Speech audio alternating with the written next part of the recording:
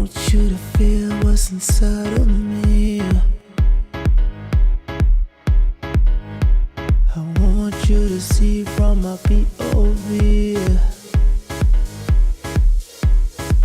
And I'm the lone lost child of a musical tribe, and I'm lost in the city, and it's beautiful.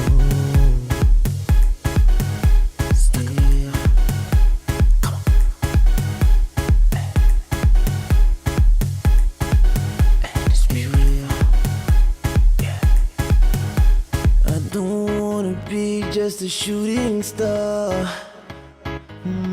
Hey. There's more to this, baby, deep inside. 'Cause I'm the long lost child of a musical tribe, and I'm lost in the city, and it's beautiful. Yeah.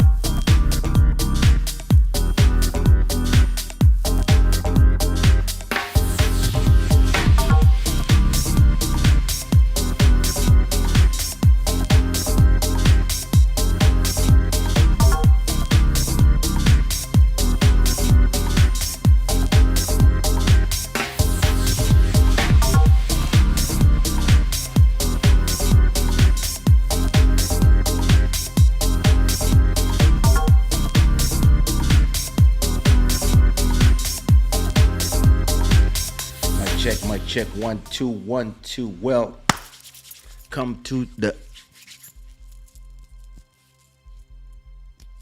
ça marche pas.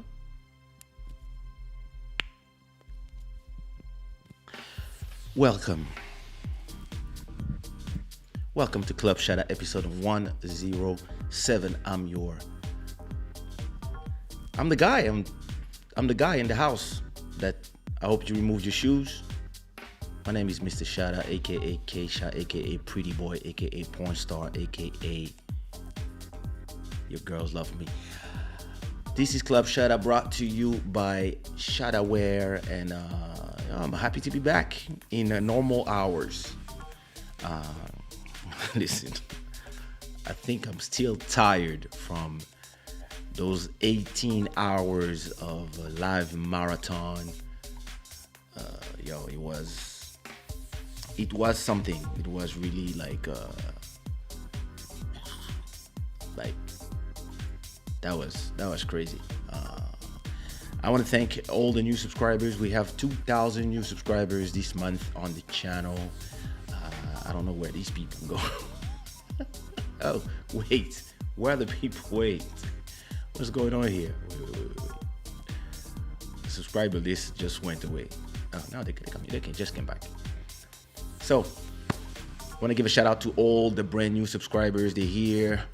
Mirlode, Nouria, Yenea Sang, Renoir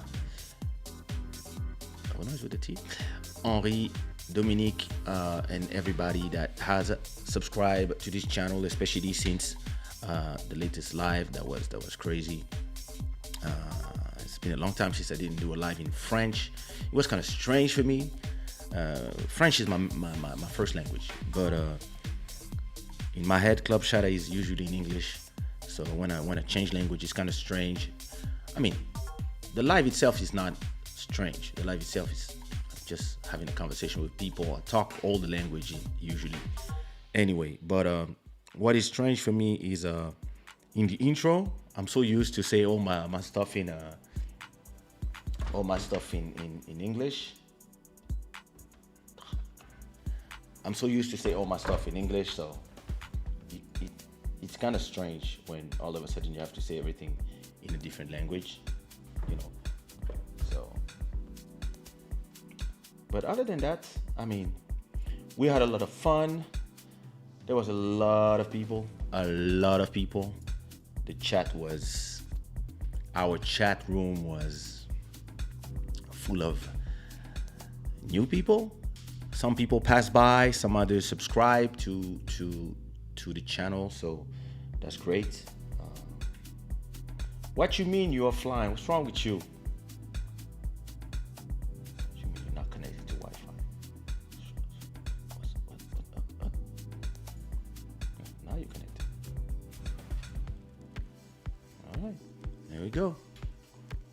Club Shada with Pretty Boy DJ Banzi.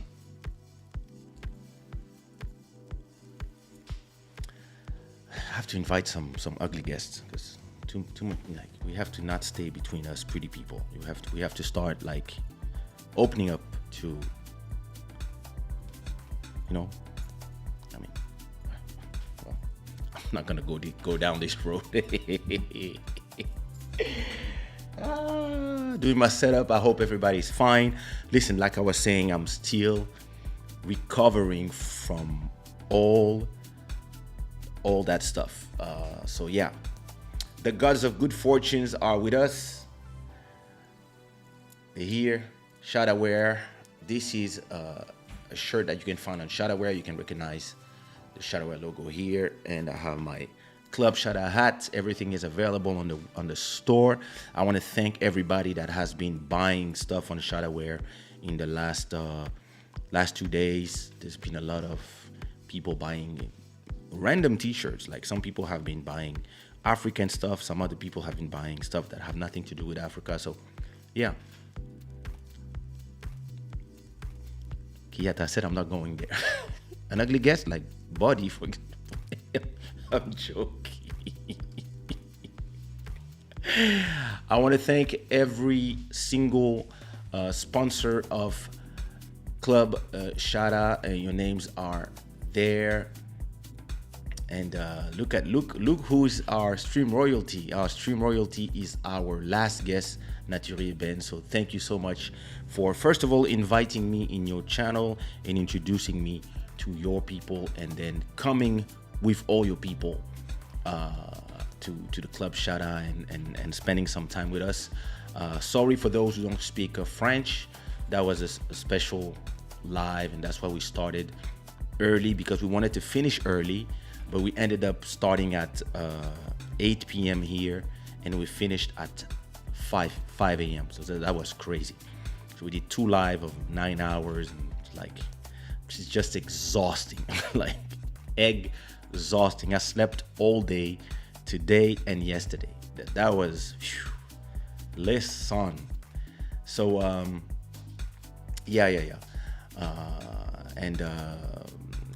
she was live today on her channel, and I hope everybody has subscribed to her channel, those who speak French or those who want to learn French.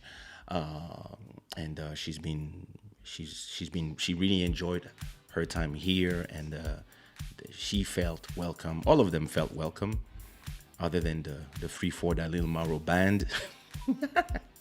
And but hey, look, a lot of them did. A lot of them sponsored last show. So thank you so much for everybody. So special guest tonight. His name is DJ Banzi. He is talking to us straight from Cabo Verde, Praia. And so before I say hi to everybody, I'm gonna bring our guest here, and then we're gonna say hi together to everybody. Alrighty, Mr. Banzi. So if you here. remember well, last time I was drinking some iced tea, and then I did,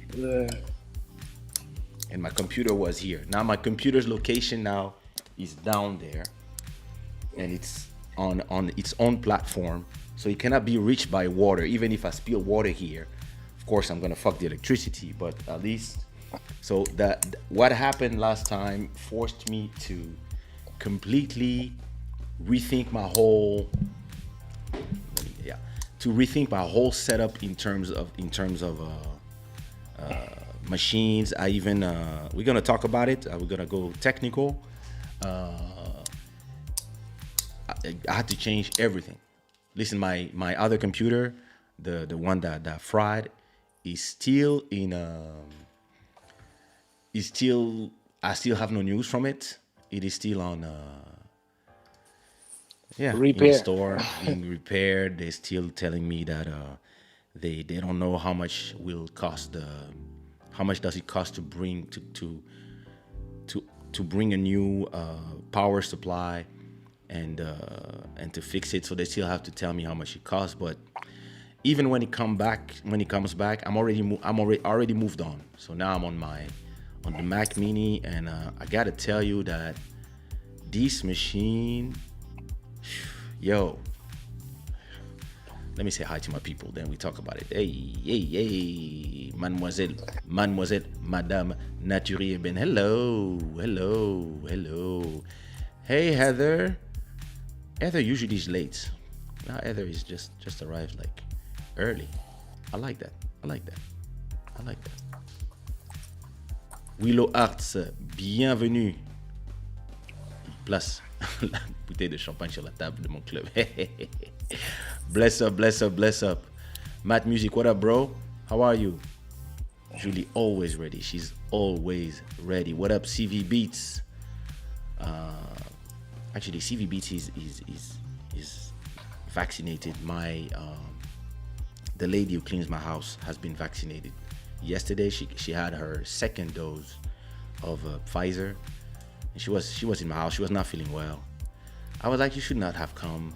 Like, should have just have stayed home. But she's fine now. But her arm was more her arm, and I gave her just some pill, and she was better. But at least I know that she's She's protected, so that's good. Miss Keyata, how are you, sister? I hope you're good, everybody. If you didn't have the time to go check out Kiyata's appearance on Bodhisattva's channel, please go and take a look. It's full of gem, the very interesting conversation that these two had. What it do, Mr. Liborio? I hope you're fine. That's the spirit. That's the spirit. Mr. Lumaro, what up, brother? I hope you're good. Mr. Moto Music, I hope you're good. I hope, yeah, exactly, just like you. Me, you know, it's interesting. These days, it depends of here. You see on my watch, there's a thing here, on here. Sometimes it's green, like right now. When it's green, I'm happy. When it's red, sometimes I just lost $20,000. And these days, it's red, it's green. So from what I see, I made my 20,000 back. So these days I'm good. But when it goes red, I'm like, ah. You panic. No, I don't panic. Investments, I don't panic because it's money that I'm ready to lose, and I'm a long-term investor. So I know things go up and down, and I don't stress about it. I know it goes up, it goes down. All you have to do is just, you know, if you in here and you're not trying to buy for 20 cents and to sell for 50. You're trying to buy at 20 cents early, and in 5 years you can sell for 50, 100, 1,000, depending on those crazy cryptocurrency markets. So it's just that once, you know, when you have like 500 invested, if you bought, like, let's say, coins for 20 cents and you bought for 500, and if they reach 100, if they reach $1, for example, it multiplied by 5. So if you invested 500, now you have 2005. So you have this temptation to sell because you made money already. But then let's say for whatever reason it goes down back to 30 cents. So now your 2005 went back to 700. So some people would panic, but it's still like, the difference is, it's big, but if you don't panic and you wait, it might, hey. So you need to explain me what's happening on the live. I just heard, I just seen 16 euros, 17 euros. Yeah, I just received a donation from our new stream royalty, Natureben. She's trying to take over here. Oh, that's interesting. Yeah, it is. So, like I was telling you, when you have when you're in these type of investments, and if you're in the long term, you know that, you know, it might go down and stay down, but it might go back up. So sometimes, most of the time, when you've been long enough, you know that it goes down, it goes up, it goes down, it goes up. The only difference is, like, once your investment are around, like, if you invested 5,000, for example, and now it's worth like 30,000. When it goes down, it can go back down to 10,000 and you lose 20,000. But then if it goes back up, you get your money back. So, you know, so I've been in the roller coaster that I've been in, because I started investing last year, maybe a year and a half ago, and I've been investing steadily. Like I try to invest around 1,000 a month, and now I'm in this space where I have, my investments are approaching 100,000. So back in the days last year when it went down, you know, I lost 300, but now when it goes down, it's like you can lose like 35,000 when the market is bad, like in one day. So you're like, but then when it's green again, then you make your money back. So, but like I said, I'm on a long term. I'm on a long term thing. So I'm not where was I? Hello. You were talking about your alert on your on your wrist, Yeah. Yeah, on yeah, your yeah, yeah. iWatch. So it's green. It, Hello Nadia, how are you? Dalia, Maman Dalia, what it do? How are you? I hope you are. I think you recovered completely from your COVID, you and the family, I hope. Bonjour Julie. Hello Julie.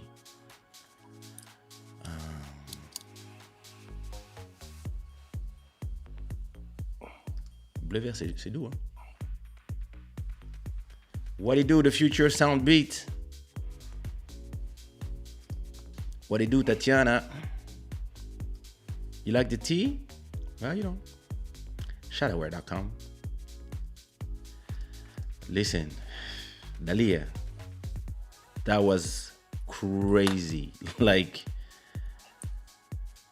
when I was on her channel and we stopped talking, I saw that we did like 5 hours already, and she said, "Okay, I'm gonna bring some guests now. I'm gonna bring I'm gonna open the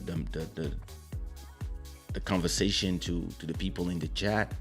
And then a bunch of people arrived. I was like, okay, it's been 5 hours. It was already like 1 a.m. And then we started having conversation again with the people. And when we finished, it was 5 a.m. So I was like, wow, we did 9 hours. So to me, I was like, tomorrow we will not have any energy, and we probably won't have. Let's do 3 hours, and that's gonna be great. And then we did 9 hours on my channel as well. And listen, and same thing, when it was time to go, we started inviting some of the people that were there, and we kept it until the morning. So I always wanted to know how it is to make a marathon live. Now I know. But that's great, because interestingly, even if the last 2 days I felt it, I really felt tired. Monday I was fine. I even went for a walk. But Tuesday, Wednesday, listen, until today at 5, I was sleeping. I was just like, But it's amazing, because while you are doing it, you're not really feeling it. You're not really feeling that time is passing by and stuff. And I always said to myself, I want to do, I want to do a 24 hours live stream just to see what I could do. And it's good training for that. Like, I would love to know, like, if you do a live stream for from the morning till the night, and at night you just play some music all night. You just do a playlist, and then you just let it play. And when you wake up, you come back and you finish the live, and you say good morning to everybody. Like, that would be an interesting, but you need to have something to say for all the time where you awake. You know what I mean? Hey, Haminata. Yeah, you can stay here, or you can go back and forth. We're not moving. I don't know what you're talking about. What up, Bruno? Are you good? I hope you're good. Kinshasa trip was amazing. I'm about to upload the vlogs in a bit. Yeah, you might. That could be nice. That was crazy. 9 hours. La folie. La folie. Julie Buddy saying hello, DJ Banzi. The worst part is we talked for 9 hours. It's not like we were listening to music, or that we just talked straight from 9 hours. We didn't even do a pause to pee, bro. So when I was done, I was like. So what was the conversation about? I mean, I wasn't focused, so I missed that one. And I need to get my French up too, I need to get my French going, man. Siren Desi is saying hello, DJ Banzi. Hello, Julie. No, Siren Desi. It means hello. Sereia das Ilhas. Oh, okay. I'm telling you, man, I need to get my French going, man. Well, listen, we have a lot of teachers here. DJ Brazão. You say DJ Brazão What is up, here. Braza? Yeah, for sure. Brazão from the US. Yeah, a Naturi partner, a is here friend. as well. Thank you for the super chat, Naturi. Thank you so much. You are our stream royalty now until somebody beats you. Pfizer made my brother and coworker very sick. Yeah. Those first 2 days, they're horrible. But you know, hey, So Mermami. so you have gotten the vaccine? Nah, not yet. I'm Not not. yet? Oh, okay. You are my work partners. The live on one screen, the work on the other. Nice. That's nice. That's that's great that you know that you are just accompanying people, on whatever they do. That's beautiful. Mastaba, what up? It's nice, yeah, that you kind of, yeah, you hear, and interestingly, it was with music for me, and then now it's with conversation. And actually, I think my whole life I speak more. I tend to speak like on the phone every day. I tend to have like minimum 4-hour conversations with 1 to 2 people. So for me, being live and talking is not, there's always something to talk about actually. Because when I'm on the phone with somebody, it's the same thing. So when I was with Naturi and we start talking, we're just talking like 2 old friends, and we were just having conversations. So on her channel, it was about me, my life, my music, and then business. And on my channel, it was about her, her channel, the life, the success of her YouTube channel, and then her ideas and the followers and what she's trying to create for the community. So it was very interesting because, yeah, it was like a long conversation of 2 days with people who were discovering each other, because we actually, yeah, we talked once on the phone. Before that, we didn't know each other. You know what's interesting, and it's crazy that you actually mentioned that, because I mean, last week we were supposed to have the conversation, but then the whole incident happened, and then I went to Fogo. So I was in Fogo Island for about 7 days, and because of the restrictions, we will always end the event like around midnight, right? And at times we were at till 4 a.m. in the morning just having conversations about, regular stuff, investment, business, this COVID economy that we are all living through, So it's I feel like everyone is open to share. It's a sense that I've felt nowadays that people are having honest conversation. People are talking about failure in a different perspective than before, Because back in the days, like, to fail, you kind of had an idea that you could control more or less like what you were doing that made you fail. And all of a sudden everybody has their business failing, and they kind of don't have any control on it. Like, no performances. If you're a DJ, you spend a year and a half without any performance. Artists, restaurants, barmaids, strippers, porn stars, everybody was, the whole economy. Yeah. So you name it. No one is safe, from COVID. And I think what COVID has done has brought the human in us.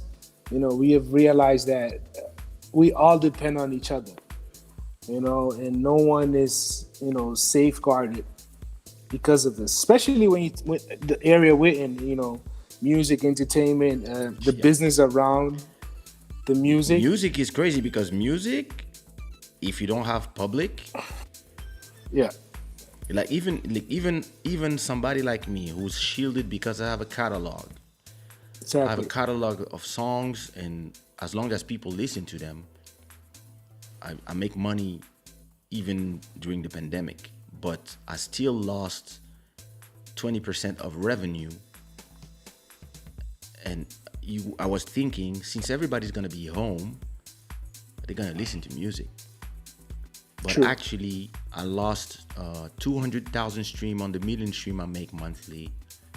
Just as Kaysha, I make other stream from other brands, but just from Kaysha, I was making a million stream, and I went down to 800 to 700,000, just because cafes and bars are closed. And True. because cafes and bars are closed, a lot of them and hotels, a lot of them they just have playlists of songs, and a lot of my songs are in these playlists. So when they turn off all these playlists, you have a lot of daily listening that are just gone. Then you had a lot of people, they listen to music when they're commuting, on their way to work, on their bike, in the subway, whatever. All these people, they stay home, so they stop listening to music. And I saw like a revenue go down from that. Lucky for me, since everybody was at home getting fat, a lot of people was watching YouTube videos. So I got YouTube views went up, so that made up a little bit for the revenue, but not as much as. But for me, like, I'm a guy, I accept challenges. So I was like, hey, if it's like that, we're gonna adapt, because that's my motto. We adapt all the time. If you have to adapt, I'm all right. Since somebody stole my MacBook Pro at the spot where I was DJing. Oh shit. But they can get into my laptop without my password. The person took my laptop, left his wallet on the floor. Okay. All right. I'll give this person a tip, especially if you're a DJ. What you want to do is just have all your music on the cloud. Dropbox. Yep. Even somebody loses even if you really lose your laptop, you still have your music. I mean, that's the hardest part. Have to recover all your tracks that you have bought, or edits that you have. If you have it on Dropbox, then the computer becomes, just a piece of machine. You're not attached to it, even if it gets broken. I mean, it happened to you, right, Kaysha? Listen, you had everything on the cloud, and look, you're back again running. I use Backblaze. I'm probably have the link somewhere. I'm gonna put the link in the description. I use Backblaze, and what Backblaze does, Backblaze uploads everything that's in my computer to the cloud, unlimited. And all the drives that are connected to my computer, it's uploaded as well. And because I work in a decentralized way, I don't use like iMacs where everything is in one machine. What I do, I have the main machine, and in the main machine there's the apps, the programs that I use, etc. But every song, every master, every graphic, everything I use is in drives. I have 3 separate drives, and those drives, they are in an enclosure by themselves. So soon as I got the Mac Mini, all I had to do was download everything from the server.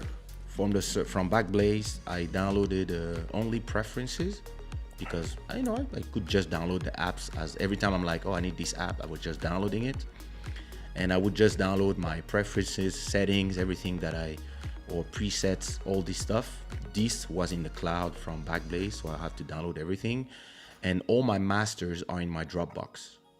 So I just connected Dropbox to this computer, and it started downloading everything. And after 2 days of plugging and stuff, I was up and running.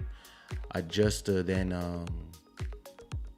because this is a Thunderbolt 3 machine, Thunderbolt USB 4 machine, I bought a new enclosure for my SSDs. So that's the drive where I have all my data. So I also order a new drive, because one of my drive with all my samples, especially now that I use Splice, a lot of those samples, they just they just fill up. So I bought a new drive, and I started Yeah, cleaning up. You know, when you have a problem with a machine and everything falls apart, this is a great time to start cleaning up. You know, another thing that I have is since I'm in the Mac ecosystem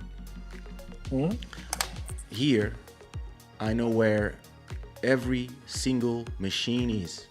Even like if I want to know where is my Mac Pro, I can see that the Mac Pro is just near my house since it's at the store. And even when even when the machines are offline, or as long as they are in electricity, soon as they are plugged to power, they send a discrete message to any iPhone, any other Mac that has Bluetooth connected, and they send the location. The connection is encrypted. The location is encrypted. Goes to Apple servers. So let's say anybody with an iPhone pass by, and it sends its location to that iPhone. This iPhone pings it back to Apple, and once you want to know where is your machine, Apple will tell you where is your machine. So me, I have like all the phones, family machines, AirPods, all that stuff, and now I'm gonna buy the tiles that they just released, and I'm gonna put this on my keys. Or you know, when my wife was in Guinea-Bissau 2 months ago, she got attacked by people while she was doing a photo. So she was doing a photo shoot with a friend, and yeah, those 4 guys came out of nowhere and they started assaulting them. And so they had knives and stuff, and so they stole one of my cameras that she was walking with. So I offered her the Canon, one of my older cameras. So they stole it from her, plus her wallet. So the wallet, I mean, she had nothing more than other than money. She didn't have her papers. Everything stayed at the hotel. So the wallet, I mean, other than the fact that it was some big brand wallet that I offered her for her birthday, it's just money. I can re-offer it when I'm like, what can I offer? I can be like, oh, I can re-buy that. But the camera, even if you can rebuy the camera. Imagine if we had that tile thing that I don't know how they call it. They call it the Air Tags, the Apple Air Tags. If on things like that, like your DJ gear or your camera, you add that, then this is just sending its location whenever. So when they were with the police looking for going inside, because everybody seemed to know who are those people, small cities.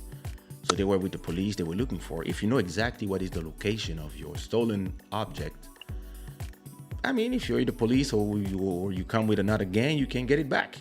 Or if you know, the big boss of the big bosses, you can just go and because it gives you the location up to especially like in small cities. Everybody knows everybody. And they give you the location like up to 10 centimeters. So if once you removed your headphones, your sound became lower. So Really? Yeah. I hear you less. So it's better if you. How about now? Same thing. It was better with them. With them? Because my phone is like dying. That's why I had to charge it. Yeah, you cannot use both. Okay, yeah, charge it. Yeah, that's the problem with the iPhone. Yeah. Speaking about the iPhone, there you go. Actually, I have something for that, where you plug the iPhone to charge and then you plug the headphones on that thing. So for live stream, I have that because I'm a pro. But the tile thing is great because you can really know where your item is. Even if you lose it in the house, he's gonna tell you like it's here, exactly here, like 5 centimeters distance. So that would have been cool to get her camera back, but like I told her, listen, I'm just happy that you're safe, and it's just a camera, even if it costs like 1,000 or something. I mean, I have other cameras. I'll give you another one, or one of these days I'll buy you another one. Whatever, we'll see. The with a laptop, yeah, especially if it's your work machine. I remember in Atlanta, I was doing a show in a club called Queens, and I lost my phone. I think while I was sitting, my phone just slipped out of my pocket, and it stayed there, and my phone was waiting for me.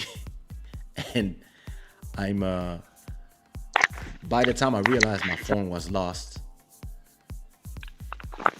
I went to find my phone, and somebody, as my phone was moving, you know, my phone was moving.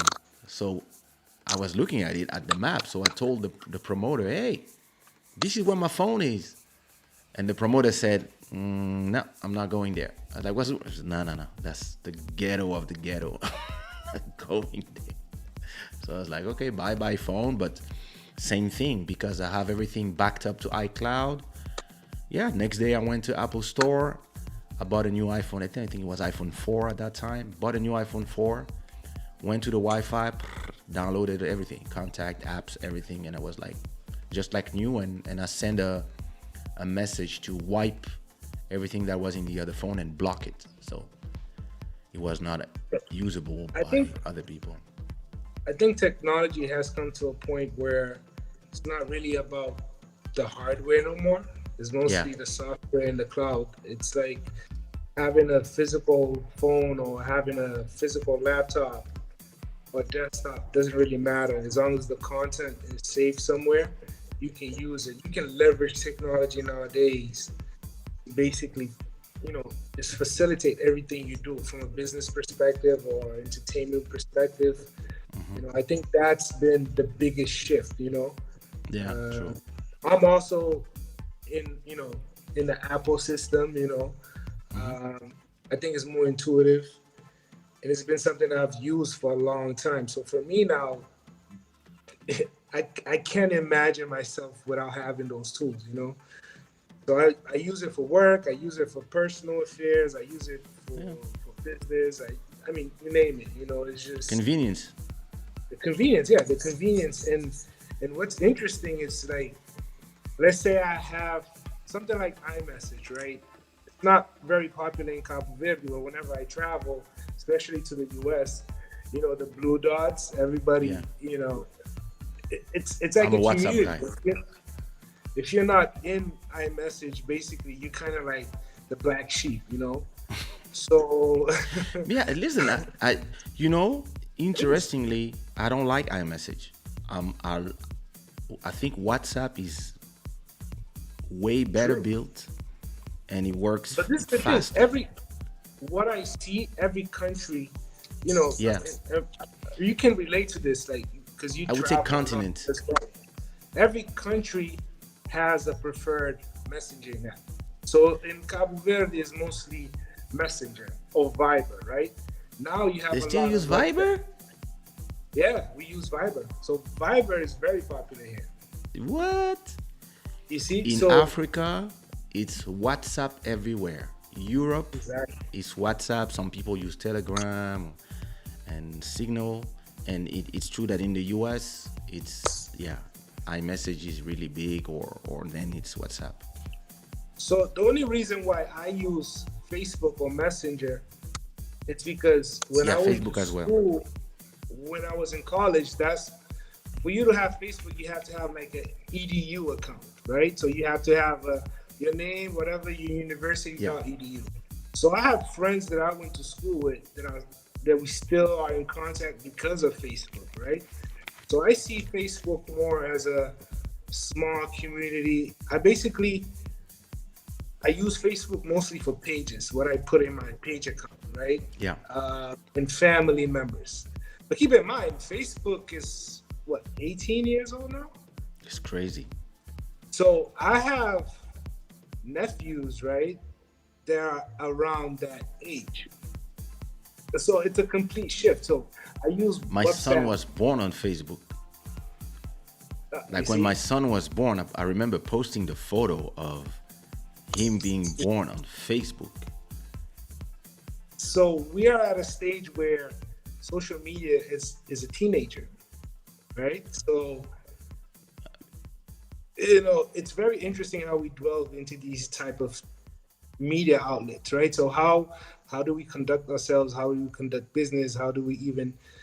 I mean, from a pandemic perspective, I'm seeing stuff I was posting from last year. It was like the notice of, okay, I'm starting to get worried, blah blah blah blah, blah. And here we are, a year and a half still in the pandemic, right? But going back to what we were talking, I use mostly WhatsApp for like business related stuff. Messenger is mostly for friends. I think Instagram, it's where you know, I see a lot of people migrating from Facebook to Instagram, especially in the island in Cabo Verde. Interestingly, I see a lot of people in their 20s migrating from Instagram to TikTok. True. Like in my household, Yeah, my I don't even have sister-in-law and my TikTok. wife, they are really like heavily watching a lot of small TikTok videos, even if they post on Instagram. But I see them now learning choreographies and stuff, and I'm like, I can't. But I mean, I have a TikTok account, but I mean, I'm never there. But I see Yeah, how, for example, I have this track, something going on remix. I did yeah. a Guyad remix, Mhm. and Haitian TikTok, they just made this song blow up just from TikTok. And just TikTok. because everybody did videos, like there's been like 1,000 videos on Yeah. on TikTok, he made the song go from the usual 30,000 monthly play when I have a good song on Spotify to 55,000 monthly, double just because of TikTok. And then I was like, So I'm gonna TikTok, explore this platform a little more. what's interesting about TikTok, it started in the Asian market, right? So Yep, I remember when Chinese it app. first got to the US. I mean, the Asian market it's a market that's based on karaoke. It's the culture in Yep, I karaoke remember. there. It's I it's remember it's when TikTok huge, was right? only Chinese girl with very white Yeah, skin doing a lot yeah. of And the karaoke. I K-pop. remember that. So the K-pop, right? Yeah, yeah, yeah. So when it switched to the US, I remember reading this article about Drake when he did the song "One Two Step." Yeah, yeah, yeah, yeah, yeah. And TikTok took So it. Yeah, yeah, I in remember. TikTok, basically, that was a song for him to really like get into the TikTok audience, and boom, that song went number one. It was a Yeah, slide track, right? yeah, yeah. Slide. So Interesting, huh? push forward to now, Walmart buying TikTok and having a presence. I mean, and the business now was selling. So it's interesting, and it's interesting what music has done as far as business, right? So from Spotify to TikTok to, I mean, and then you have the zucking of every app. So you see Instagram grabbing some essence of what TikTok Of is course. doing. Uh, what's Clubhouse. Now interesting to everybody's me trying to now, copy Clubhouse. exactly. So Clubhouse, I got invited by a friend that actually works for uh, he works for Rock Nation. So he Okay. invited me for a conversation. He was like, "Oh, listen, blah, blah, blah. I have some executives. I want you to tune in, blah, blah, blah." At the early stage, it was actually cool because it was still small. I mean, Yeah. people didn't know about it, and you had access to, like, I literally spoke to some, like, some key players, and it Yeah, was me too. Back when the Buddy invited concept me, big. I was like, wow, and I was listening to stuff. But then, Yeah, that's the thing, Once all the hashtag people, like I love to call them, once they arrive there and they bring that's all their interesting. drama, once they bring all their drama, they start bringing the negativity, they start bringing the victimhood and etc. and blah blah blah. Then that's when the platform, you're like, there you go. And I understand as a platform, you need a lot of users because those users will bring you the will bring to your The data. investors the data and the investors will be like, okay, we're pouring more money. But as a person who's now getting lean on social media because of mental health, there's a lot of subjects that I don't want to be interested in anymore, or that I don't want to be obsessed about anymore. Like all these platforms now, I'm trying to stay away from a lot of these a lot of these guys who want you to think in a uniform way, and they don't want you to have your opinion on things. They want to say, this is what you should think, and if you don't, if you have any doubt or any nothing about something, you just say, yeah, but what about? There you go. They go with the, oh, you were whatever ob, or So, whatever ist, or you were. They bring the hashtags, and yeah, I I like think, to I actually enjoy when things are smaller, because you can really have interesting conversations with people that you disagree or agree with without them being crazy. And what was interesting about Clubhouse in the beginning, so first of all, Clubhouse is moderated, so that's the thing where it's still interesting, because to talk you need to be invited to talk. Other than that, you can just stay and watch. There's no chats, there's no all these things. But that's what was interesting in the beginning, was you could really have conversation with people, and these conversations where the people that you are talking to, they cannot go run and call all their clan, or their, all their crew to come and spam you with stuff. But the problem is, once they open up a bit, all these people, what they do is they have the conversation with you on TikTok, and then they go attack you on Twitter. And me, I was like, okay, there you go. But yeah, that's, what it reminds me? You remember when a party was new, or a club was new, and everybody was trying to get in? You remember that time? And when it's a new club, so you have like some girls that you've never seen, some guys you've never seen. People are dancing. People are not trying to show off. Everybody's enjoying the club. The party's amazing. The DJ plays like something different, etc. And then it's not full. It's like full, like let's say 80%. But you can breathe in the club. It's like, and it's refreshing. You have the impression to be in a new place. And then the party or the clubs become popular, and then you start seeing the regular people. And once you see the regular people, you know that, yep, there you go. And I understand that for the promoter is great, because once all the regular people arrive and the people who buy the bottles arrive, it's good for their business. But for you, you're like, okay, and then you're gonna have the DJs who play the same set all the time, and you're like, okay, these parties, yeah, I'm not gonna come weekly. I'm starting to come once a month only. Let me just read these comments. okay. The guy left a lot of money in his wallet, so I use this money to get a new laptop. All right, that's good karma. That works. That's crazy.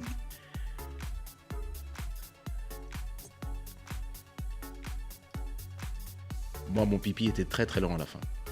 All right, go ahead. No, I have a friend. Thank you. I have a friend. I mean, this analogy that you're using about clubs and social media.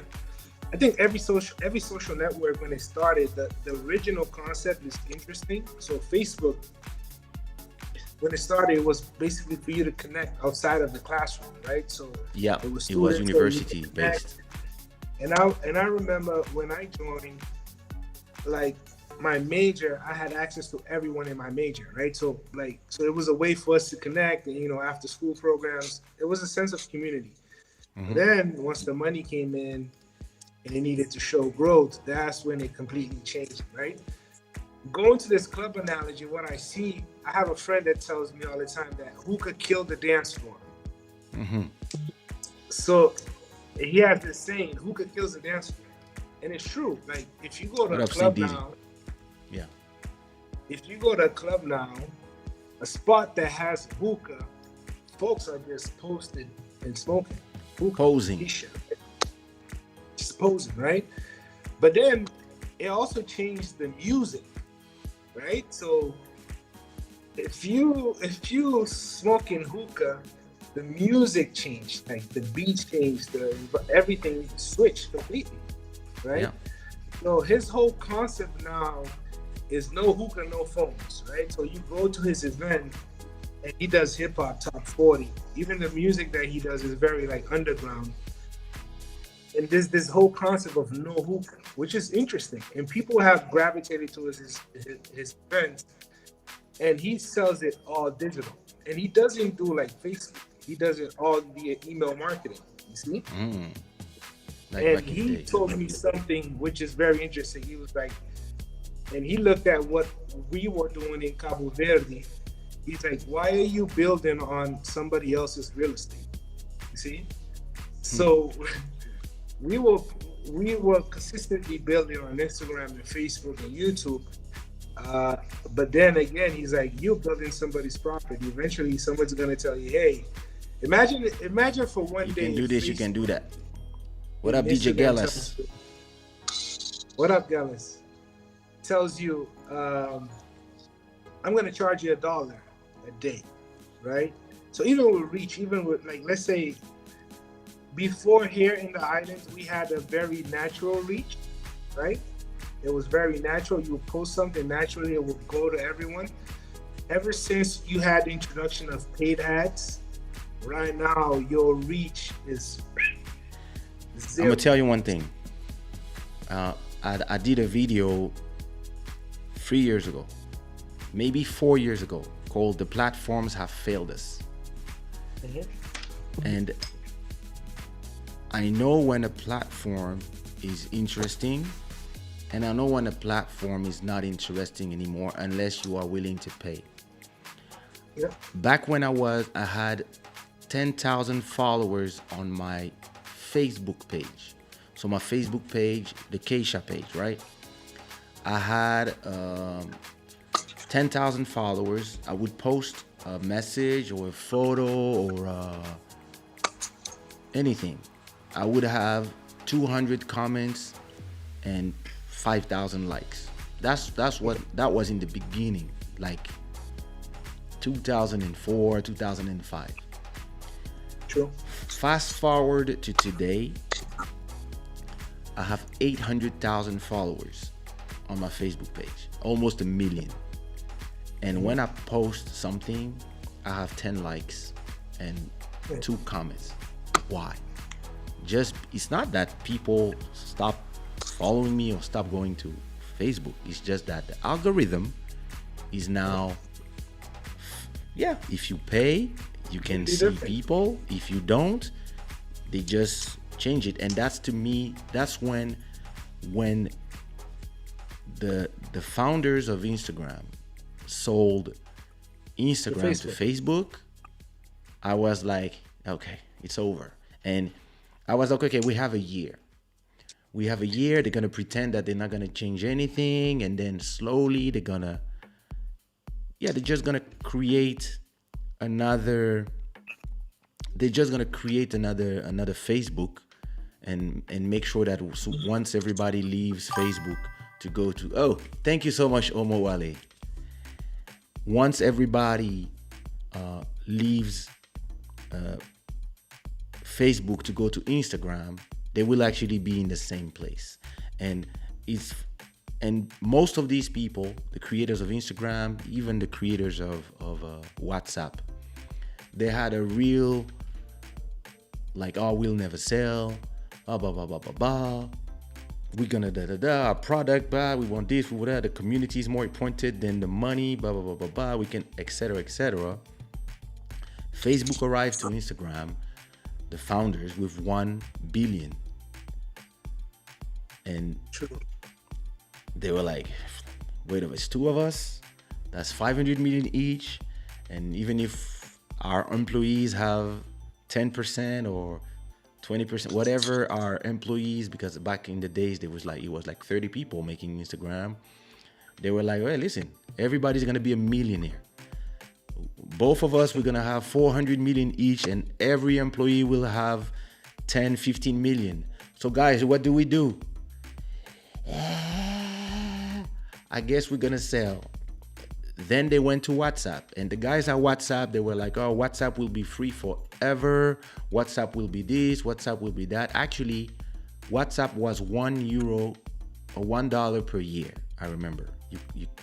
The people who had the free version, it was free $1. forever. But everybody that was new, it was $1 per year to be part of WhatsApp. So actually, it was a way to keep it independent, to not have ads, etc., etc. But then Mark Zuckerberg arrived from nowhere, and he's like, and I remember John Koeman. That's the name of, I think that's the name of the creator of WhatsApp. He was very. He used to be in Facebook, and then he left, and then he came back. And he was like, "Oh, we'll not do this, we'll not do that, we'll not." And then the nigga arrived with 19 billion. I was like, Dang. 19 billion. And the guy was like, "Yeah, but yeah, don't worry, we won't touch nothing. Yeah, but you know, I have these things. Don't worry, we got you." And yeah, then they sell, and then they leave the company because they're frustrated, because then the company has another.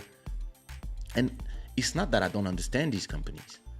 I understand that these companies need to make money at a point because of the number of people who are using the system. When you have 2 billion, that's 1/4 of the population on this planet have a Facebook account all around the world. And I understand that at a point you have to monetize those people. The problem for me is that once you are more interested in the monetization than the human interactions, and that's when it becomes dangerous. But once you've been on the internet long enough that you've seen platforms be born, I've seen Instagram be born. Actually, I've seen all the platforms be born. I was there on ICQ, MSN, everything. I've been on these platforms, and I see when they start making money, and I see them changing, all of them. I know when I'm like, okay, it's time. Like once a platform, and I'm gonna tell you when you know that a platform is about to change. Once a platform explain to you that the news feed is gonna go from chronological order to algorithmic, you know it's over. That's when it's over. Once they say, "Oh, we're not gonna show you things how they happen, but we're gonna show you what up, where's Nasty." So this is my man that talks about who can kill the dance floor. Oh, Where's nice. Nasty? There you go. So what up, where's Nasty? So yeah, like I was saying, once you have once the platforms start telling you that the news feed is not gonna be based on whoever posted last is what you're gonna see, and then it's organic. Like when you post something at the right time, everybody's gonna see it, and you know exactly at what time your people are here. But once they start saying, "Oh, listen, there's too much people, and we want you to reach everybody and we're gonna make sure that the algorithm make you reach people that need to know about your channel and whatever," that's when you know that it's over, and that only money will make you reach the people that you are interested in. And that's what happened to, I remember when subscriptions was useful. Actually, I remember when you had 20,000 subscribers on YouTube, and those 20,000 subscribers, all they would see when they go on YouTube would be your videos. Today, I have 165,000 subscribers on YouTube, and they don't see my videos because it's the algorithm. The algorithm decides what people are gonna see, and the algorithm will give you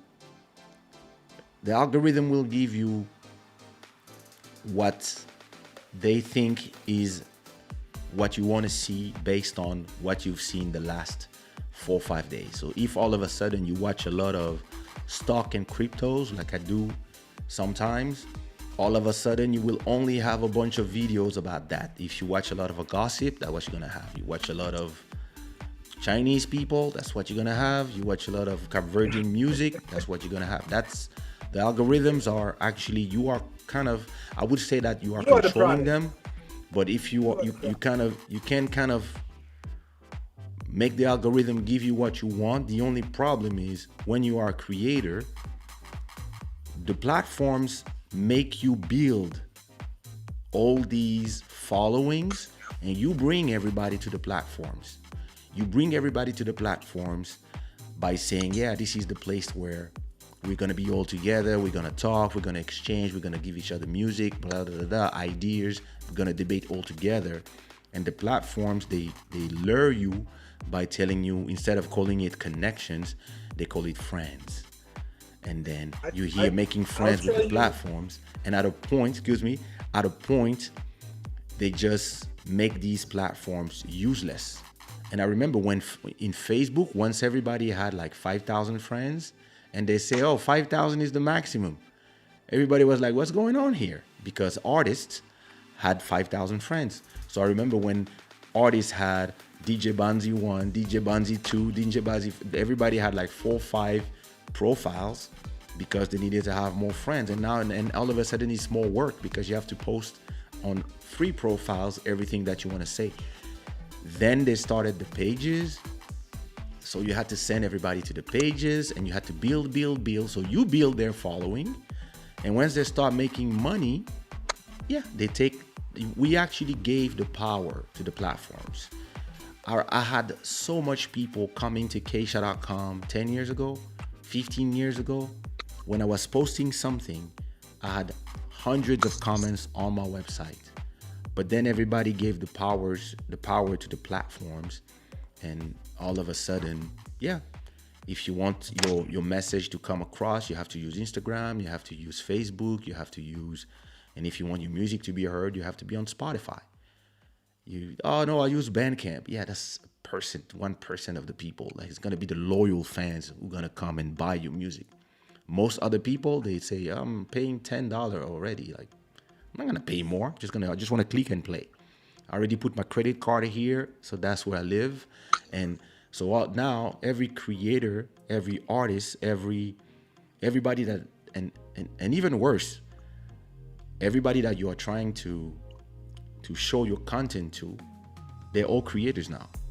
Since everybody's posting what they eat, what they shit, what they think, my foot, my this, my filters, my face, look at me, so it's very interesting as a creator how you had to transform these last 15 years. I mean, we live in like this dystopian type of reality almost, right? So I took notice of that when we started touring with our Love Project, right? So we would be a weekend in Lisboa, a weekend in Paris, a weekend in the Netherlands. And I started noticing that the feeds on my Facebook, right? So we are trying to reach as much folks to go to the event, right? And whenever we will land in a country, and then the GPS would be like, okay, we'll figure out I'm in Holland, right? And then all of a sudden the news, what I was seeing would completely change. Yeah. And it's just like, and then I started getting feeds. Like if you're in Lisbon, Kaysha, I will get your feed, right? If I have a friend in Holland, I will get his feeds. And then that was the first time. This was like 2015. That was the first time where I was like, whoa, this is interesting, right? So it will automatically update you whatever was going on in the scene, right? Fine with that.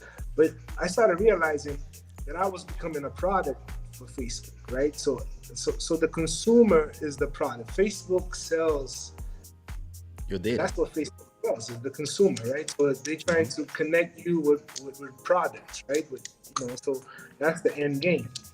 And I take it back and I look back, for example, you as an artist, right? I remember early 2000s, 2003, when you would usually go to the US, the folks that would, the tastemakers for your music was, I would say, like the lights out DJs or Praia Yeah, yeah, yeah. Capital. You remember Praia Capital? Of course, of With, course. with the pictures and lights out with the mixes. Yeah, I mean, the DJ, right? So that was the channel that would spread the music. yeah. So what do we have now? Influencers. They get paid to push something, or TikTok dance, or I would say like a Spotify playlist, right? So I mean, we live in a whole different world, in a whole different era, where for Exactly. you to, for you to just crack the iceberg, you really need to be very creative, very like strategic in how you're gonna do something, because there's still people that will crack the ceiling and fall through, but eventually they're gonna get to the point where there's a formula that they need to follow. See what I mean? I can give you an example of an artist here in Cabo Verde, like Trancafulia for me is perhaps the social media artist, right? So here's an artist that comes out with a track, he does a track, hits 1 million on YouTube. Well, And at first, nobody was taking him serious, right? So he does another one, another million, another one, another million, and he keeps on nice. going. And he has a massive following, which is very directly linked to him. Everybody's waiting, okay, when he's dropping the next track, right? But eventually, and like you said, the market is a cycle, right? So eventually it's gonna come to a point where he needs to come out with a formula, right? It That's depends. when, well, it depends, true, it depends, It's but I would say that the the product used to be the center of the business. Now what is at the center of the business is the brand.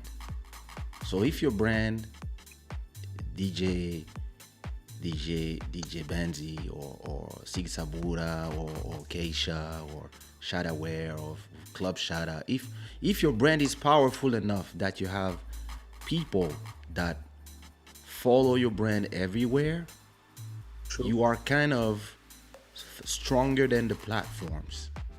true, And you have to make sure that you don't give that power to the platform. The problem is once people follow you to the platforms, then the platform is starting to feed everybody the rest of what they want to show them so they can show them ads. So if you understand how the platform works and you understand that you have to dance with the algorithm, then you have, you know how to use the platform, especially when you have a nice brand and following. So if you're live on YouTube and you tell the people, look, for example, our stream royalty, her name is Naturi Eben. So she has a channel. She goes live 3 times a week, and she talks about Pan-Africanism, giving power back to the black community, and a lot of political and subjects that are pertinent to Africans. And every live she does, I've been following her for a year. Every live she does, she has 700 people watching. So that's like 200 times more people than here. And when she came here this weekend, she came to this channel, she brought with her 400 people. This is called power. This is the power of your brand, and your brand has your followers that will follow you anywhere you go. They come with you, and the reason why I invited her and she invited me was for us. Of course, she wanted to. It's cachet for her because as a legendary artist, I'm coming to her channel and I'm giving her followers keys on the business, my life, etc., etc. So this is great for her, and she was very happy about it. And it's gonna give her channel. It's gonna be like, oh, okay, celebrities come here. So True. next time she wants to invite somebody, or she tells me, hey, I would love to have that person, I can tell the person, hey, yeah, go there, it's great. And for me, in exchange, her coming here, there's gonna be some people who don't know about my channel, and they're gonna be like, yo, I love it here. That's interesting. And we talk about business, we talk about things that are different. It's not gossip, it's not this, that, it's more how it's a mix between social media and what we do with it as creators and as fans, and what are each other's responsibility, etc. So it's a great exchange, because after that live, you had 157 people who subscribed that day. And those people, yeah, they're gonna stay in the channel. Some of them will watch some videos, some of them will watch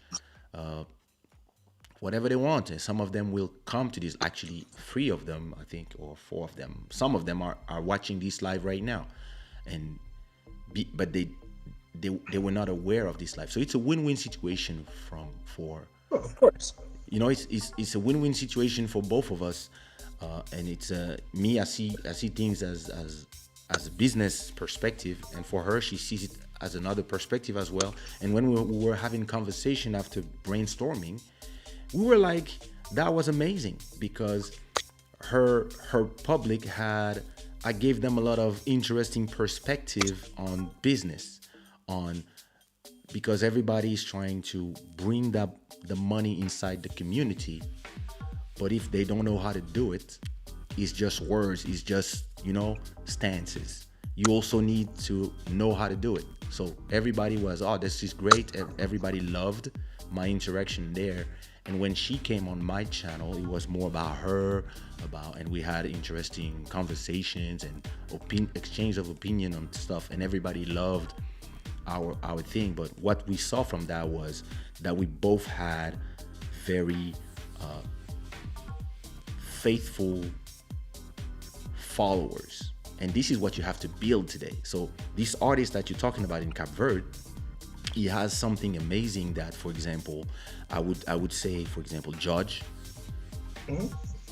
When Judge independently filled up Coliseo, it's 5,000 people in Lisbon, I was like, this is power. When you have the power to have people follow you anywhere, that's brand power, and you have to protect that brand power at all costs. And when you take people to a platform, you make sure that you keep giving them something, because the platforms, that's when you're like, oh, I'm tired, I'm not gonna give nothing to you guys for 6 months. That's when the platform take all your people somewhere else. I think Yes, every episode is recorded, and every episode is available on the channel. Plus, every episode is cut into small pieces with the most interesting parts, so you can see our pretty faces again when you come back. I think social media plays different in different countries. So here, for example, I can have this conversation with you in 15 minutes. We can be in front of each other because we live in an island, right? So the impact of social media is different in comparison to a Portugal, where you have to travel long distance. So here, everything is immediate. But I think the challenge here, you have to be genuine, right? Because I can't put something out and you can see me the next day and be like, hey, what you were doing, it's fake. You see what I mean?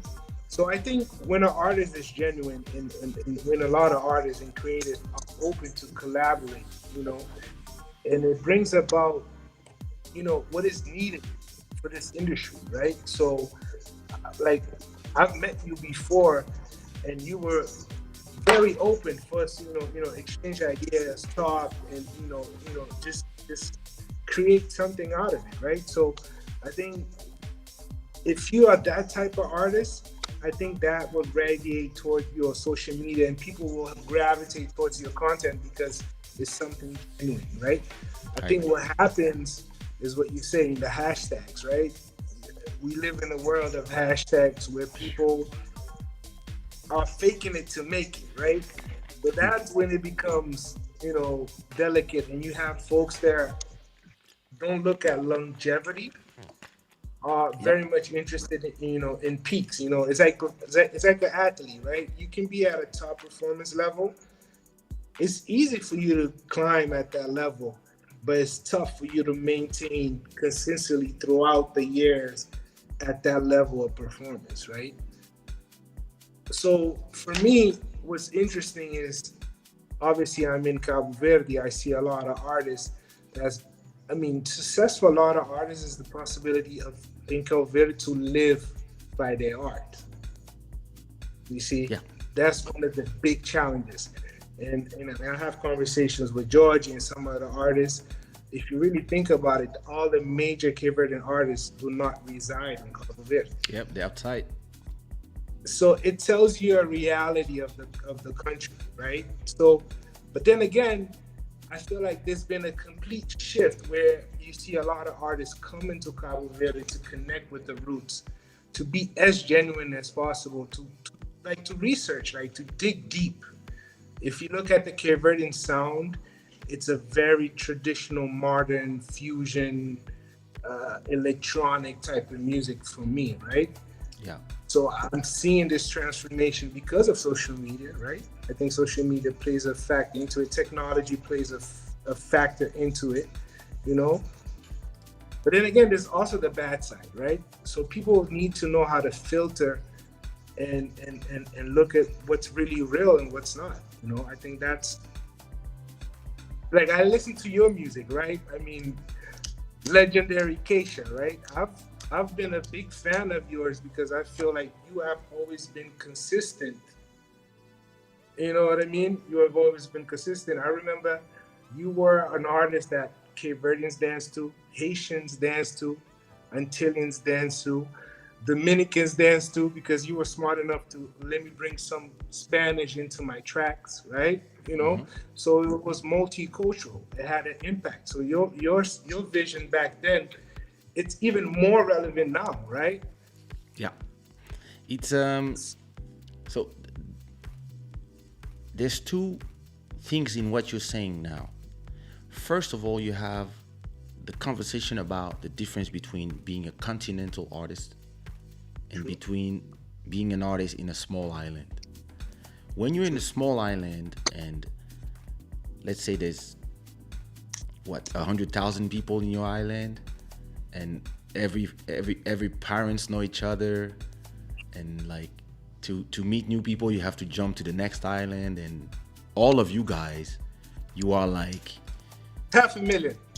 half a million in all Half a 12 million. islands. So Like there's more Cape Verdeans outside of Cabo Verde than inside. exactly.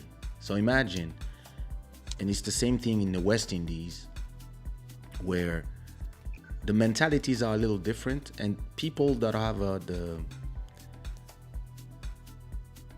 when people that have the sea all around them, they tend to have a little the Tunnel mind a little vision. bit more. Yeah, they tend to have more tunnel vision, just because of the what it makes you feel to be surrounded by the sea. And then the dream of most people, what up, Malcolm Beats? The dream of most people is to go out. And to make it, you think that you have to go out to make it out there in the continent. It's something that is very island mentality. True. So for most artists, for years, the places where, and especially when those islands are poor as well, because in terms of economics, there's not enough money. You can make money, you can live good, but if you really want to make it like the other people, you have to be on the playground where the money is being made. So that's the first problem for, I would say, the last 20 years. And even before social media, it was even worse. So every people from most islands were going to the continent they were linked to. Cape Verdeans, Portugal, Martinique, Guadeloupe, that was Paris. And most artists would go to the West Indies, performing in Martinique, Guadeloupe, Guyane. Then in the summer, and then everybody from the holidays, that's how you make the hits. And then you go perform in France all year, and then you go back for the holiday. That was the business mentality. With the internet, this changed because you can reach everybody from anywhere. And even worse with the platforms of today, where the music is available in everybody's phone. And now the question is not where you are. The question is, how do you reach people, and how powerful is your brand? Look at me. My first major market is still France. 35% of my money is made in France. I haven't been in France for 4 years now. My second biggest market is Portugal. Then I have the US. Then I have Netherlands, Italy, South Africa. I have like a bunch of countries. My music is played in, I think, 92 countries. But what is the most important is the brand. What makes people come to see Kaysha live talking or to listen to Kaysha's music, it's just the brand and the algorithms. Because I know how to dance with the algorithms. I know what the platforms need. The platforms don't care about our art. They don't care about our posts. They don't care about our communities. The platforms care about the ads. The platforms want the people to be in the platform as long as possible so they can serve 1, 2, 3, 4, 5 ads. And if you are the person who brings somebody in a platform for 1 hour, they stay here because of you, and the platform is showing them ads, inside of the algorithm, they're gonna be like, okay, when DJ Banzi is live, or when he's playing his music, or when he has videos, most people, they watch 2, 3, 4, 5 videos. So next time that person who watched 5 videos comes back, I'm gonna show him more of this guy because he's probably gonna watch another 5 videos. And once you create that with your public, the platforms like you. So for example, I've been releasing 1 track every week on Spotify, Apple Music, and all these platforms. But I'm focused on Spotify. Because I release tracks every week, the platforms knows that I have 35,000 people that follow me and 200,000 people around the world who listen to my music. And they know that when people listen to my music, they're gonna listen to more tracks, so they're staying there in the platform. Same thing on YouTube. I have a million views that are done by 400,000 people on YouTube. So YouTube knows that those people, some come to watch the same music videos over and over again. They come, they say, oh, One Love, this is my jam. They leave a comment. Some come to see the live show, Club Shada, and some come to see the vlogs, whatever. Everybody has their reason to come. All I know is I'm serving each part of my community. And what I've seen is that the people that subscribe to my channels and all my social media 10 years ago, they're not here anymore. They're ghost followers. Yep. They're not here anymore. Some people are married, some people have something else to do. So what I'm focusing on is the new people. The people that I can teach how to enjoy my comment, and I can give them weekly rendezvous. 2 times a week, Club Shada at night for those who don't sleep and speak English or sometimes French, depending on my guest. Once a week, new song and vlogs, and then those long 3 hours conversation, they get cut into the most interesting or whatever parts. You can watch the clips, and everybody watch what they want, and playlists for those who want, etc., etc. And then all these platforms, yeah, they don't care about your art, because the algorithms are not human beings. They're just machines. They're like, okay, this person likes kizomba, so they like kizomba. The platforms know exactly the tempo.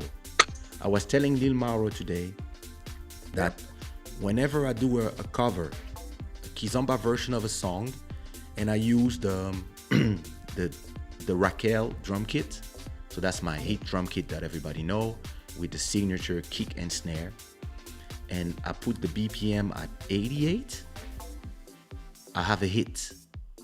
Sometimes I do a cover and I'm like, okay, I'm gonna do the tempo 85 and I'm gonna use some new drums and I'm gonna play them a little differently. And all of a sudden, I have only a third of the people listening. And me, I'm like, wait a minute. People are complaining about originality, but when I give something original, it doesn't work. Yep. So then I come back with the same usual, and with my bass and all my little thing, and then the algorithm is like, oh, yep, exactly, that's the one, and it give it to everybody, and everybody was, oh, such a genius. And I see it a lot on Spotify playlists. Like the songs, the notes, the keys are very similar. You know, you get it. You go to another playlist, it's like the same track. You really, it's interesting. You have to go like old school. You really need to dig, like you used to dig at vinyls. You really have to bring that approach to digital music now and look at it. Okay, I like this, because if you leave it up to the algorithm, you're just gonna get so. But if you are like us and you are you a DJ, you a beat maker, you a crate digger, yeah, that's exactly what you will do. You will tell the algorithm, shut up, let me just find what I do, and I'm gonna do my own playlist. Something I've been telling for 20 years. I watch my wife, or I watch my kids, or I watch normal people. Artists, the biggest mistake beat makers, DJs, artists make is they believe that everybody thinks like them. We are creatives. We don't think like people. But what you have to do is watch how people use the platforms. And then you realize all the shit that we're doing because we want to be, I want to be different. Me, I want to, no, I don't want to dress this way. Because listen, if the platform likes people dressed in red and you want to dress in blue because you want to stand out in crowd, it worked 20 years ago in the platform's going to be like, blue? Hell no. And so what I do, I watch the way I listen to music. Listen, I find an artist I like, then from that I start, and then I create, because I create playlists. I'm a curator. I have my own playlist. But when I watch my wife listen to music, she types Kizomba Cap Verde, and then she puts play, and then she just, and then or that's on YouTube, and on Spotify, she just has a playlist of the things that she liked or the things that she Shazammed, and she just play that. And whenever there's a song that she doesn't like anymore, she removes from her likes. That's it. She doesn't search for nothing. She doesn't care about all that. And me, I'm like, yo, see, baby, you could do some playlists and you could organize. And she's like, I'm not a computer like you. I'm not a robot like you. I'm a real person. Leave me alone. That's how I listen to music. So I'm pretty sure the music you listen to is completely different to the music you produce. Bro. Yeah. You see, like Listen. the music I DJ is completely different to what I listen to, right? I listen to In these days, I've been in this it's interesting podcast. Like I've been eating up podcasts. And it's whenever I'm driving. Before I used to do music, but now I'm listening to a lot of podcasts. And it's the habits you get into, which like right now, a lot of the music that's coming from the continent, like with Afrobeats and Afro pop, I'm very much interested in the newcomers, right? Because the newcomers bring a fresh approach, and it's In terms interesting of because I'm podcast or seeing, DJ? no, I'm listening to podcasts more than I'm listening to music these days, right? Same here. Because uh, I still do my crate digging every Friday. I try to, listen to a couple of new tracks or, new music. Obviously, I have a lot of folks sending me music, but the music I'm going towards is like the newcomers, like an unknown artist, right?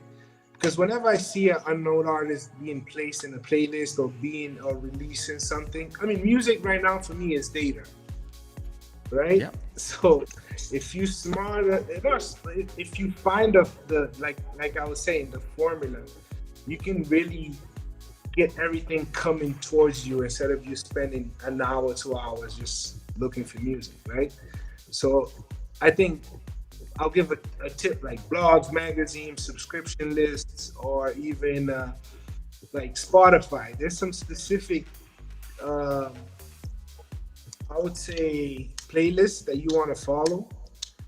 You'll probably hear a lot of the new artists, and whenever they do come out, it has a unique sound, and it's what I'm seeing these days.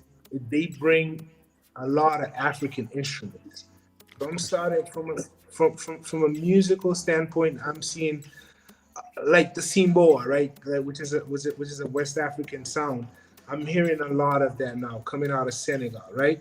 Like the Yeah. other day, there's an album. I didn't even know you produced it, but the Southie Soul album, right? Yeah. Yeah. That's the track that you produced. Like that Yeah. album has a lot of sound, like the sonoridad. It's very fresh, right? They come from Kenya. This is why. They come from Kenya, so a lot of like I'm listening to a lot of Kenyan music, right? And the difference, it's on the sound, it's on the way they say it. I mean, for me, that's what's from a musical standpoint as a listener. That's what I'm going, right? But are you a listener? I am a listener. I don't even know if I'm a listener anymore. I'm like, cause you know, You're the not problem listening with to anything? intelligence. You know the problem with intelligence. I cannot watch a building today. Like, I cannot. And my wife sometimes she's like, "Yo, like you have to turn on the machine, the nanobots in your brain, because I want to talk to my husband about. I just want to walk and like, can you just watch the water and be like, listen, we live in the waterfront here in Lisbon. I'm gonna watch a building and I'm gonna tell her everything that is wrong with the building. I'm gonna be like, yo, let's look. They should do this. How come they didn't do that? The terrace should be like this. Why is this not facing the water? Da da da da da. Ba ba ba ba ba. And I explain to her why, and she's like, "You've been telling me this for 8 years. I know we live here for 8 years." And then she's like, "Look at the water." So I look at the water, and I'm like, they should do like Dubai. They should bring water from and replace all the llama with sand. It would create like some nice artificial beaches that would change something. And then the park shouldn't be here. The park should be in the back, and then they should be put this here. The restaurant should be there. This has not been built. Listen, in Miami they built it like that and like that and like that. And she's like, Okay. you Go cannot. back to the essence. Go back to for example, like, I mean, you've been to Cape Verde. There's a lot of traditional sounds like batuk, marna, Yeah. coladeira, Yeah, yeah. kulana, mazuka. Those are very natural. They don't have Yeah. a lot of elements. You feel like the No, I human can emotion. enjoy. I'm not saying So- that I cannot enjoy. I'm not Okay. saying I cannot enjoy. I'm saying that I tend to. You listen. I used to 15 years ago. I would just listen to music all the time, just to listen to music. Now it's Oh hard yeah. for me to just listen to music without a purpose. When I'm listening to music, I just think, oh, I have to put this in a playlist. I have to do this. I have to do that because I'm Oh, okay, just I see. I'm just I see. a computer now. So But I that's told what I you, mean. I look Like I at cannot music as even watch data. a movie without thinking about the I cannot even watch a movie without when I'm listening to music think about copyrights, think about licensing, like all these things. Like I it's hard for me to just watch something and just pause. Like sometimes I would watch something, even when I watch a series, I would pause after 10 minutes to watch the reaction from YouTubers on another screen. I'm watching on the TV and at the same time on the like my Hey, like it's hard for me to just shut down intelligence and just enjoy. I can do it, but I need to have no computer with me, no phone, and just like being somewhere remote with just like when when I was in on tour in Cape Verde 10 years ago, and we would stay in Penson Beleza for 2 weeks or 3 weeks, and there's the internet is back then the internet was not as ubiquitous as today, and yeah, I would have nothing to do for hours, and now I'm just listening to music and enjoying music. So from time to time, I have those moments when I'm just listening to music, but I have to remind myself to be the fan, where's Nasty saying I have to remind myself, hey, just be a fan, enjoy. That's why me and Mauro from time to time we spend night just making beats. That's why I have Sundays where I'm just finding samples, creating new stuff, creating stuff that nobody will want to listen to before in 5 6 years. And that's the nightmare of being an advanced alien. Whatever you do, like the beats of something going on, one love, question my hearts, they were created sometime 10 years before they were released. Because back then everybody was like, I would be like, Nichols, check this out. They were like, nah, man, nah. This is too minimal. Where's the guitar? Where's this? Well, you have to. And I was like, nah, guys, really? I think your sound is very minimal. I think it you've is always had, I think space less for is singing. more, right? What up, new subscribers? Yeah, but it is. But back when I did them, everybody was something is missing. Nichols was always telling me something is missing, bro. Hey, Sarah, you know when I It's when it's I like when it's like I send the beat for deeper. You know the name of the beat that. for what up, Karin? You know the name of the beat for deeper is NIC 03 for Nichols 03.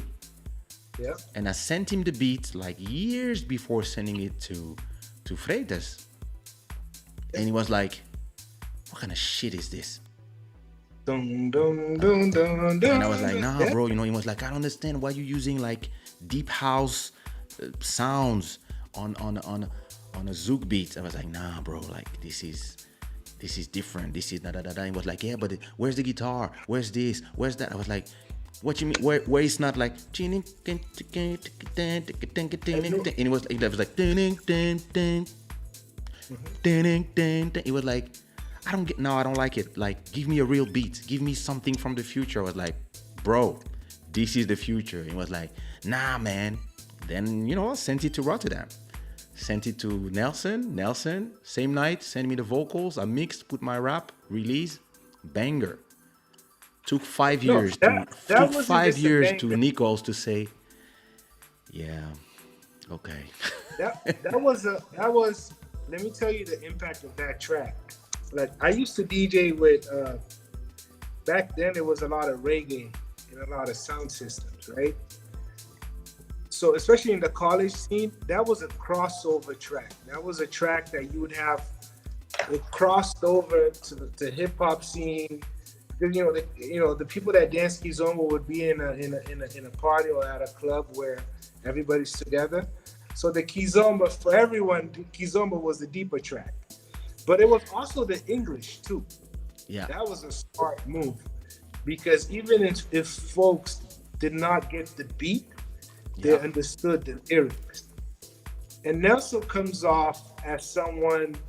I tell this all the time. When he sings in English, he doesn't comes off as someone that's not from the U.S. Yeah. You He see, really has the melodies. he He has the really has melody. the So a lot of right people will melody. gravitate and be like, okay, I'm gonna listen to this. Okay, I get it, right? And then the question is, well, this beat is nice. And when they see folks dancing to it, especially Kizomba is very sexual, and when you see Yep. someone dancing to it, and that track, every girl will run towards a guy. Yep. See, so it creates this What up, crazy, Ralphie? this crazy. It was a crazy crossover track. It hit It is. everyone. That was a thing. That's a classic. That will forever be a classic, man. And like all And my it's minimal. classics, it's like a 15 minutes beat. Like, Yeah. and even like when I did Rebound Chick, like, it's funny because when I did Rebound Chick, everybody was telling me, yo, your sound is always the same. Why you always using those kicks, those snares? Like the bass is always the same. Like the JV sounds. Like, so I start using Trinity. I start using like different machines and new samples, new bass sounds, and everybody, but back then I was sending a lot of beats to a lot of other people. So when I would have a hit, I would have to clone it. Like I remember, Deeper is NYC 03, but I think the last one I sold was NYC 67. Because everybody in Zouk and Kizomba was asking me, no, we want the same. So, yeah, but so I was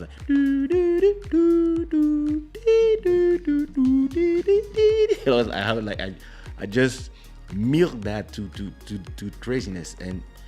But then everybody starts saying, yeah, it's always the same sound, da da da da da. So everybody was complaining, and every artist was like, yeah, he needs to reinvent himself.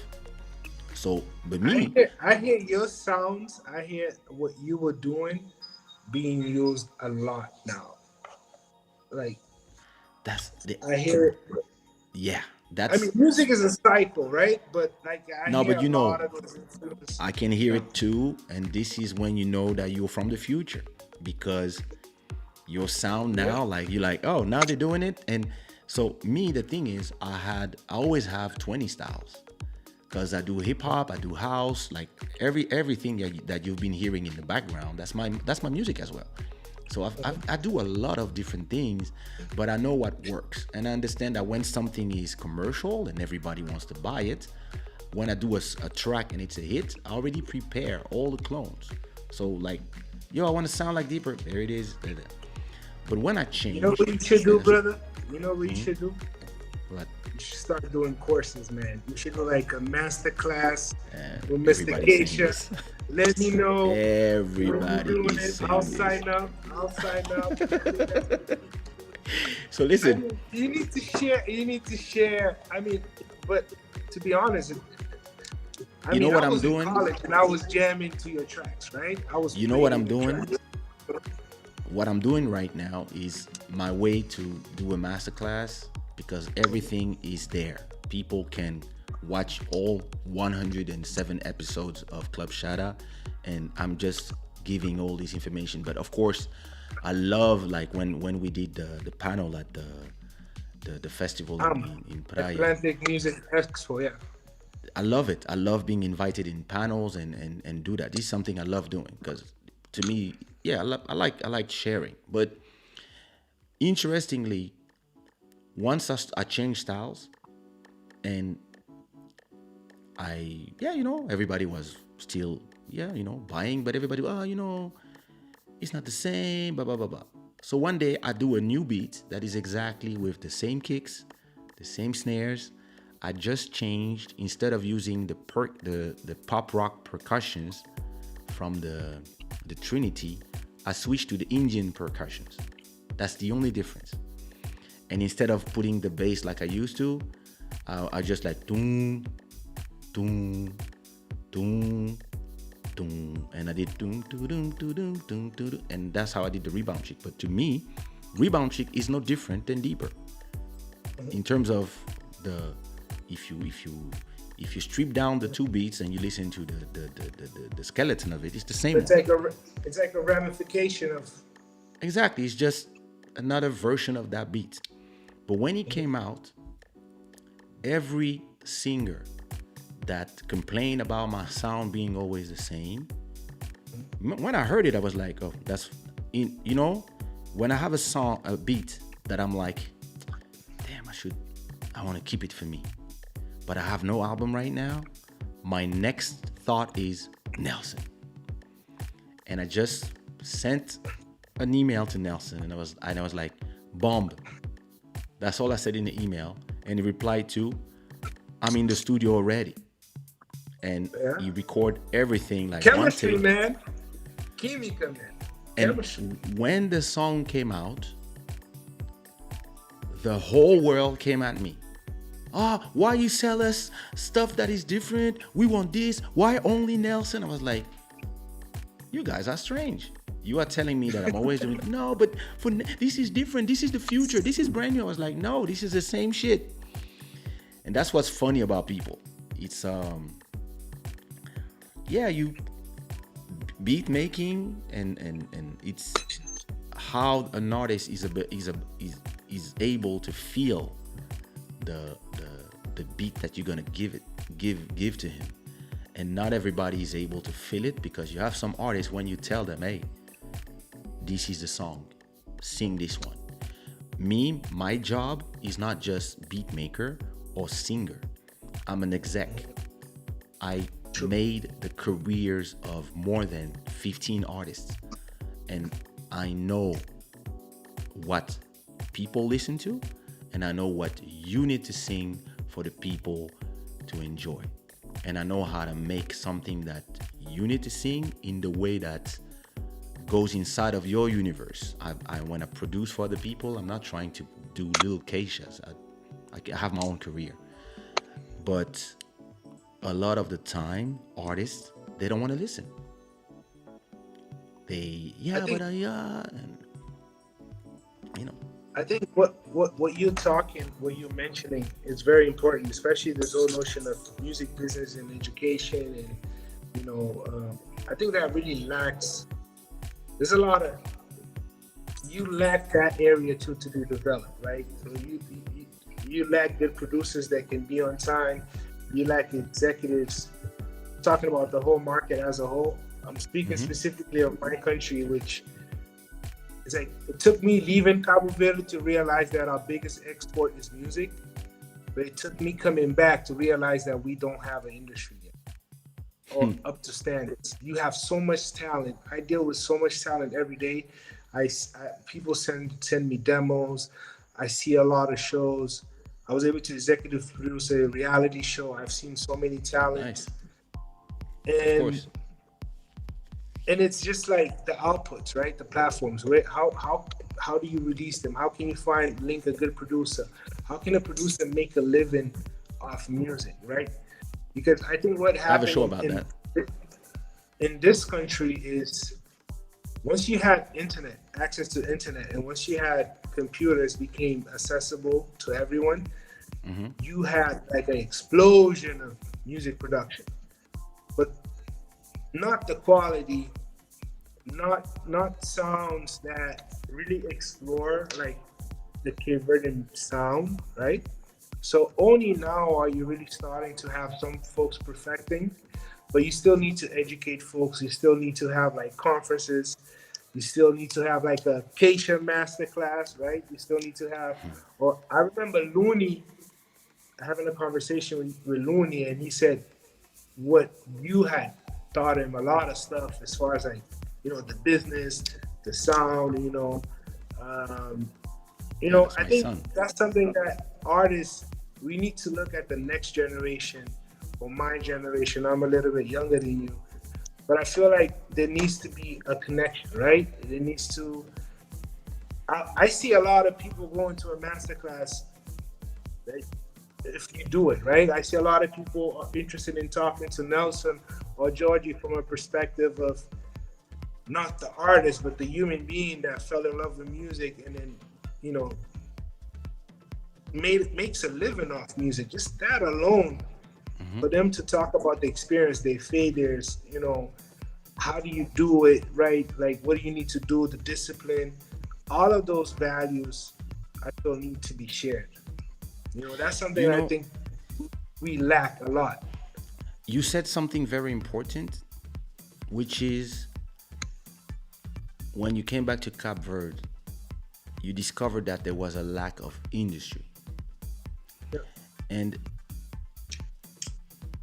this is what is important in the word industry. Most people don't understand what is an industry. Most people think that singing is beat Yeah. makers and singers and a studio and a public. But an industry means managers, venues, producers, people who are willing to put people who are willing to put their money and Where their risk mouths their are. money, or some people who are willing to just give money to sponsor newcomers, people who made it, who have millions, and who are willing to take kids and say, I'll pay for all your videos. Don't worry, I got you. I'll pay for studio, I'll pay for videos, I'll pay for da da da. Do your thing. Yeah, but we need like 10,000. Don't worry, I got 30 million. It's all good. I got you. I like you. Do your thing. I'm just gonna be your padrino.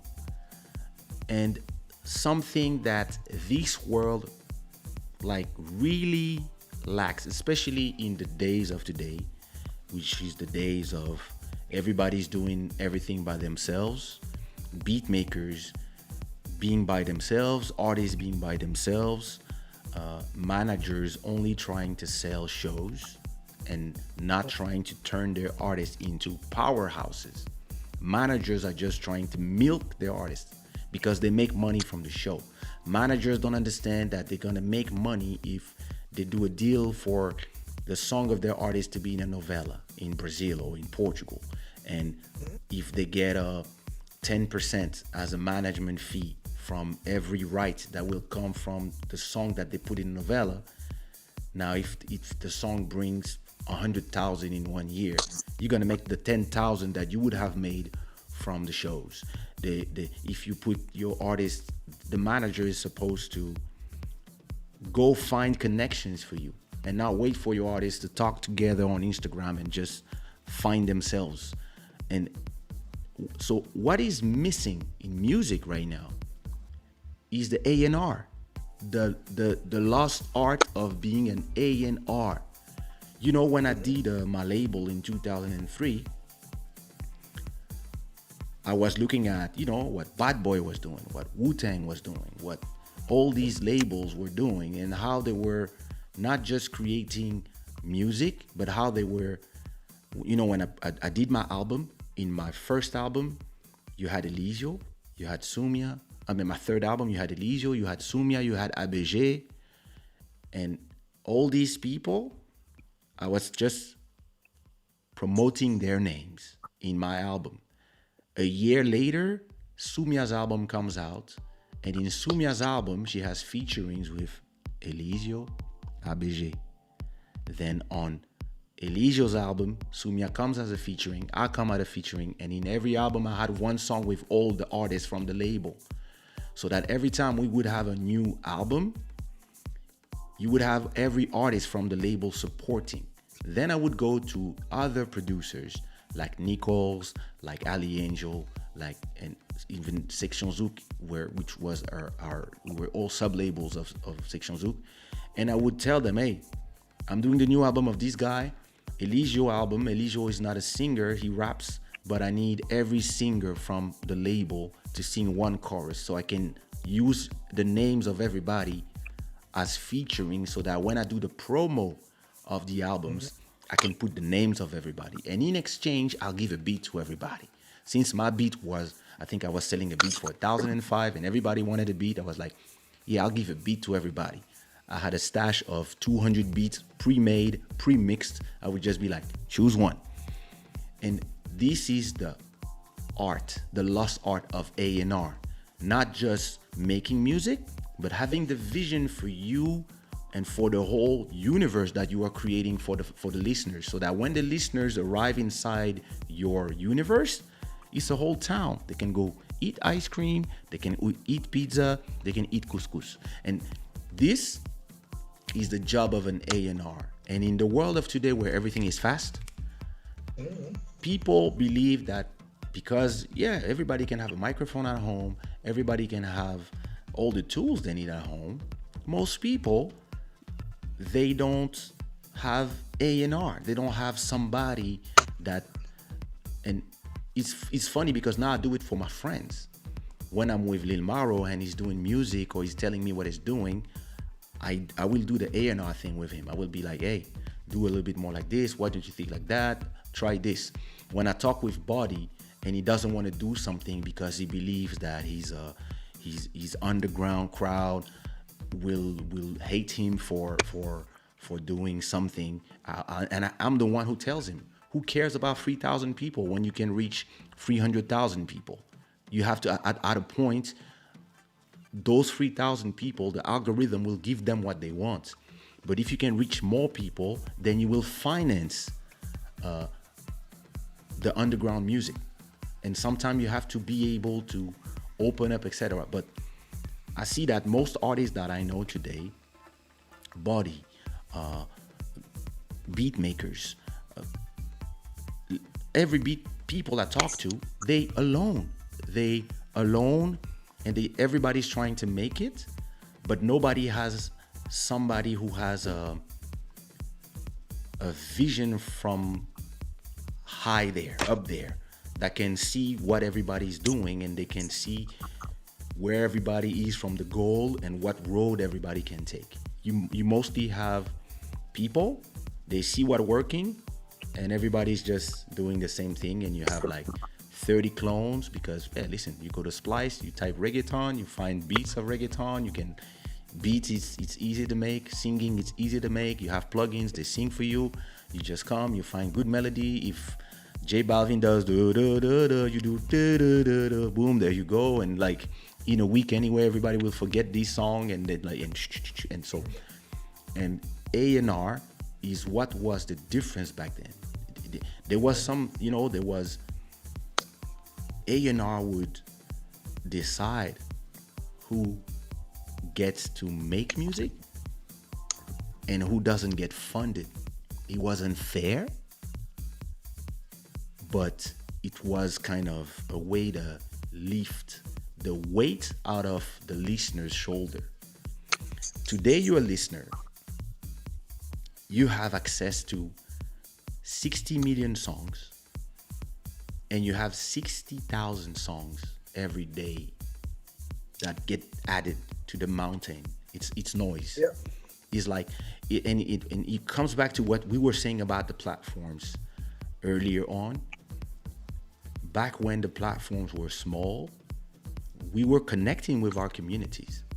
Now we are connected to algorithms, and the algorithm choose what we see, what we don't. And it's the only way when you have so much content to exist in the noise. So you have now to dance with algorithms.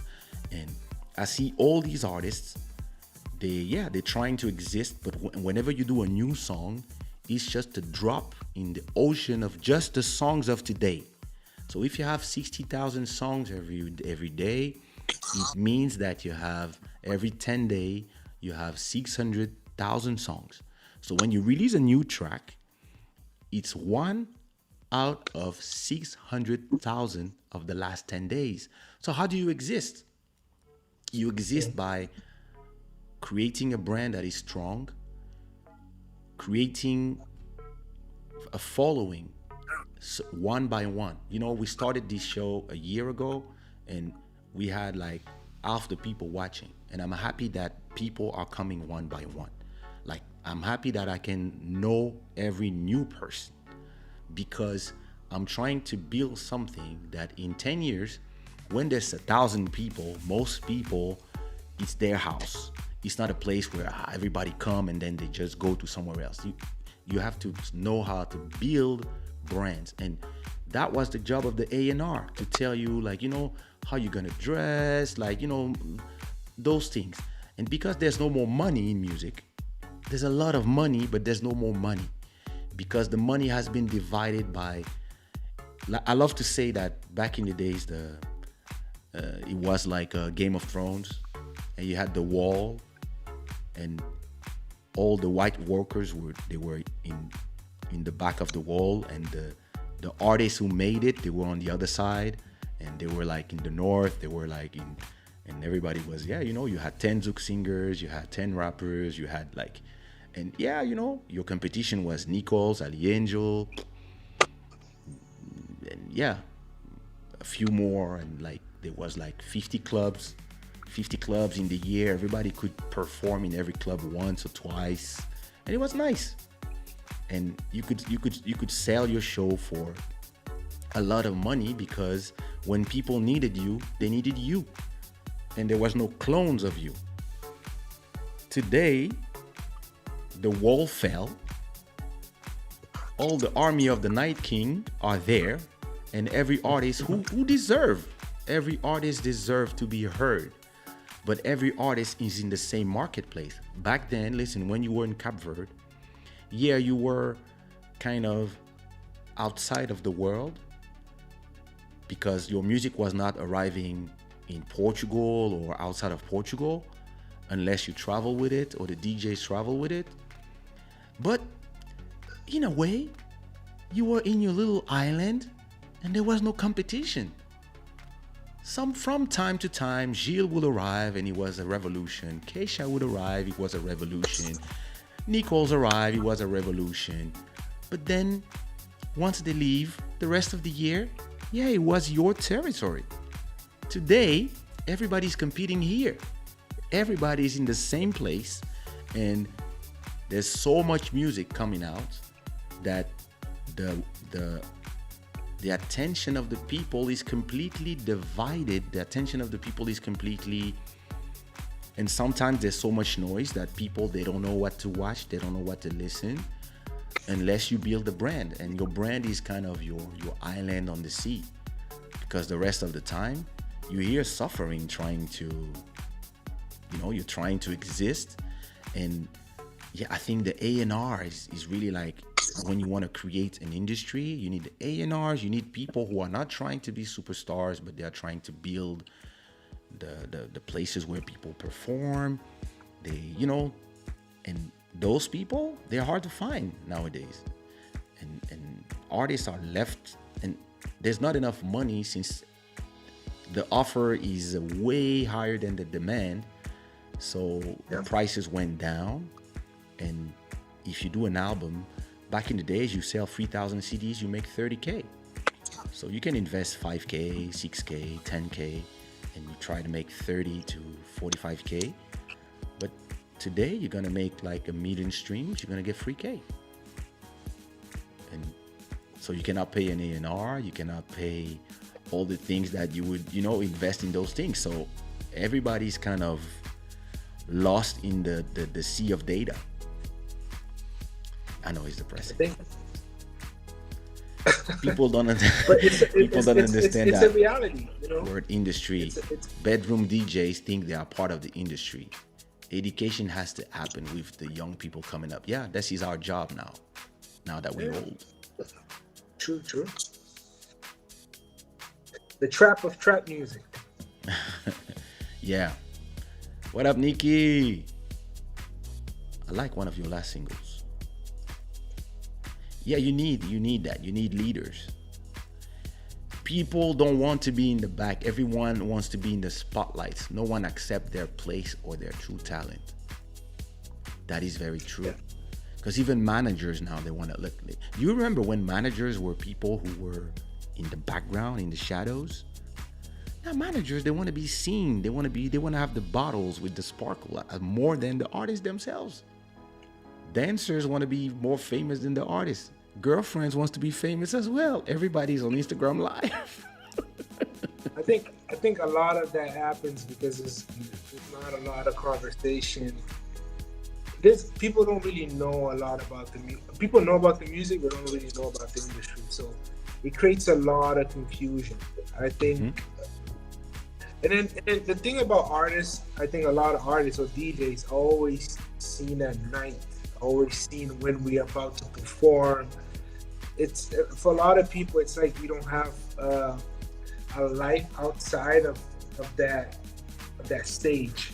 You see, so at least in the interactions I have, I try to bring about, hey, listen, there's more to this than just, be DJ, right? There's a whole, you have to be, like for you to be a DJ, for example, you have to be very organized as far as like organize your music. You have to take time slots out of your day for you, okay, I'm gonna do this, I'm gonna do that.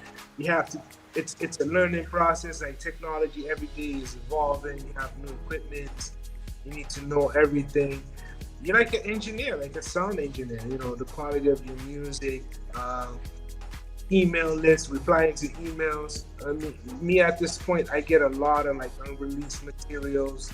It's how it's all because of the network and the relationship, right? So I have a lot of artists that send me tracks, and I give my honest opinion, but it's not like a right? Like I like this part because of this. I like this song because it reminds me of this. So that I was able to build a relationship with a lot of artists, right? But along the journey, I sense that it's not just Cape Verde. I think it's a Palop thing. I think it's an African thing, a continent thing, that we really need to have forums where we can talk, right? Because And you're a good moderator for that. huh? You are a good moderator for that. I'm trying to do my part, brother. I know. That's why you're here. Exactly. I'm trying to do my part, and for me as a DJ, everything I know, it's because of conversations I had with other DJs, right? It's like I think any artist gets to a point because first it starts from a curiosity standpoint, right? I'm curious about this, right?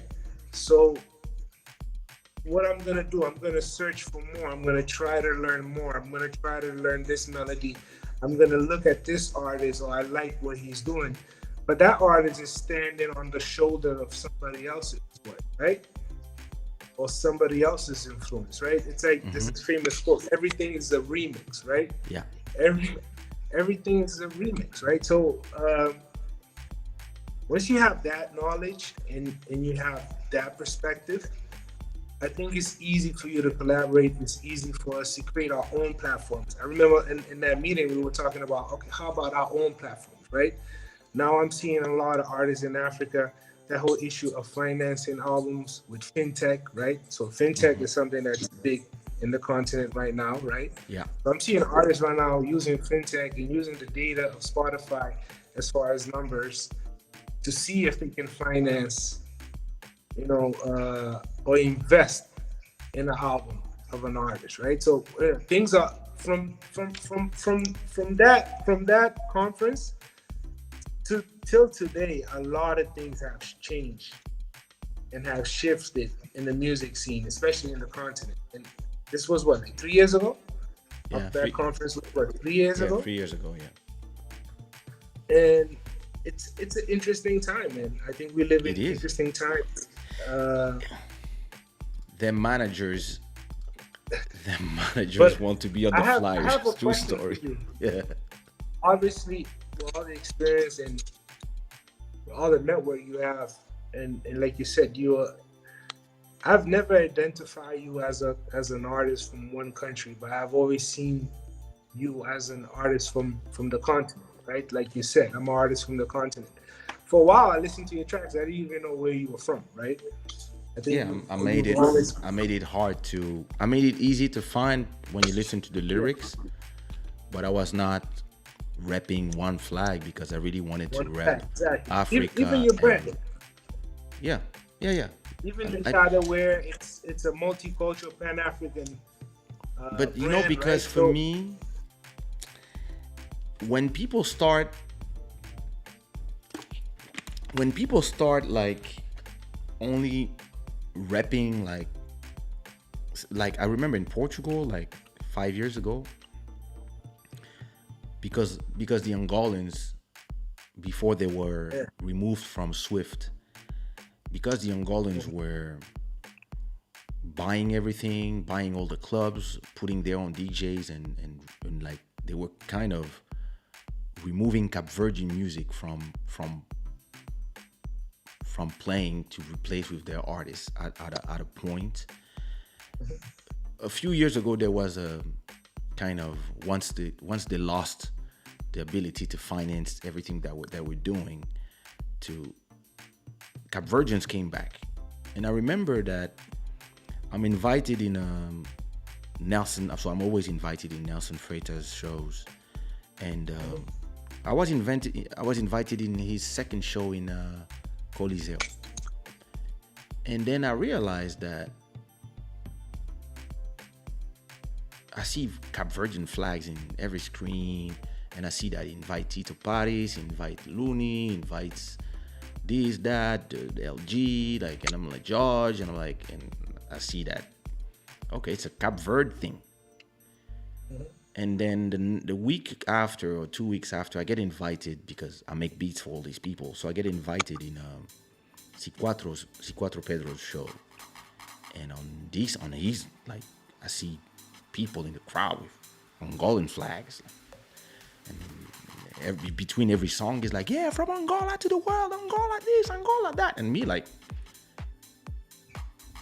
I'm like, oh, I'm an outsider again. Like, I always feel like an outsider. And I guess that's my quality. But sometimes I'm like, okay. Well, That's your power, brother. That's your power. it is, but sometimes you feel like, damn, like I have no country back. I mean, yeah, when I go home, people, but in the direct market that I do, because I don't do Congolese music, I don't have the president of Congo calling me to tell me, hey, we want you to do this or whatever. I have, yeah, I'm just, I'm just a guy that is not in his house and is invited and adopted everywhere. But sometimes when people start getting very national, I get a weird feeling of I don't like this, because I'm like, we should all work together, and tribalism doesn't, like, I've seen what tribalism has done to my country. What you need to do is see yourself as an African artist first. Then, yeah, you can rep your street, you can rep your house, whatever. But so then you can collaborate with other people instead of competing. And especially when our industry is so small, our numbers are not huge.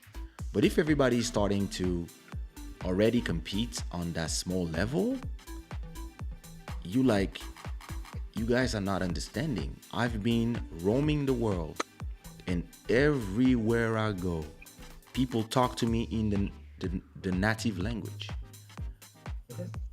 I was in Cap Verde. When I'm in Cap Verde, everybody speaks to me in Criollo.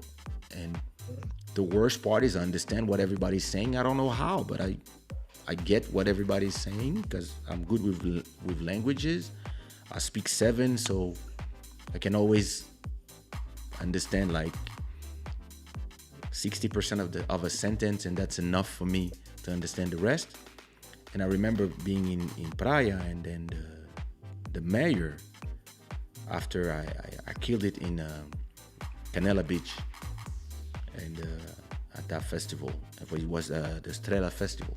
After I destroyed that place with 60,000 people, the mayor comes and starts speaking to me, and at a point I'm like, I have to tell him something. I'm like, I can't understand everything I understand everything you're saying, but I'm not Cap Verdean, so I'm not understanding everything. So he was like, oh, you're not from here? Well, we adopt you. But this is something I lived everywhere in the world. Ivory Coast, they thought I was from there, they adopt me. West Indies, everybody thought they adopt me. Everywhere I go, the Guinea-Bissau, same thing. And I think this is a force. This is an advantage because you don't arrive with a flag, so you don't make people your enemies, your competition. They don't feel different. They feel, and in your music, you give them always a little bit of something that they recognize themselves in, or you like. I remember when like one of the best thing I did in music. I mean, the most like the kind of power move that I did, the chess move that I made was saying in Raquel, s'il vous plaît, just because I put that was everybody was singing in the clubs. And I remember I was in the studio and I was like, if you want. And I was, hey, Elisio, how do you say if you want? It was like, s'il vous plaît. I was like, oh, perfect. S'il vous plaît, I'm here for you. And those are the kind of things. And same thing with the Spanish and same thing with being able to sing in all these languages. It makes you an international artist. But it feels like I mean, just speaking artists, the language, right? Just speaking a lot of languages gives you a different perspective, right? Yeah. Just the fact And that you traveling. think in French, English, and traveling, yeah, exactly. And traveling everywhere is really helping. A&R and label people who did the background work in the day got government jobs and moved on. I am one of those people who left. Artists become exhausting, and we saw the industry falling apart. Anane Vega is from Cape Verde. Has she been back? She's a label owner. Yeah. Actually, Yeah, Anane, we invited her for and Tiki Sabura also invited her for a gig. I remember when we were at she was there with us when we did the talk at 3 years ago. Yeah. So what is I always thought you were from Cape Verde growing up. Yeah, that was the point. That was the point. Buy the music, don't think. So explain to me what is Sigi Sabura. So Sigi Sabura, it's a company. It's me and two other partners, Osvaldo Teixeira and Socrates Carvalho Suka. So we've been in the market for about, I would say, roughly 8 years. So it started when I came back from the US after graduating. How long did you live in the US? I lived there for 7 years. So I got my degree. And I came back. I took the leap of faith. Did you live in Cape Verde in the US or somewhere else? No. I left. I was born here. I left when I was 18. I went to the US. Yeah, I got my degree. Did you go to the Cape Verdean part of the US? No. Actually, no. I went to school in this town called Amherst, Massachusetts. It's close to Connecticut. I went to UMass. Okay. Amherst. Okay, you were not far, but you were not in Brockton. No. Not in Brockton, not in Boston. I would be there only in the weekends.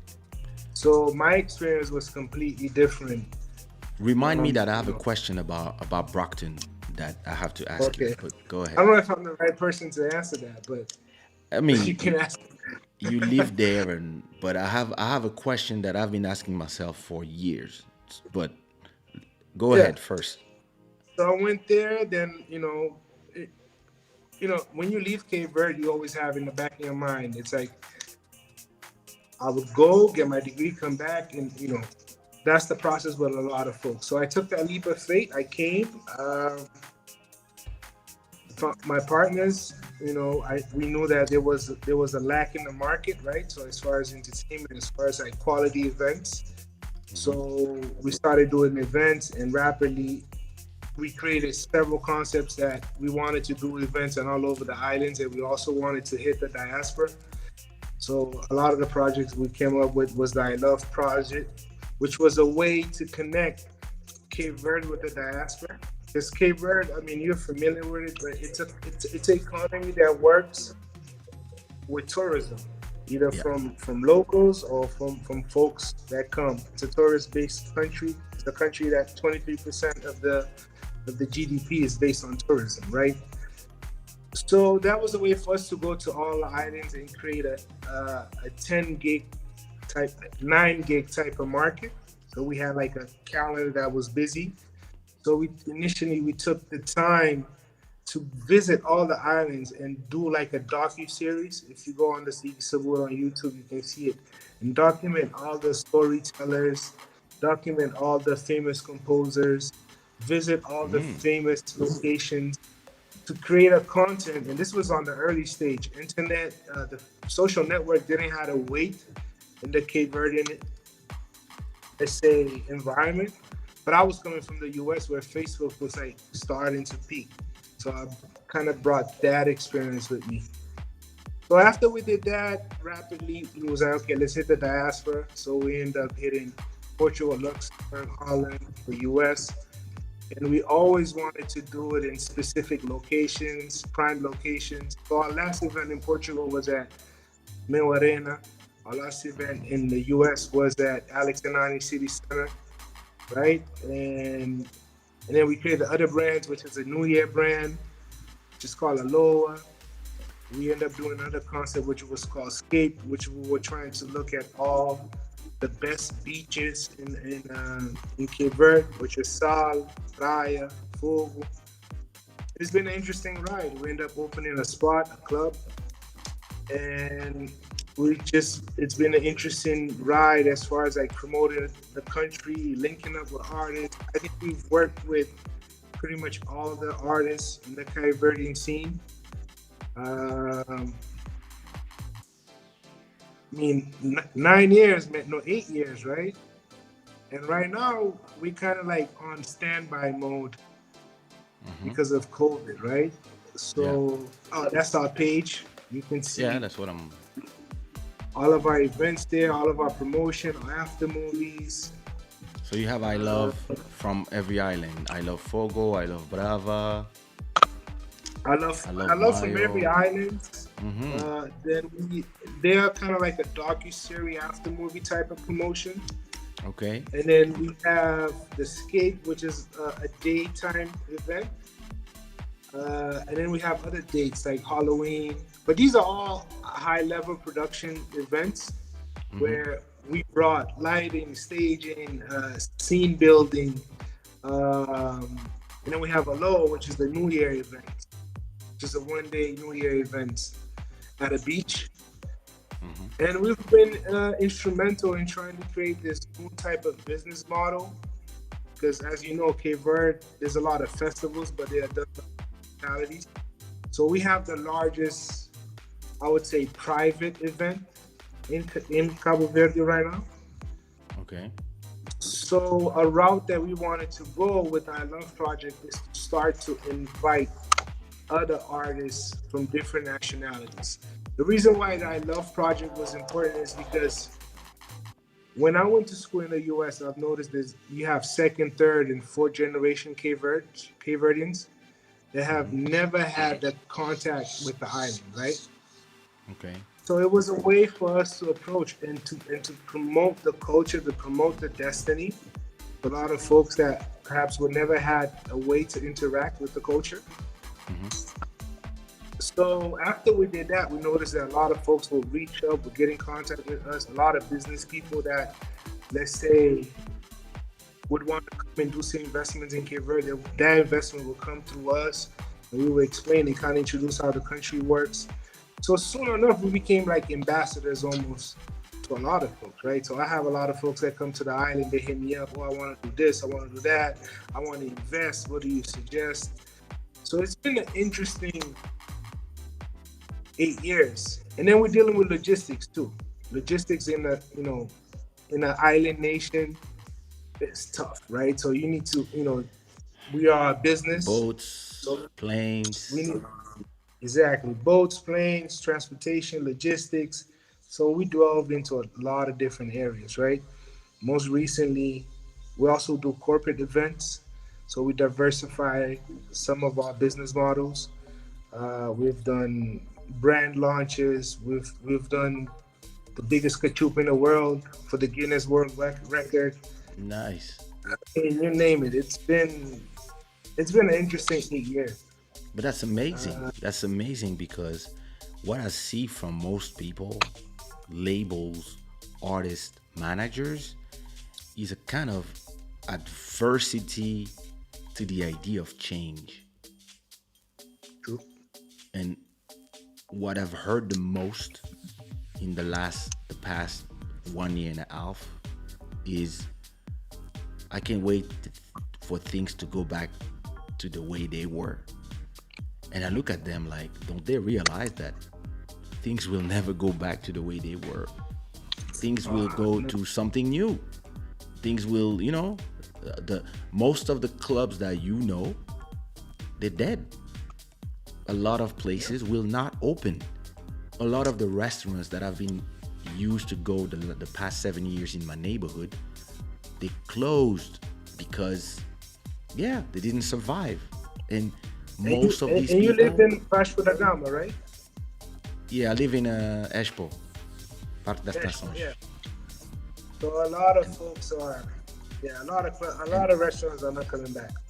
And this is the rich neighborhood. Yeah. And I have these Italian restaurants that, me and my wife, this is our spot.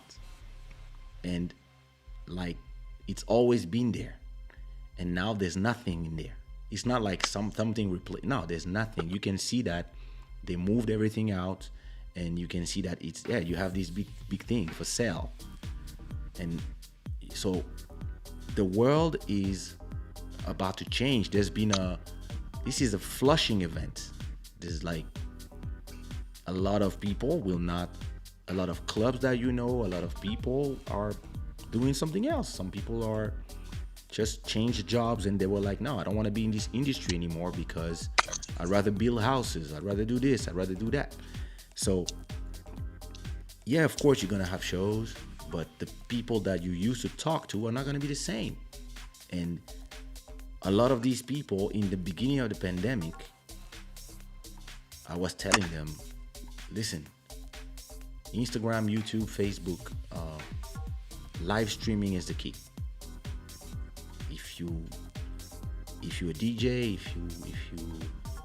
if you are a singer, if you a poet, whatever you do, people, when you have the whole world that is, especially in March 2020 till June 2020, you had the whole world at home, everybody stuck at home, and all they had was internet connection, YouTube, TV, etc.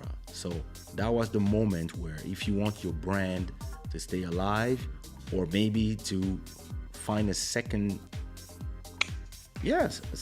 breathe,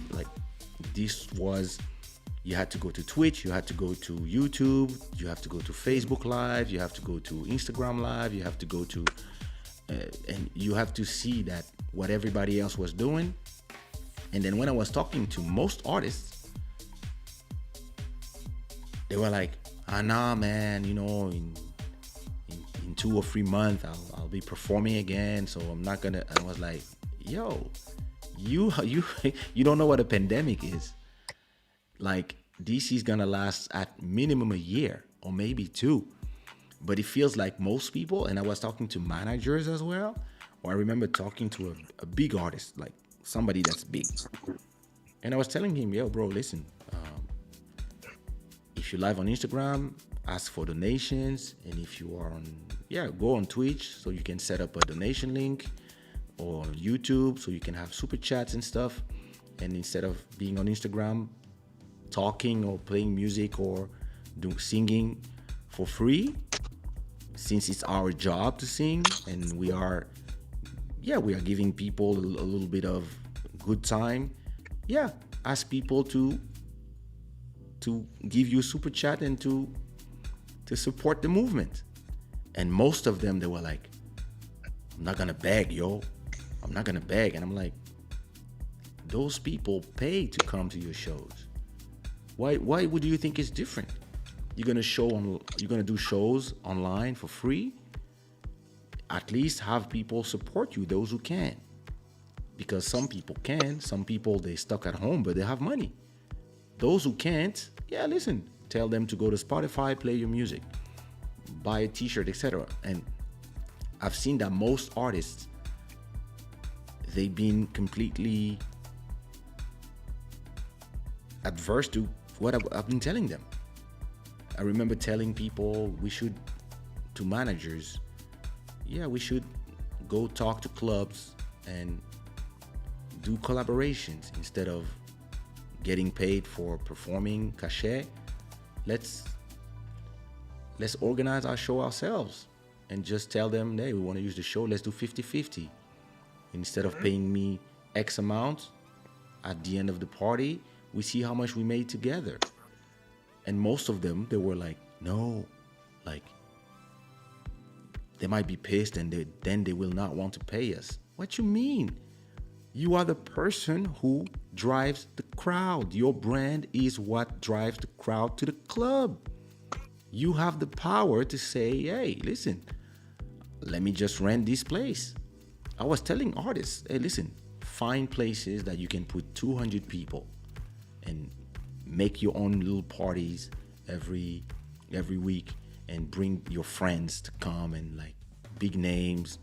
And they were like, I'm too big for that. Like, I cannot sing for less than 3,000 people. And I was like, what's wrong with all you guys? What's wrong with all you guys? And it's been now a year and a half and they're all depressed because none of them can perform. So there's this thing where most people, it seems like change is something that most people are, and I know humans, they don't like change, but when I talk to all these artists, I'm like, so what are you guys doing? Like, and the worst part is like they all go on Instagram when they have more followers on their YouTube channels. And I think YouTube also missed out on that to Instagram, because when people go live on Instagram, most people receive a notification if they're online. So YouTube should have implemented that way sooner, and that's how they lost to Instagram and Twitch. Some artists, they went on Twitch and they've been making a killing, you know. Some people, they sang every night, they sang whatever, or they were like, hey, 25,000 to ask for a song, etc., etc. And again, we go back to this thing, the lack of an A&R. And as Kiyata was saying, artists are so exhausting to talk to because they think they know everything. And when you tell them what they could do, they get pissed. So now back to my question. Brockton. So, Brockton. All right, go ahead. Let's do it. I have a question that nobody can answer to me about Cap-Verdian artists in the US. So there's more Cap-Verdians outside of Cap Verde than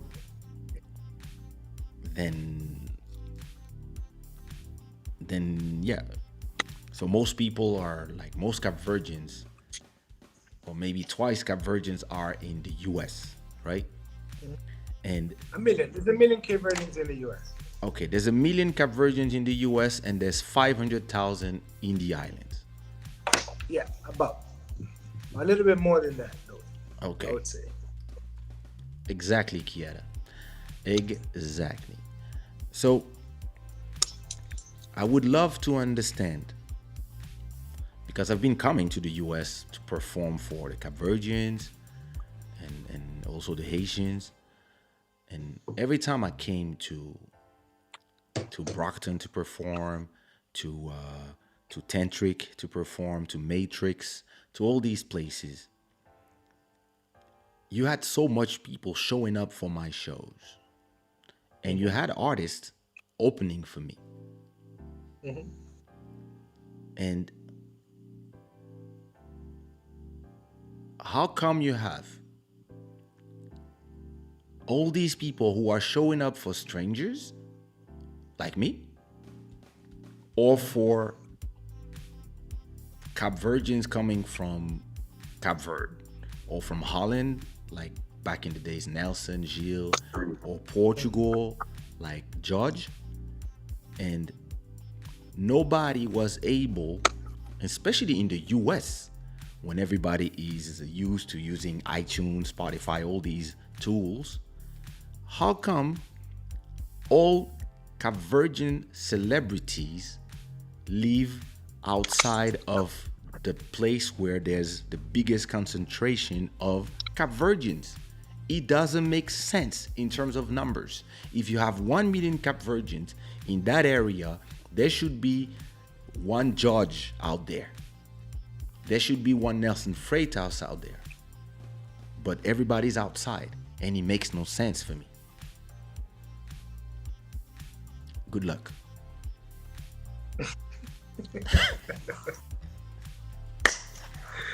That's a good one. That's a good one. But you understand what I mean? It makes no sense. That's the same thing that happens with the Haitian community as well. That's the same thing that happens with the Dominican community as well. No, in the That's Haitians, the they same have thing that Karimi. happens They with have the they have Jamaican community Karimi. as well. Haitians have Yeah, but Karimi. They Karimi live in is- Miami. Oh, they live in Miami, but they don't They live live in Miami. They don't live in the New England area.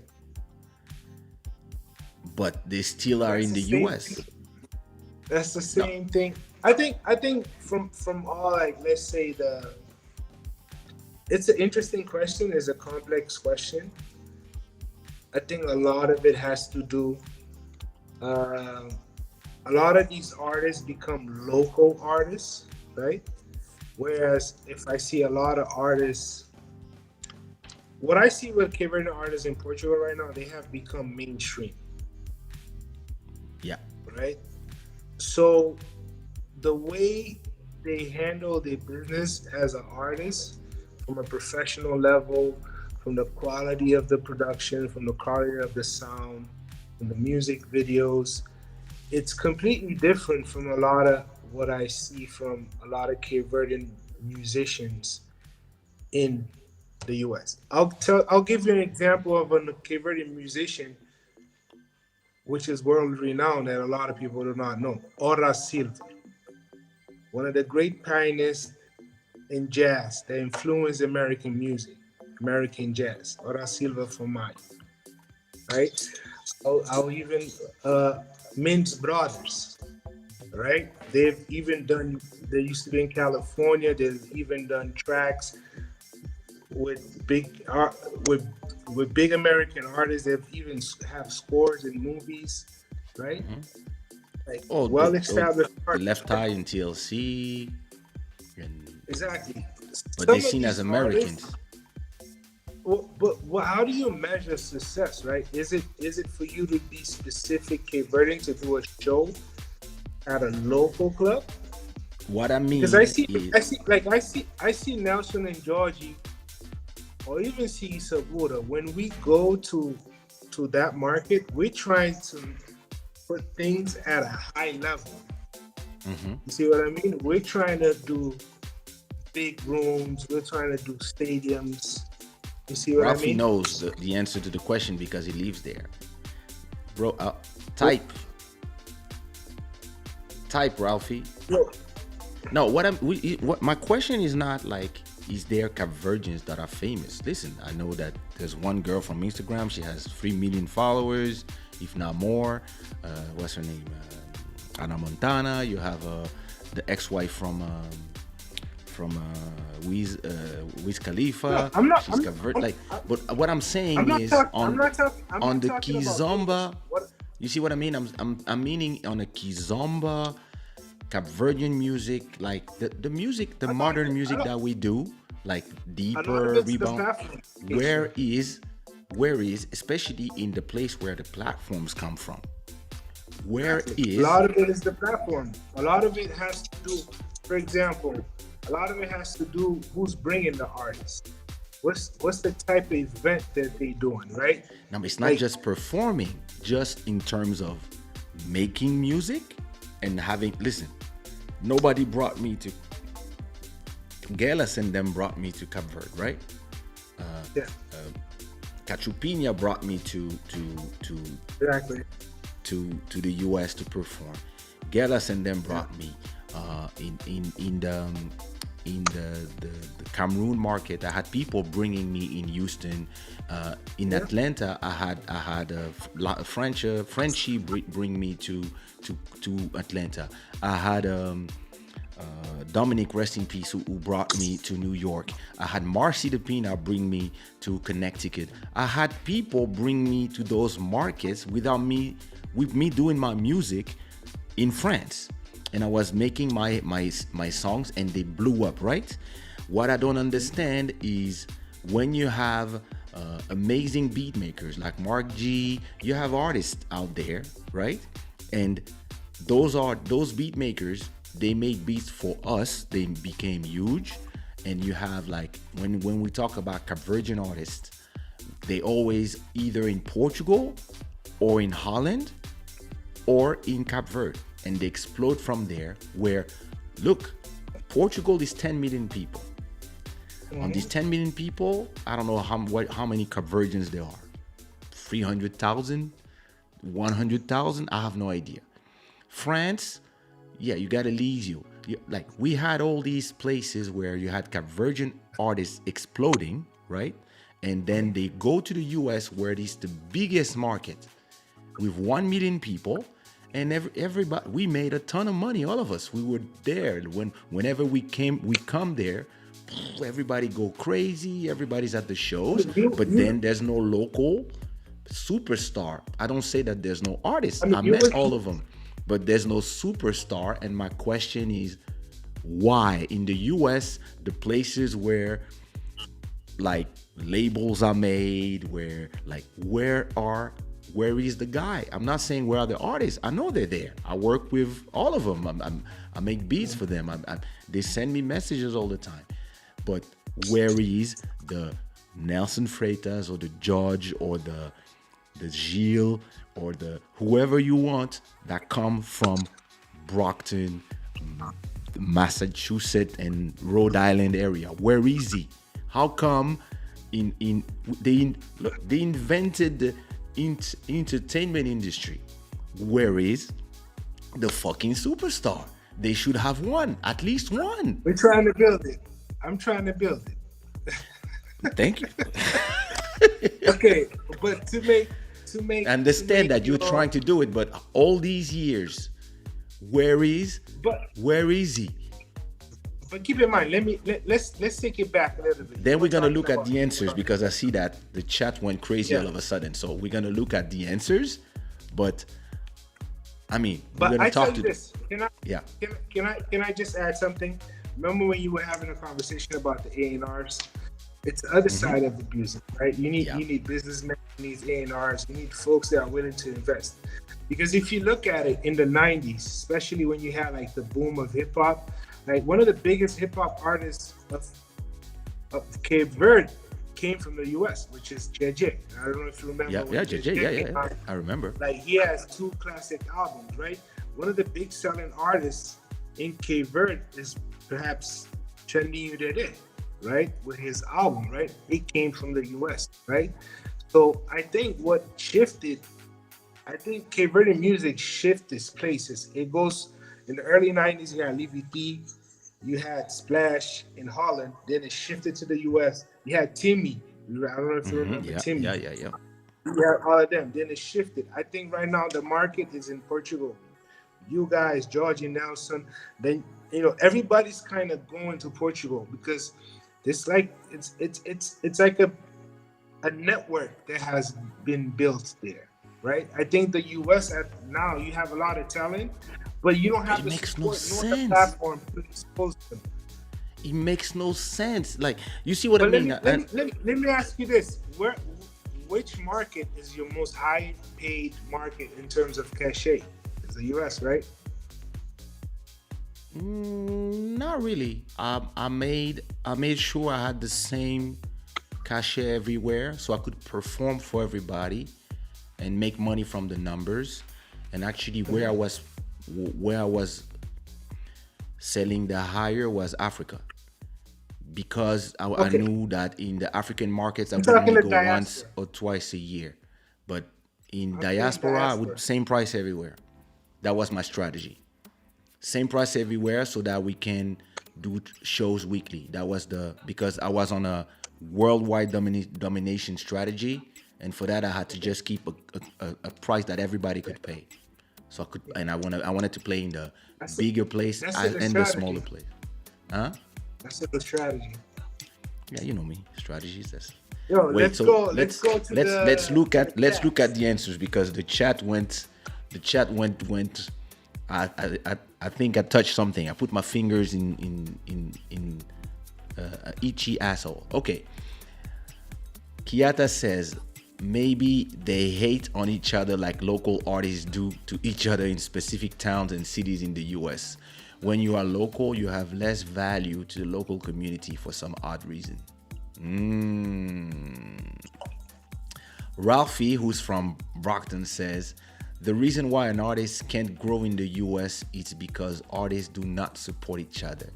DJs don't want to play our songs because they believe they should get a payola. Okay, I understand, but then I grew in France and radio wouldn't play my songs because I refused to sing in French in the beginning.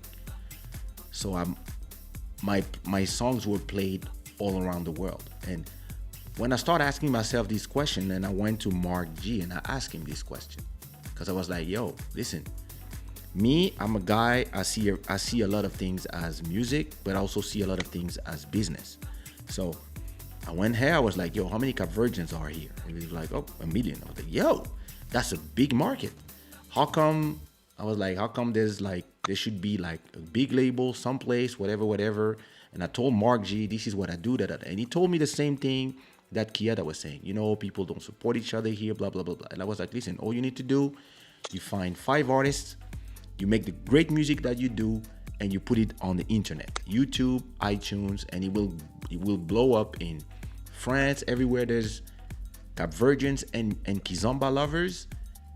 You just make the same beats that you do for us, for your artists, and even if it doesn't blow up locally, it will blow up outside. To me, it made complete sense. And even with the blueprint,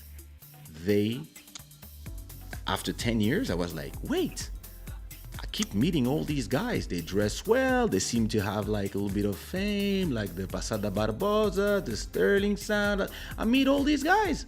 And then I was like, and like they look good, like and I meet the Lisa Lopez, and I meet all these singers, and I'm like, okay, the talent is here, and the market is here, and when we come to perform, I see people yelling for me, and this market is bigger than the ones we have. In Portugal, we don't have 1 million people. We had to open to the Portuguese people to reach, but we didn't have 1 million people who are from the culture. So in terms of in business sense, it doesn't make no sense. You see what I mean? And yeah. So let's say, wait. Focus one. US artists work a normal 9 to 5. Music becomes secondary to survive. That's exactly the answer that Lisa Lopez gave me when I asked her that Give me question. one She minute. was like, go ahead. So what you said, focus one, that's exactly what Lisa Lopez told me back when I was I asked her that question on episode 50 something, and she told me that. She says like, yeah, we all have a job, and like music is just something that we do on the side. There is no media and minimal spaces. I mean, everybody, listen, my music don't play on media. My music is just on Spotify and YouTube. So like, and there's a media, it's called Mais Kizomba. So when you say there's no media, I don't even know if we can say that there's no media, because YouTube is our media, and the platforms and the algorithms, we all use the same marketplace today. Artists think just because they got more views than others, Oh, merci beaucoup, Emmanuel Etienne, sponsor officiel, Club Shada. Artists think just because they got more views than others, they won't do a feature with other local artists. Okay? Local artists in America become as valuable to their community as a box of cereal on the shelf at the local grocery store. When you leave your home of origin, you get more respect. Well, this is like But everywhere in the world. but listen, let me give you an example. For example, Give me a second. Give me a second. Let's just watch all the answers and then we can move from the answers. Capverdian media, where Nasty is saying Capverdian media is close to non-existent in the US since lights out DJs have moved on. Ah, Gelas is the culprit then. Gela, let's come back here. Promoters won't promote artists because they don't have the views they like. Same thing here. Pretty much 90% of Capverdian in America think local artists are just playing around with music. Okay? The local dance communities actually respect each other more than vocalists and musicians here in America. They have been building their own celebrity through social media. But you see what you're saying here, Kiara. It's something that people should actually look at and take as an example. Artists should build each other. Look, I've been working with Nelson Freitas, Siquat Pedro, Elijah, George, all these artists. We make some of the artists that I've worked with, they're not huge now. They're bigger than me. They're like 3 times bigger than me. But when I call them for a song, they just come. Because we build this network, and this is not impossible to build. It just takes a group of people and they move together. Like when I did Sushiraw in 2003, our music didn't exist. There was like the sound that we brought didn't exist, but we came as a crew and we just occupied a space. And in the beginning, the Zouk artists, in the beginning, nobody was against us, but they were looking at us like, let's see. So we did featurings outside. And today, especially today, and when I started asking myself this question was 15 years ago. It was harder, it was iTunes, etc. But today, everybody's on the same marketplace, which is Spotify and etc. Today, everybody has access to YouTube and Spotify and the playlist and etc. And it's never been so easy today to send each other messages on Instagram with anybody. Listen, I got this guy called C-Mart sent me a message from Nigeria. He told me, yo, you a legend, you a king, I love your music, blah, blah, blah, blah, blah. I make beats and I sing as well. And I went to his Spotify. I checked the beat. I was like, damn, that's dope. And we produced 7 songs together. That's it. There was no money exchange. There was like, yo, you make some beats for me, I sing for you, you sing for me, and we just did exchanges. And everybody grew together. And it's not a question of working with local artists or finding a local artist to work with. When you have all the artists in the world are trying to exist in the marketplace that is now 345 million people just on Spotify. Just on Spotify. If you add Apple Music and Deezer and Amazon Music, that's the whole population of Cape Verde.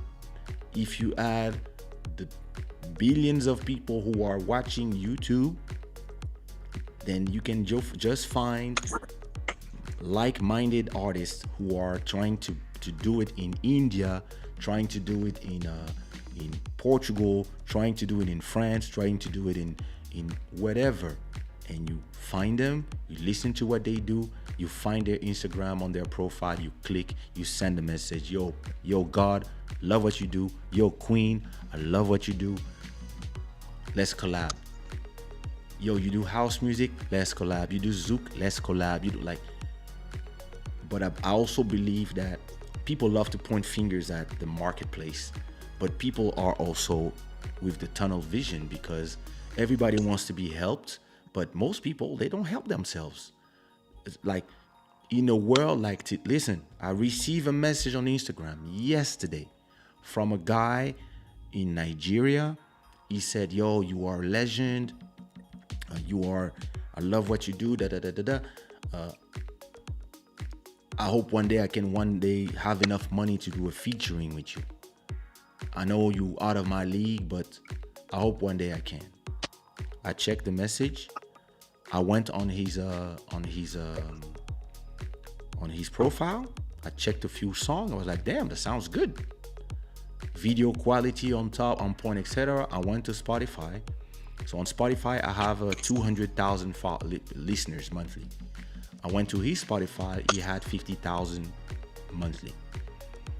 Okay, that's a fourth of what I have. But I loved the music.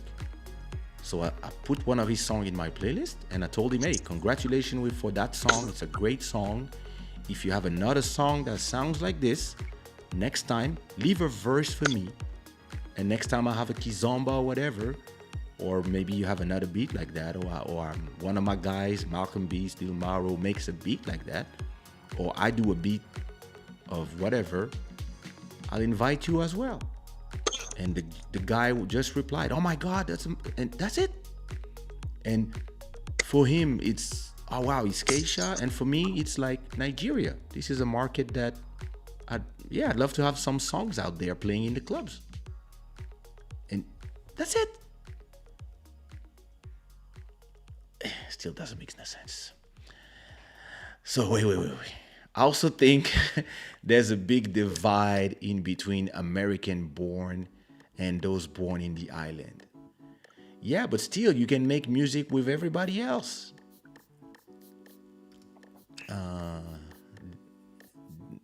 The Flyest and 700 in the Cal are also pretty big converging artists from the US.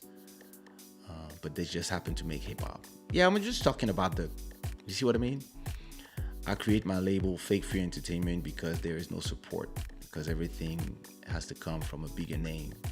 Everything I possess come out of pocket. But then you should find people who think like you to connect. And you see what I mean? And create create your following like I created mine. What is the economy like in Cape Verde? That will also tell the tale. What's the biggest commodity in the country? Tourism, right? Music. And music. All right. Well, I support every artist I see and know, and I barely see that love coming back. Okay, I'll sing in one of your songs. Just send the beats. Get us. Let's see the culprit. Now, Ralphie, I'm gonna support you. I put his songs on my playlist, but soon I'm gonna invite you in a track, and then we'll do an exchange. There's a few reasons for this, and we've talked about this before. One, as mentioned above, hate is part of it. Two, no infrastructure in place for the longest time. Three, no power radio to back it up. Four, taking the profession seriously. All right. Oh my fuck! There's more chat. Damn it! But the U.S. market needs context. There is no English-speaking platform to translate the culture. But listen, everything can be built, yo. I am Cachupina's business partners. We have all these convo all the time. It's tricky. Listen, me and Cachupina were trying to push these artists together, and yeah, we did one song, and then she it was like, okay, he was tired of the girl quick, but people expect money for every little bit of work they do now, because they have not been able to let go of the recording industry of the past. That's very true. Listen, here's Lil Maro. He's gonna create 10 beats. Lil Maro, I have a mission for you. He's gonna create 10 crazy beats. I'm gonna create some beats myself. And we're gonna just invite people. Listen, look what I did with Lisa Lopez, for example. I invited her to 2 songs and give her name a boost. And then up to her to do the rest. You see what I mean? Kaysha, you know how to show artists love. That's big also. And I'm the same way. Nice. Well, we're gonna have to do stuff. They mentioned You know who I'm something talking about. Okay, go ahead. I mean, I think the work that Lights Out did, they definitely left a vacuum in the market. You know, I think Lights Out and Gallus is here, were fundamental in promoting the Kizomba sound in the nightclubs and promoting the artists, the local artists, the work that Mark G did too as well. Because Kizomba, I think that market, the US market, still consumes a lot of Kizomba, right? Yeah, of course. I think even like the classic, you go to the nightclub, if it's a Kizomba night, you have a lot of like old school Kizomba. Even the consumer that comes from the US, they want to dance to Kizomba. But it's true. What you're saying, what you're saying is true, you know. But it's not a one-sided thing. You have to look at it from a wide angle perspective, right? So it has to do with artists. It has to do with the you know, the efforts that the artists put. It has to do with the market. It has to do with a big market that's the U.S. market, right? It's tough for a Cape Verdean artist. The language by itself, you know, that plays into account, right? The money Rebound behind Chic it. is in English. Well, I'm not saying, well, but that track had a huge impact, especially in the minority community, right? Because I was in college when that came out, and like I told you, those were crossover tracks. Those were tracks that you would go to a college party and people would play it, right?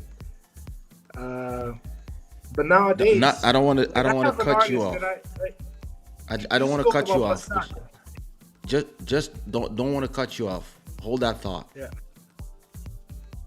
It's even I'm just gonna throw it in there and you continue. Imagine in a world where everybody and their mama, from Justin Bieber to everybody else, is doing a form of reggaeton, and reggaeton is now adding the rim shot that makes reggaeton sounds like zouk, sounds like kizomba. It's the same sound, it's almost the same tempo. Like, it's like, you see what I mean? It's just like, yo, like it's not like back in the days when we were doing it, the marketplace was not ready. Today, the marketplace, listen, if I was 20 years old now, 20 years old now with that mind. The mind that you have. Go ahead. It's true. You were talking about Pasada, I think. Like, for example, Pasada, like, you remember, you know, June. I don't know if you're familiar with June Freedom. June that did the track with Nelson. Yes.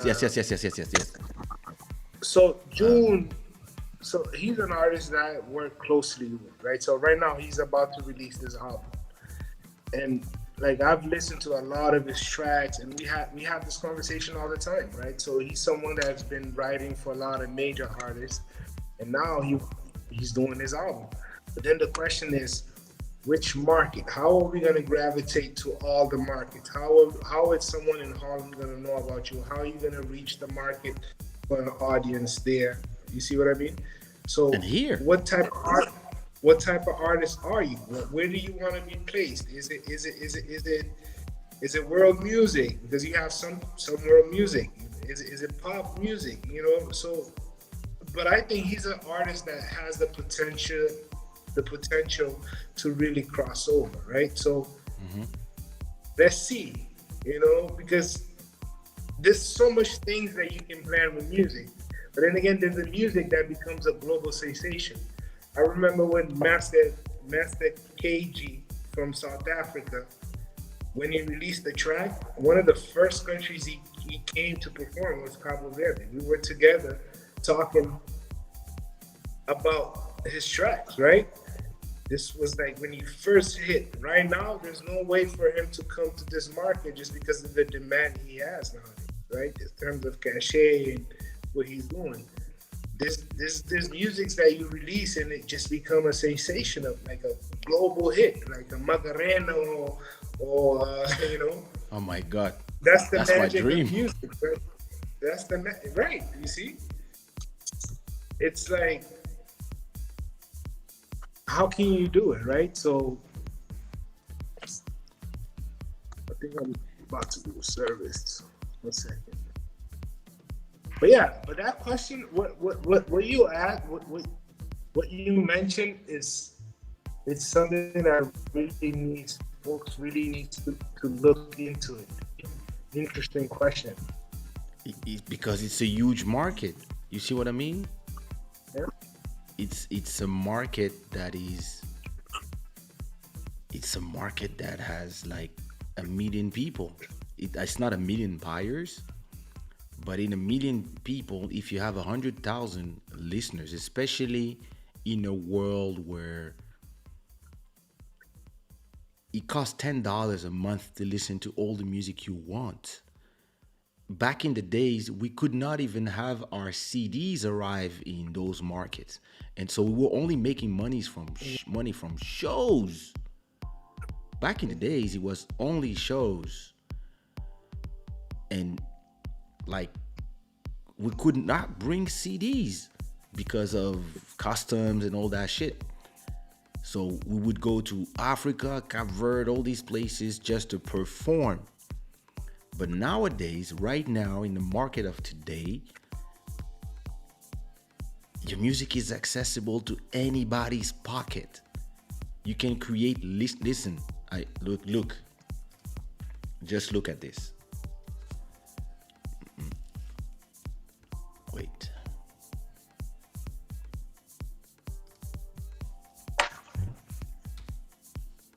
Oh, now that I want to go, this thing is not working. Okay, wait. Okay, look.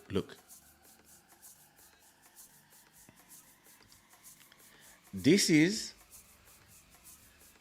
my market for the last 28 days.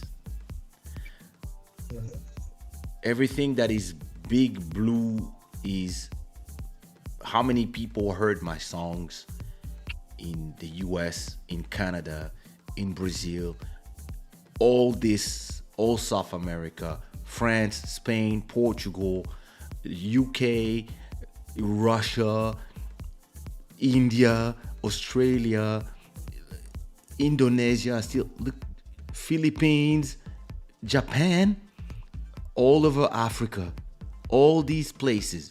I got people listening to my music. CDs, those are all the CDs when people listen to my music. Paris, Lisbon, Amsterdam, Montreal, Rotterdam, London, Porto, Lyon, Zurich, Utrecht, São Paulo, Madrid, Bordeaux, Amadora, Brooklyn, Toulouse, Rio de Janeiro, Johannesburg, Los Angeles, the Bronx, Hamburg, Chicago, etc., Miami, Sydney, La Hague, all around the damn world, right? And in terms of music... Can you stop? Can you stop 1 second? Yeah. No Cabo Verde. Then I'll tell you why. Because the platforms is not available. Right? It's available. But I'll tell you why. But YouTube is available. You see what I mean? YouTube is available. I don't know what you did, but now your connection has gone horrible all of a sudden. Maybe you wanna hang up and call back. As you wish. Because we hear you, but you sound like the Matrix got you. Yeah, just call me back. So this is what I mean is the way people are seeing things, the way people are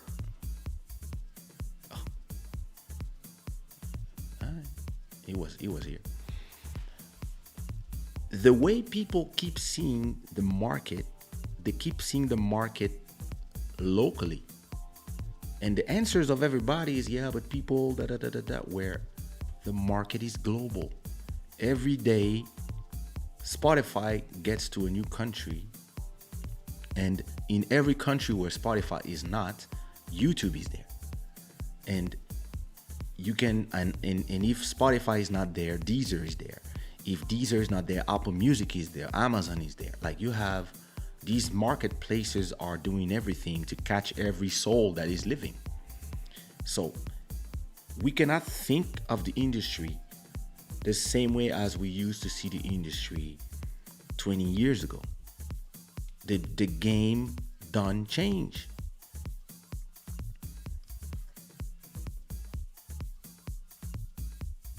Okay. Yeah, better. More or less. Who's watching Netflix at this time? So, sorry. We are now in a marketplace that is global. And when the marketplace is global,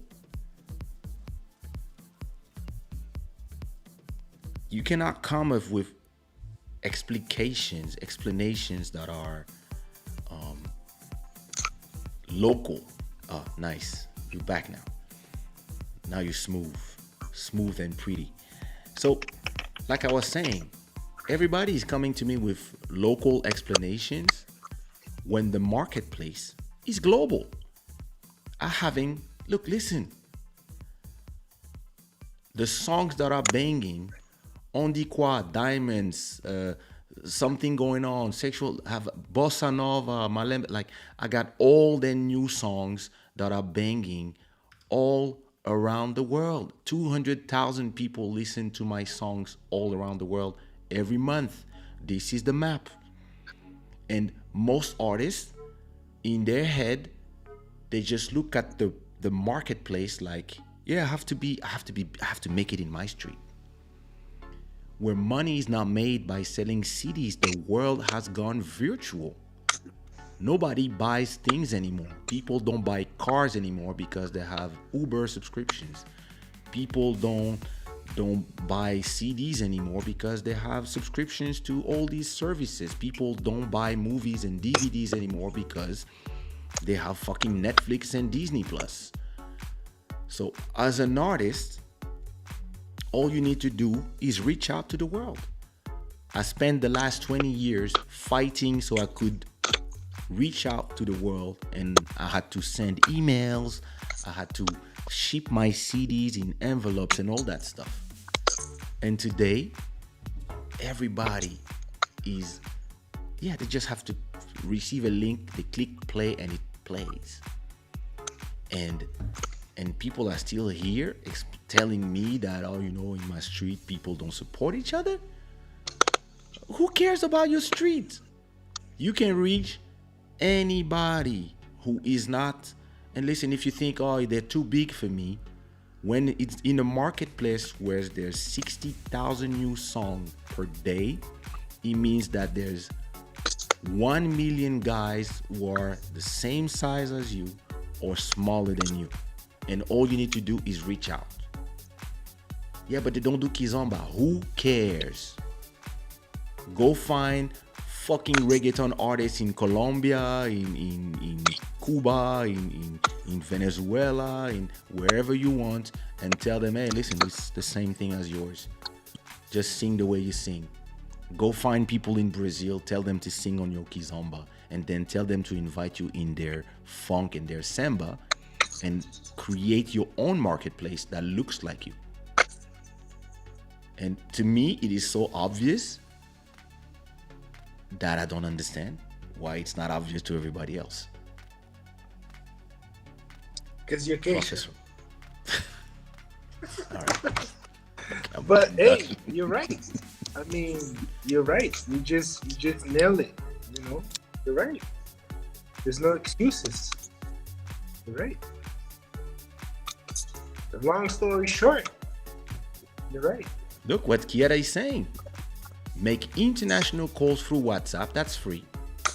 And get the hottest remixers across the globe to remix your song. Boom. Look, Yeah. I have a song that is Enough I have said. an album. Enough said.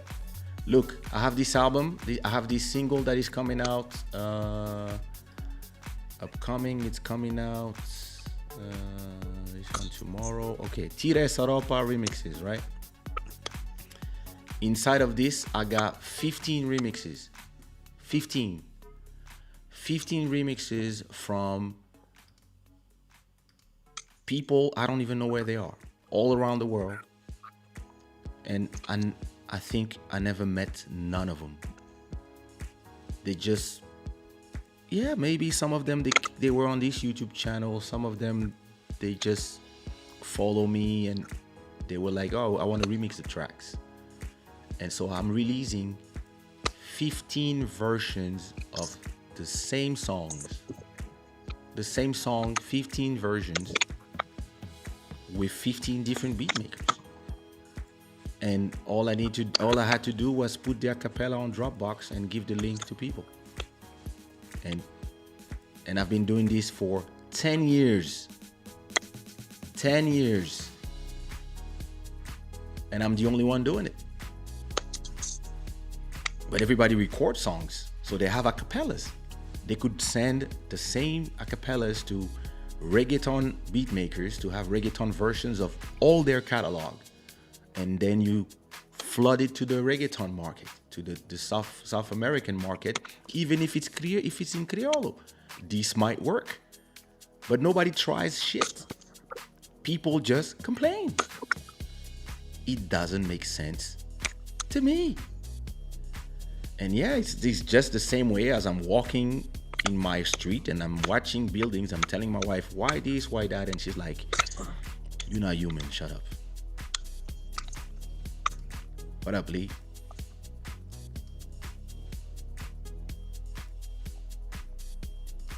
Some people doing things. What up, DJ Lee Mastermind? Shout out to Banzi in the building. Dumb question. In China, is Spotify and YouTube available? Like Facebook isn't available. I think Spotify is not available, but they have Tencent. And every track that is available that you can distribute is available on Tencent. If you distribute, mine. I know my songs are there. You have also QQ that is available. If you have a DistroKid and all of them, they distribute out there. All you need to do is go on the internet, find the links, and spread it to the people. So that's all I've been doing, keeping the peace and interacting. Good. Kaysha, Buddy, and Jojo Flores have introduced me to so many DJs internationally, even you. Yeah, that's true. I've been listening to more global music than local music during this pandemic, thanks to them. Exactly. You're gonna show me a book? All you need to know about, push back a little bit, the industry Bible. All you need to know about music business. 10th edition. Is this the one that the guys from CD Baby are always telling people to buy? This is Donald S. Passman. The dope book, and it talks a lot of what you're mentioning. It talks about it. This one includes the whole Spotify distribution, catalog, label. So this is a good resource. You know, I think my email is in there. Because a lot of people now are trying to get inside my playlist, especially my deep house music playlist. A lot of people tell me, oh, I found you in the Bible of the music Bible, and yeah, I have this song, can you put it in your playlist? And because I think my playlist has 4,000 people or something. So that might be the reason why I receive all these emails. Because I receive like 5 emails every day of songs and people trying to get in my playlists. I haven't gotten to the end of it, but I'll let you know for sure, every artist should take a screenshot of that and get that book or the audio version of that, because that's important. Nice.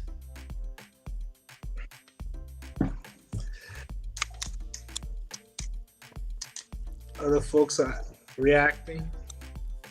Yeah, they all, they all agree with us. And I mean, I guess like most people are understanding that, yeah, the facts that are given are important.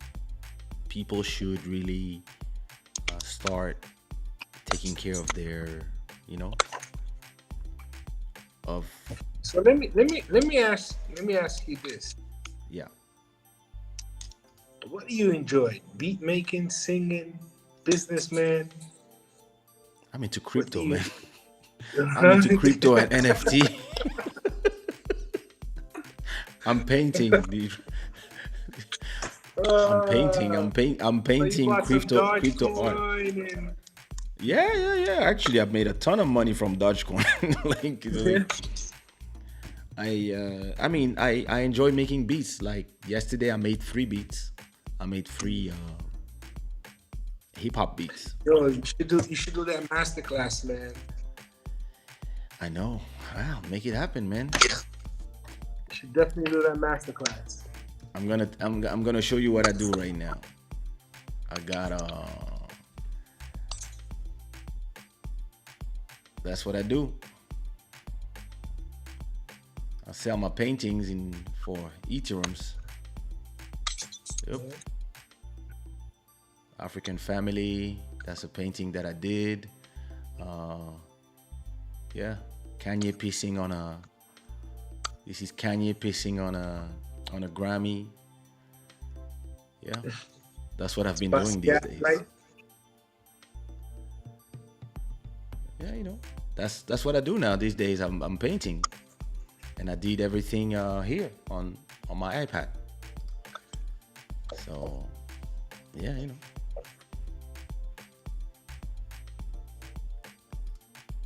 I'm a piano and Afro house. Yeah, I'm a piano. I have a whole album of Amapiano coming out under another name in a week or 2. And I got after the Spotify playlist. My playlist is the biggest Amapiano playlist on Spotify. So I've been early there. So I created the playlist soon as he started banging a year ago, and I put my own music in my playlist. So when I release songs, they just get big just because my playlist is big. And same thing with my Kizomba playlist. I have 10,000 followers. So every time I do a track, it gets on top of my playlist. Strategies. XRP, I got a ton of it. That's because of XRP. Ooh, look, it's green. Ooh! XRP just got 10 cents up, which means I made $5,000. Just while we were talking. So that's what I do. And I think Safe Moon, I got like 20 million of them. Who knows? Lots of love, Kiara. You need to get like Mastermind. That's going on TikTok like crazy. I'm a piano, so you need to do some TikToks. I'm a piano. Yeah, I got all my tracks are there. All my tracks are there. So all my tracks are available on TikTok. So it's just people. If somebody start dancing on it, the tracks they just blow up, and that's how my playlist is driving that as well. So this is what we do. Mr. K. Yeah, man. Yo, I'm after that masterclass. After this conversation today, I want that masterclass, that producer masterclass. Listen, I'm all for it. Me, I'm all for dropping knowledge. I just need to, if I have to become the Gary V of Congo, of Africa, I just need to understand how the business works. And yeah, shout outs to Oh, you're a Josh fan with of his new Gary dance on Vee? TikTok. Nice. You're a Josh is fan of smart. Gary Vee? Yeah, listen, Gary Vee is. I used to I follow Gary Vee since Wine Library before YouTube. Yeah, I when he was used to have watching the him wine. on Vidler What? Yeah, yeah. Wine Library. I was there already. I was commenting back when it was a few of us. So I've seen him grow, and this is the kind of people that I watch, and I'm like, okay, this is blueprints. I don't have to invent stuff. Even if my brain's always processes and find ways, sometimes you just have to look at what other people did. And you got a lot of people like me, they explain how they did. And the worst part is you can explain to people how you did, they still Hey, want to reinvent the wheel. knowledge is sharing, man. Knowledge is I sharing. know. And knowledge is power. Yeah. Hard events in CV considering. The pandemic, I guess. I mean, put it this way: we have a lockdown. We're in a state of calamity. Come near the phone. Huh? For the microphone. We're in state of calamity until May 30th. Me right now, I'm home because I'm tracing some. I did today, like a COVID tracing, because someone that was near me had tested positive. So it's these past couple of weeks, cases are spiking, so everyone's like on lockdown, basically. So hopefully after the 30th, we should, Back in action. go back to some normalcy. But right now, all events are canceled. So what's before we go, what's in the future for you, other than organizing? Oh, my pleasure, Lemec. What's in store for you? What's in store for you for the future? 2020, 2022, and up. What are you, more of the same thing, or? No, I think what COVID has shown to me is the need to diversify as much as possible. One thing I have in mind is a business. I want to create a label because I see a lot of talent that needs some guidance and needs to have a placement, a place where they can go, and like a studio type of business. You see, let's say I want to invite Kaysha for the masterclass, and he will come and have the studio and all the conditions to come and do the masterclass. But jokes aside, definitely diversify. Definitely look into the digital economy as far as like, I think what Sabura needs to do is have a different digital presence. We need to leverage all the data that we can collect with a website that you could, with a click of a button, send 1 million emails promoting an event or promoting a festival. So right now I'm at a period where I'm thinking everything digital, you see. But that process is a process that I know eventually it's not specific events, but for any type of business, you see. Everybody's a little bit behind on digitalizing the economy. So it's an interesting market, right? Obviously, once you do that, I know that I will have a footing either in Cape Verde or having a footing also with the diaspora. Because if you think about it, Cape Verde as a strategy, I think not even 2% of businesses are done online. It presents itself as an opportunity, right? So I was telling you earlier about Spotify. One of the big reasons why we don't have Spotify is because of payments, right? So, like Visa, think of it as a expensive service. The charges percentage wise, someone that's like 16 years old could never have a credit card to have that service, right? Um, so I see a lot of fintech. You're pretty familiar with one that's starting in the island, which is Makil. Oh, yeah, that's my boy. Yeah, Yamadou. So there's a lot of things that are changing, right? So COVID has sped up the digitalization of the economy. So I think it's an interesting market. It's an interesting area for you to explore what's possible, right? Obviously, I think 2022, I'm going to also be working, real estate is something I'm interested in also, but definitely music-wise, label.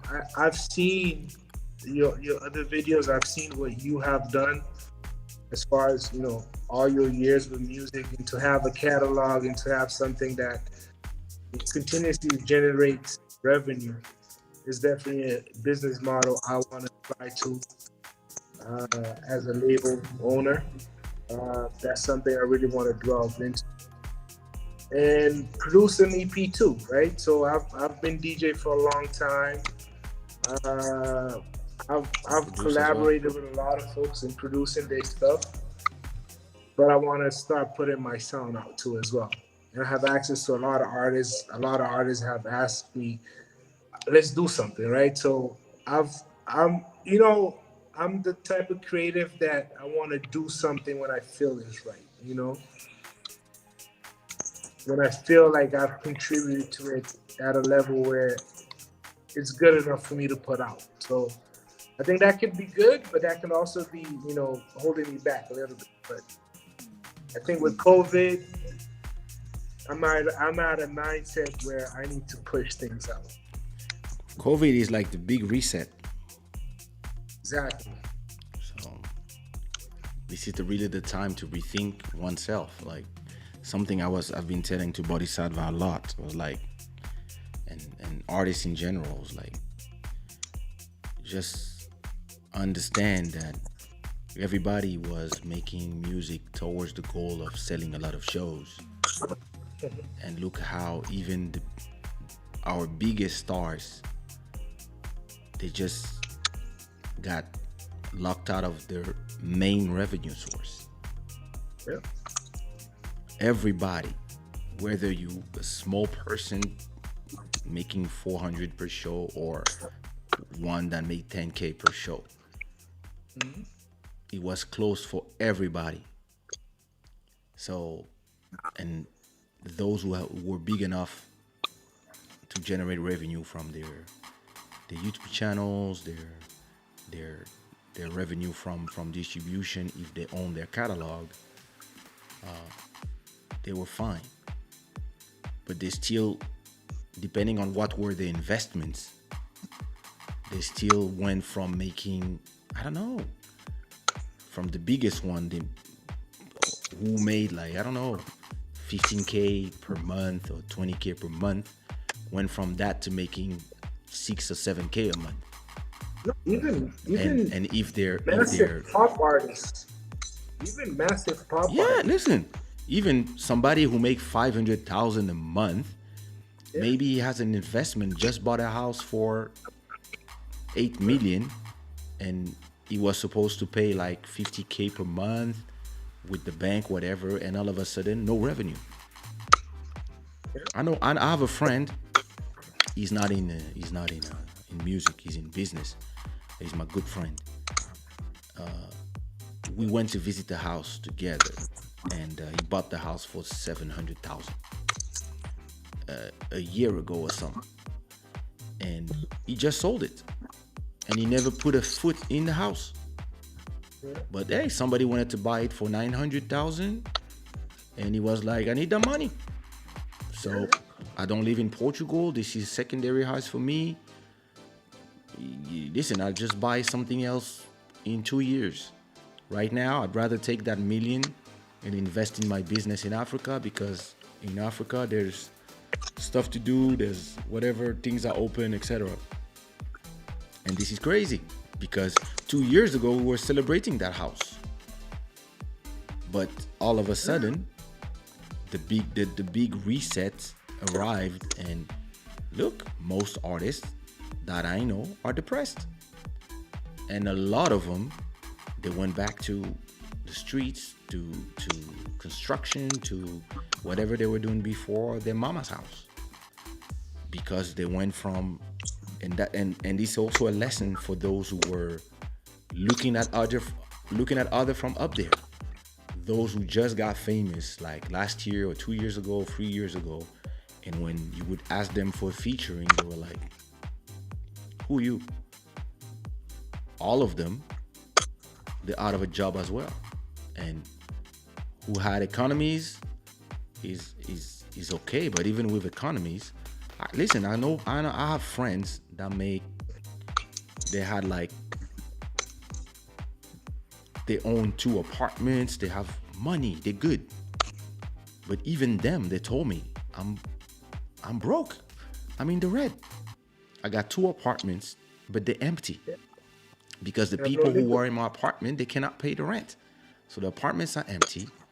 And I tried to put them on Airbnb, but the airports are closed, so nobody's coming to the apartment. And normally I go make my money in these countries, and then I come back here to be with my family. And I haven't been to these countries for a whole year. So I have no cash reserve. And whatever I had in the beginning of that is gone now, because I had to pay for things for the apartments, family, and the lifestyle that I had was a lifestyle for the money that I was making. And the places where I live, they cost a certain amount because of the money I was making. And all of a sudden, I cannot work, but the monthly cost is still the same. So you have all these artists who like you say, like, oh, listen, you're fine if you make 6,000 per month. Listen, if you have 2 houses and you have to pay this, that, or whatever investment you made, the bank will not freeze. They will keep asking you for the money that you're supposed to give them for whatever house you bought. So let's say you have, I don't know, 30,000, 40,000 to survive the pandemic. If every month you spend 6,000, after 10 months, after 8 months, you're done. You don't have any more money. And there's nothing that can help you because there's no work. So everybody has been, and listen, I know a lot of people that they were like, oh, I'm the new guy. Like, oh, fuck you old guys. Like, and me, I was like, hey, listen, you want to do a track? They don't even answer. You know? And today I'm like, so how's life without a job? Like, because you don't own your masters. I own my masters. So me, I make money while I sleep. But I see a lot of these people, they haven't been making money for a whole year. And they were superstars. Every artist that you've seen that was superstar in Cape Verde, in Portugal and France, Zouk and Kizomba artists, everybody that is under 25, all these people, all these girls and all these guys, they don't own their masters. They just started. They have like 3, 4, 5 hits. Everybody loved them, but their main source of revenue were shows. Damn. And they went from 2 shows a week to nothing.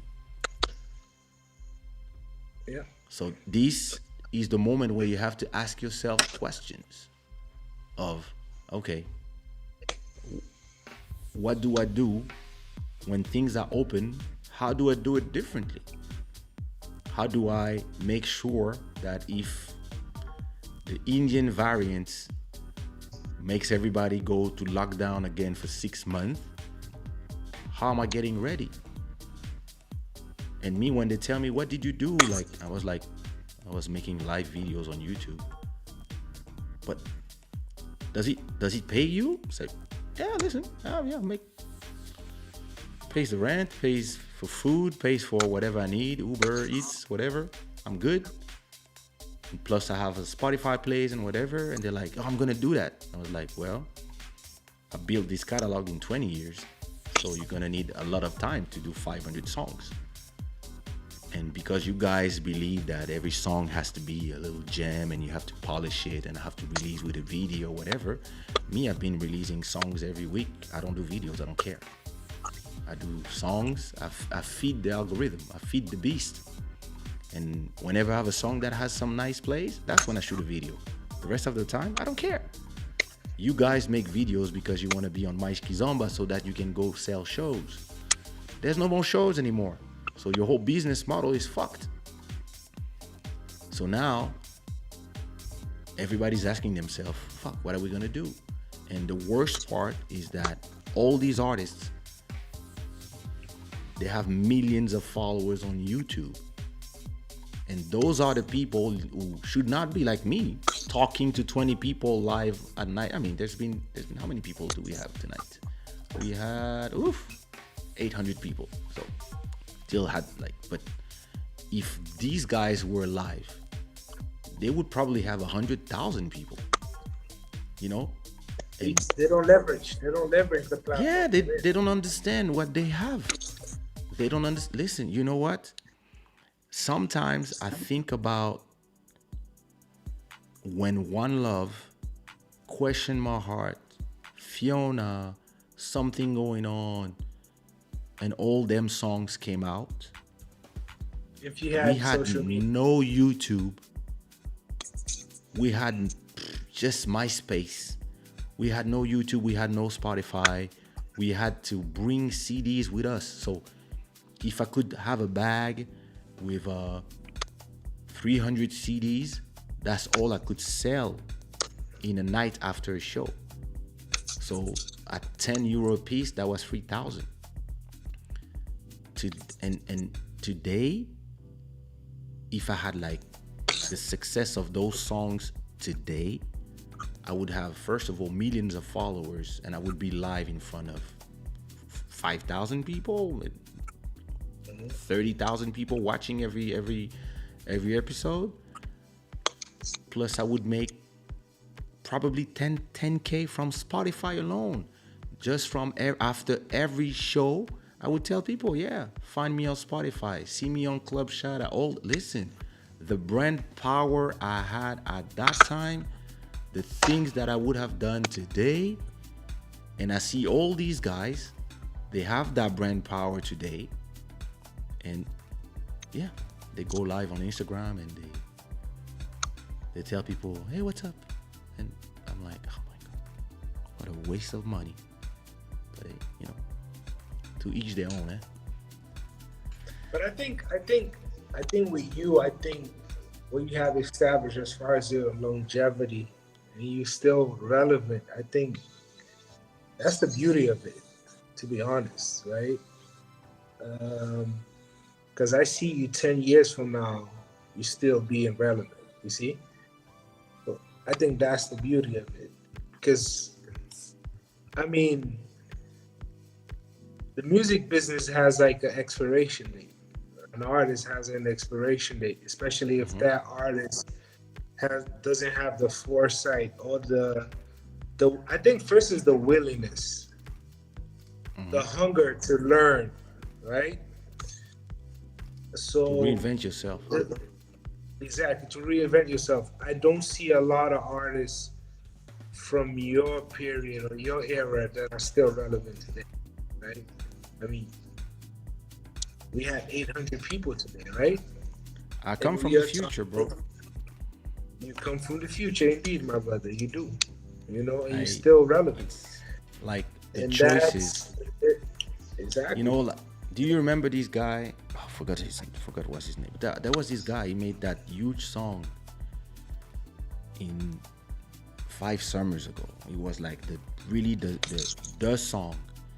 And I remember the guy did a show, and there was me, Siquat Pedro, Big Nello, Nelson Freitas, Elisio, in the table. We were there chilling. We watched his show.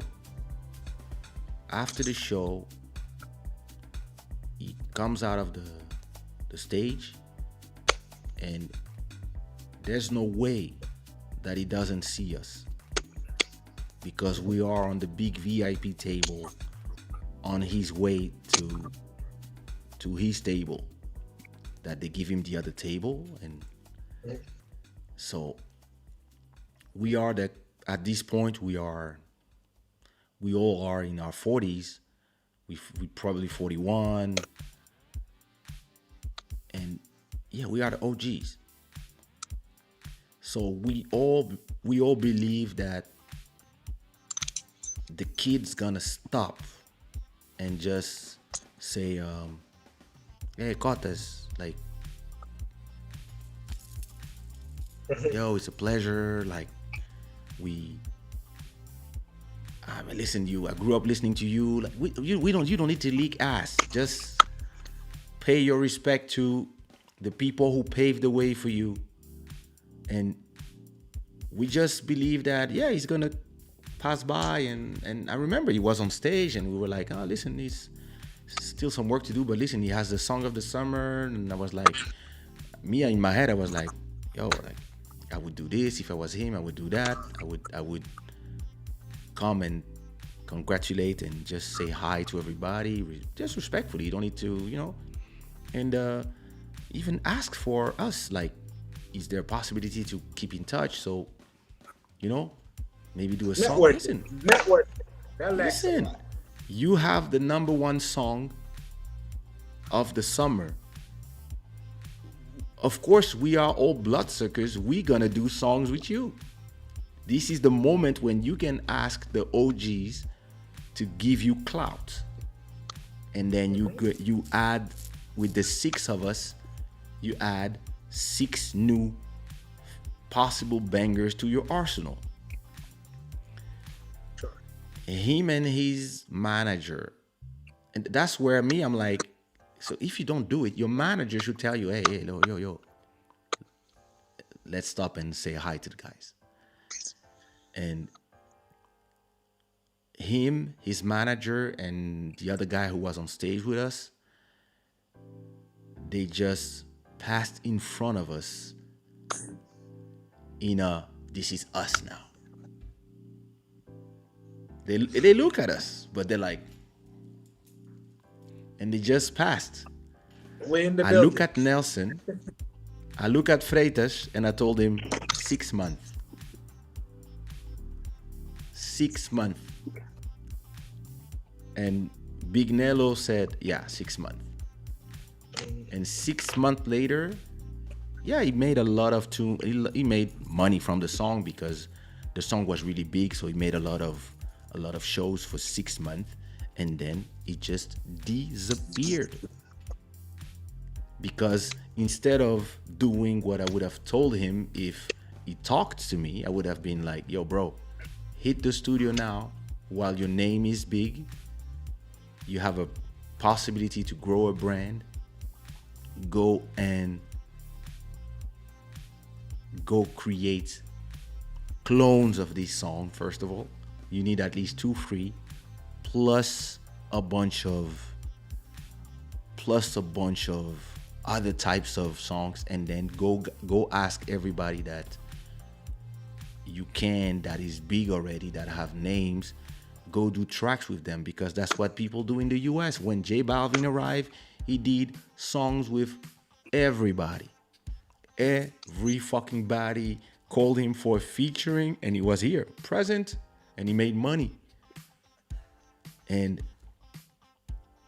yeah, that guy, like, yeah, I was hearing like, oh yeah, they asked for 5,000, 6,000 per show. I was like, with one song? And they would like sing the song 3 times everywhere they go. And I was like, and what about the rest of the time? Well, they were fucking, they were partying, drinking. And then once the song start, the buzz start dying and the song start leaving the top one, you have no song because you've been partying all this time. When I would have been I would have arrived, stopped to the table, say, oh, Kaysha, oh my God, guys, I hope you like my song. I have so much respect for you guys. Da da da da. Can we link up? Can I'm gonna change. Can I come sit with you guys? Of course you can. We all want to do a track with you. You hot right now. Use us and we will use you. The way the guy passed, listen, today I don't even remember his name. For real, I'm not, I mean, I wouldn't say his name anyway because I don't want to create drama, but he just, like a bunch of others, he passed by because they didn't have a strategy, none of them. And yeah, they didn't have A&R, they didn't have good management, they didn't have people who would tell them, hey, stop and talk to that person. You see what I mean? Like when I'm with my manager, I mean, when I was active and when I was with my manager somewhere, she would know who we have to stop and talk to, not only from music, but even from politics, even from, oh, this is the minister of something. We have to stop and go say hi. This is the wife of whatever. Go and whatever. Oh, and the promoters of this, Kaysha, this is like, when I was in Quebra Canela, somebody told me, yo, he's the president of Câmara. Oh, thanks for having me. You Cap Virgin, you from Praia now. We adopt you. If I passed in front of him like that, he would be like, this is the last time this motherfucker comes here. Because I'm the one who pays the check. It's all about, vision. I think being grateful and being respectful and polite to people will always open doors. Always. And I think in the music scene, especially in the diaspora, I see a lot of, people banging heads and people, it's a very crab mentality. I don't know if you know the crab in the barrel analogy. Is, oh, of course. Oh, yeah. Listen, that's the Zouk market. Up, the other one is pulling the other leg down. At least for me, I don't know if it's being naive or not. Where I am today, it's all because of relationships and network. I'm not gonna lie, there's been situations of conflict, but I've always tried to dialogue, to resolve it. And we all of us fail too, but I think I've been in this market for like 8 years, and I've been able to, with my art, do big festivals and play at venues that would seem impossible, and collaborate with artists, or just being in this conversation with you because of being genuine and open. You know what I mean? I've learned a lot from you today. I'm not gonna sit here and say it's a conversation. I didn't learn something today, right? But I think a lot of people learn from you why there's no superstar in Brockton. Yo, we somebody need to dig deep, my brother. We need to dig deep on that because we need to solve it, man. We need to solve that, yo. I'm serious. I know. I am as well. This makes no sense. We need to solve that. But yeah, but you know what's missing? Kaysha? Like conversation, platforms, spaces for us to share knowledge. That lacks, man. Like I have a lot of folks that are younger than me that I know they really look up to me because of the DJ part, but they look up to me in how they'll be in life, right? You know what I mean? There's a lot of folks that gravitate towards having conversation with me because I'm not someone that's in conflict. I'm not someone that talks bad about anything. You know what I mean? So that right there, it's a way of being that perhaps is the best way, right? So that's why those videos are here. Sometimes people ask me questions and I tell them, just go to that video on my YouTube when you have 3 hours, sit down and check it out, or just play the audio while you're jogging. We are just Yeah. having the conversations, and maybe there's Exactly. an idea for you. And this is why I'm having these conversations, and I'm inviting people from the. Look at DJ Lee Mastermind arrive late, and he wants to talk about why there's no superstar in New England. Nigga, we've been talking about this for 2 hours. So once the live is over, you go back 2 hours and you watch the replay.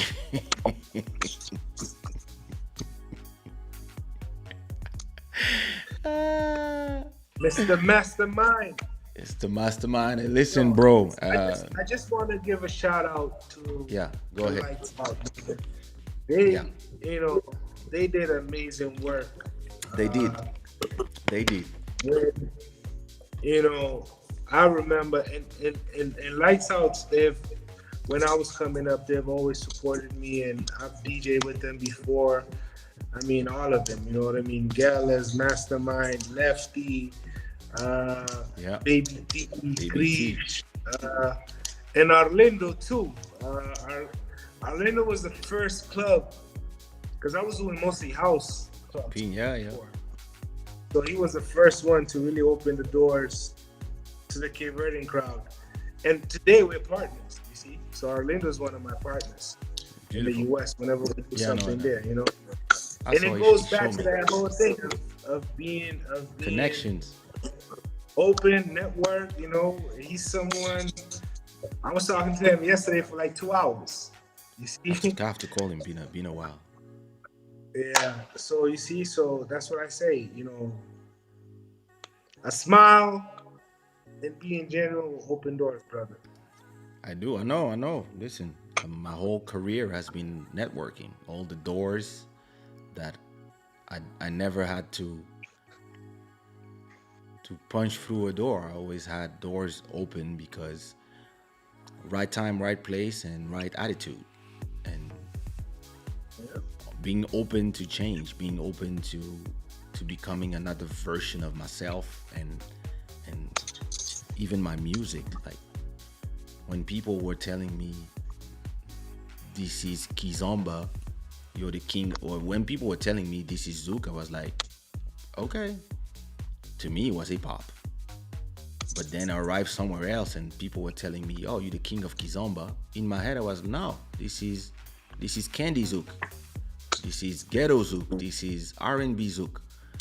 But they were like, "Yo, I can't believe the king of Kizomba is here." Then I was like, "All right, if you say so. Like, if he's The the cap grand here, fits. If the all cap right, let's fits, go. we're Give me the crown, niggas." And it's something that to me, when I see some people, they believe that like the crown or the seat of the prince is theirs forever. I'm like, you guys don't understand how time works.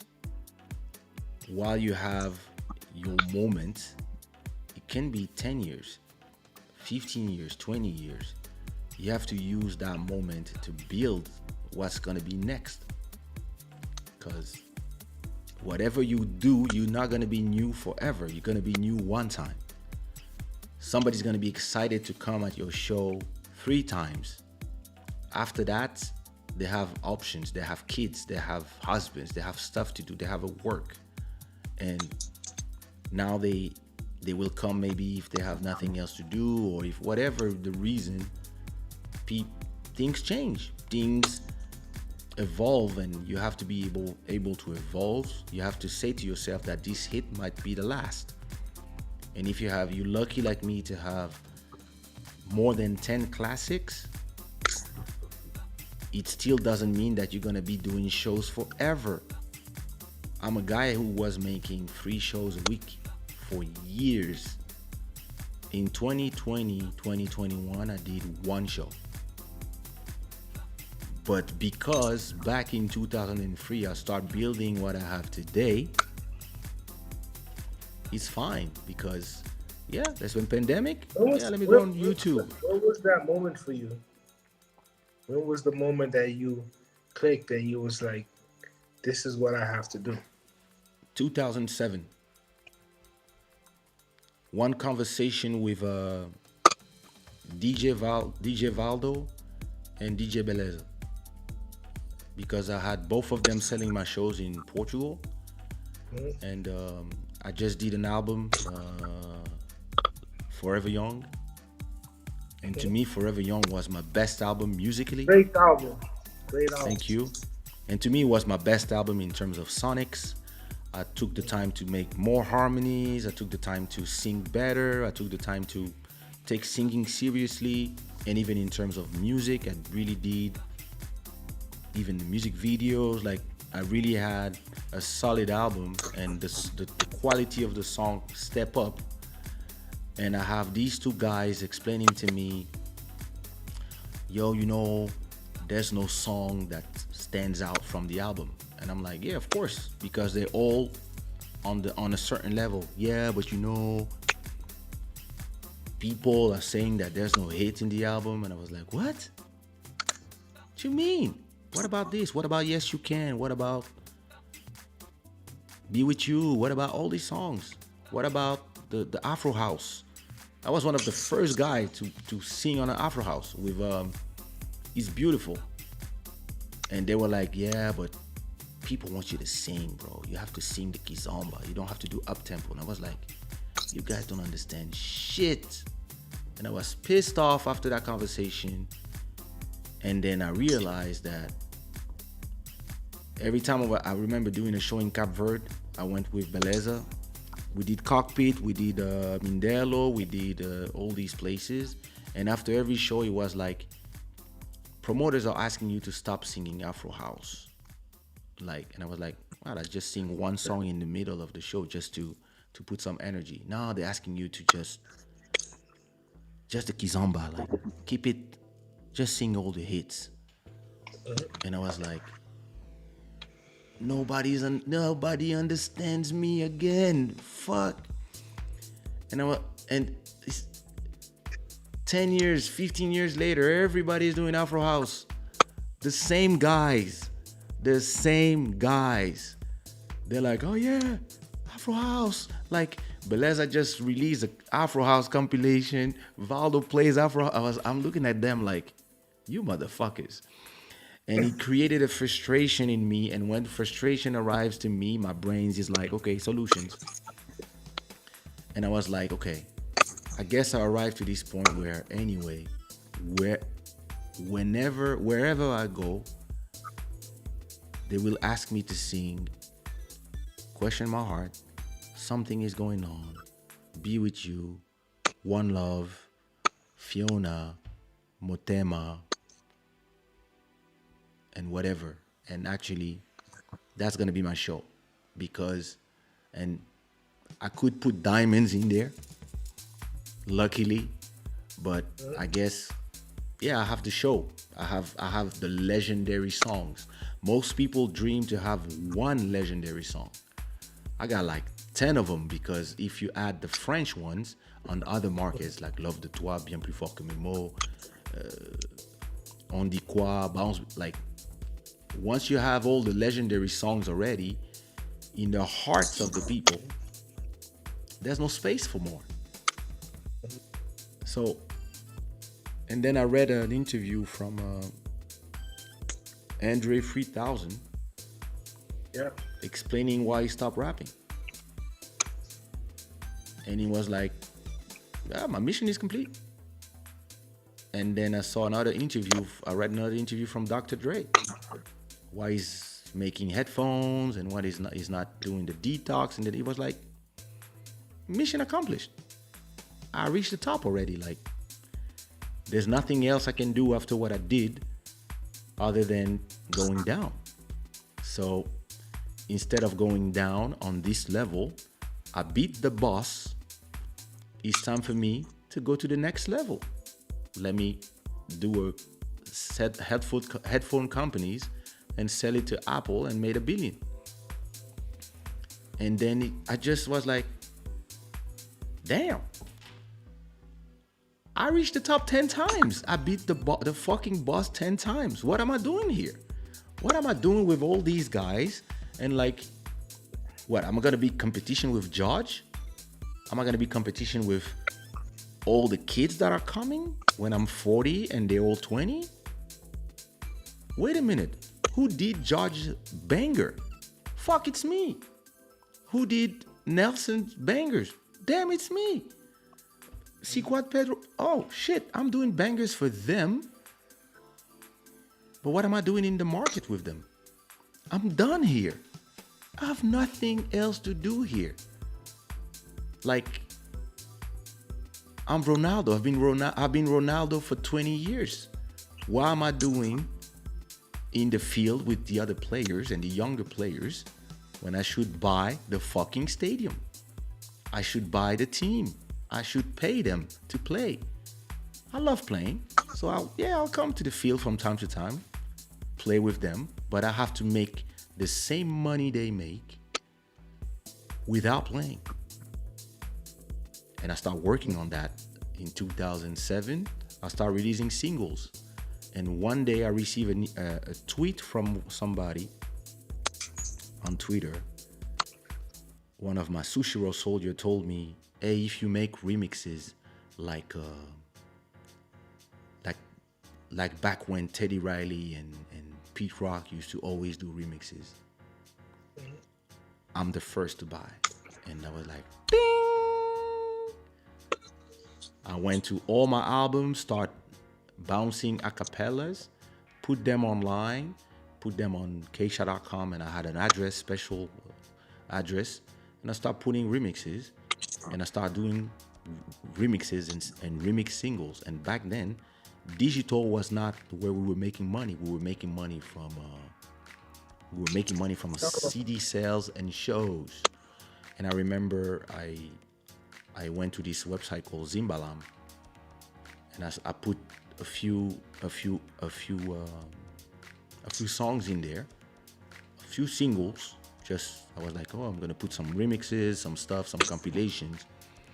And I remember making 200 euros that month, and receive an email from the higher ups, the owners of the website, and they sent me this girl called Laure, who was the label relationship, whatever. And he's like, there's no way that we have the big Kaysha here, and he's in Zimbalam. You have to come to our bigger distribution, which is Believe. And we own Zimbalam, and then I think they were about to buy TuneCore, and they were like, you have to come here. So I was like, yeah, okay. So now I'm there, and second month I'm making 400. Third month I'm making 1,000. Plus YouTube gives me monetization, and now I make 2,000 a month from the digital. And I'm like, wait a minute. My rent is 800. Food and restaurants and movies and whatever is another 400. Are you telling me that? And I'm still performing like crazy at that moment. But my frustration is that I can have my guys, Beleza and Valdo, telling me that they don't believe in my project when I'm here pushing the envelope. I'm like, I'm not gonna give you another African Bohemian and a legendary when I just gave you 3 fucking album. It's a Love, African Bohemian, and Legendary. All these 3 albums contain all the gems are here. Mission accomplished. I'm moving to the next phase. But these guys are like, no, you need to give us more of that so we can sell shows. And I'm like, oh my God. Okay, these guys are about to be obsolete for me. And I remember at that moment I'm telling Beleza, CD sales are a thing of the past. And he's like, you crazy? Listen to me. CD sales are a thing of the past. Find a guy that can be your artist. Find a guy now. That's how he decided to become the booker manager of Ricky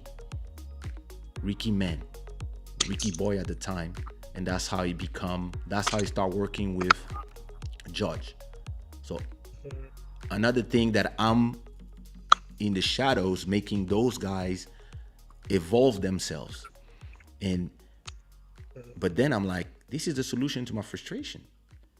Because I don't want to be there and having people decide that I'm going to do a show because of reasons that are decided by other humans. Stuff that like, oh, you didn't have a song for a long time. Or I didn't have a hit for a long time. And when I'm in the club, they ask me to sing the old songs anyway. Makes no sense to me. So I was like, I have to get away from the prison of the playbacks and the club shows and even the festivals. I have to get out of this because this is not controlled by algorithms. It's controlled by humans, and humans are not predictable like algorithms. Humans can decide, oh, he's old.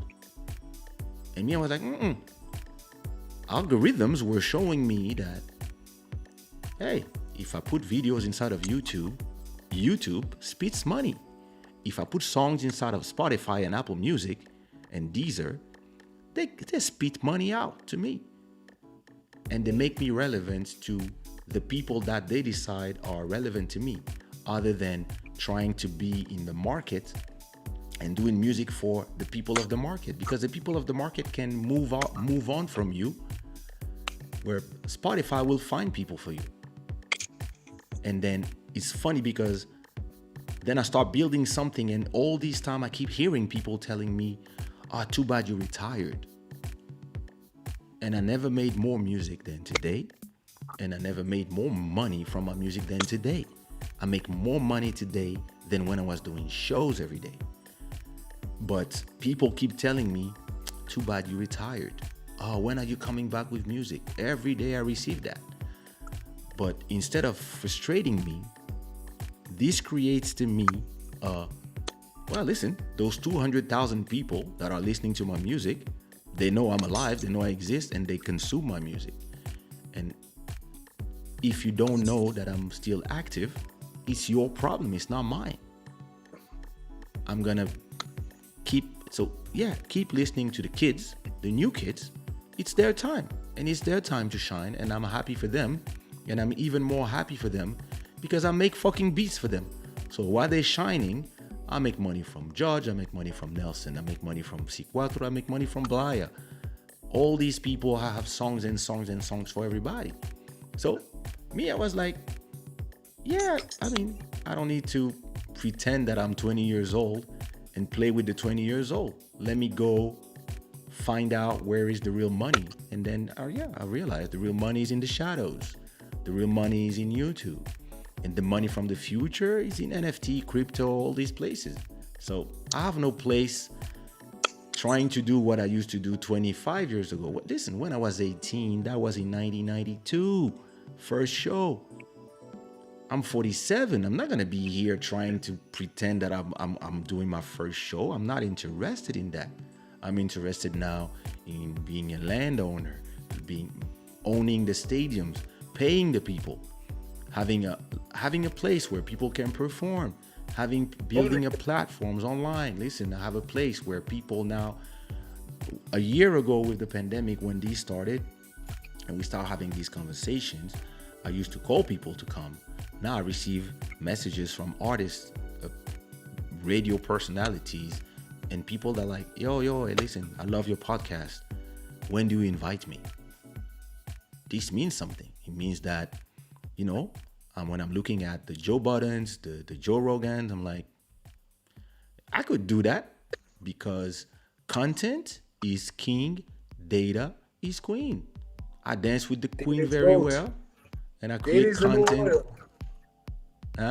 It's the new oil. It is the new oil. Yeah. So me, I was like, listen, I'd rather be creating content and I have 107 episodes of this, and it's available, which means that if for whatever reason this explodes, you already have like thousands of episodes that people can go and watch about all kind of subjects. And every time there's more people, every time there's a little more. And for me, it's way more exciting to create that because the rest is done. This mission is done. What do you want me to do? You want me to do a new One Love? It's impossible. There's only One Love. You want me to do a new Motema, Fiona? It's over. It's done. So I once want you you to do the masterclass. That's what I want you to do. But I'm serious. I'm gonna keep going back to that because I think you should do it, man. I think you should do it. I will do But it. you're right. Right. I think it's kind of like you heard that track from Jay-Z and Nas on the Khaled album. Those Have you heard bars, that? those You heard bars. that? Yo, listen. When Nas said, "I don't toys coin, I'm coin base," I'm going bass. But he even made if you a. go to the even if you go You to the know, 444 album and you listen yeah, to everything was. Listen, those people, they they make music. Listen. You know what I do now? I make music because I love making music. I don't make music to survive. I used to make shows to survive, and I needed to make hits to survive. If I do a show tomorrow, if anybody hires me tomorrow to do a show, they will ask me to sing songs that are 18 years old. One Love is 18 years old. Musicquarian is 18 years old. Fiona is 18 years old, and people are still learning Kizomba on those songs. So it's done. Those things are done, and that's exactly what these guys are saying. Nas just invested 10 years ago in Coinbase, and today he made 100 million from the IPO. So singing, rapping is not something that will ever bring him that level of money. Now he raps because he likes it. But he has his ventures. Same thing. Jay-Z said that B, then that other B. And let's not talk about the other B. He's talking about billions. Why? Because, yeah, the guy owns half of Tidal. He owns cigars, alcohol. Like those guys, those guys, creating portfolio. they moved past the legendary status of music, and so many people are legends and they die poor, and they leave this earth and they leave nothing to their legacy. Why? Because they hold the legendary status like this. Oh my God, I'm a legend. Oh my God, I have to be a star. Oh my God, I have to be on stage as long as possible.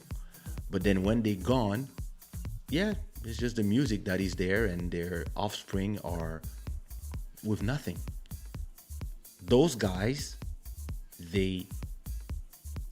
music amazing. They have a great catalog, makes millions, but then they have other things that create billions. They buy probably properties, they buy whole neighborhoods, they buy land. Master P bought a piece of land that he knew that in 10 years there would be a highway that would pass there. He bought the land and he waited. And then he got a call. And he got a call. We're building an interstate, and listen, the state needs that land. 100 million. Okay, we need the land. We need to pass here. Oh, too bad. I got a shopping there. Well, we need to buy it. We need to buy the shopping, and we need to destroy everything because we're doing this interstate. Well, I bought the shopping for that much. I bought this, that. All the stores. So what we do? I will pay you. We have unlimited money. We print the money. All right, 100 million. Another book.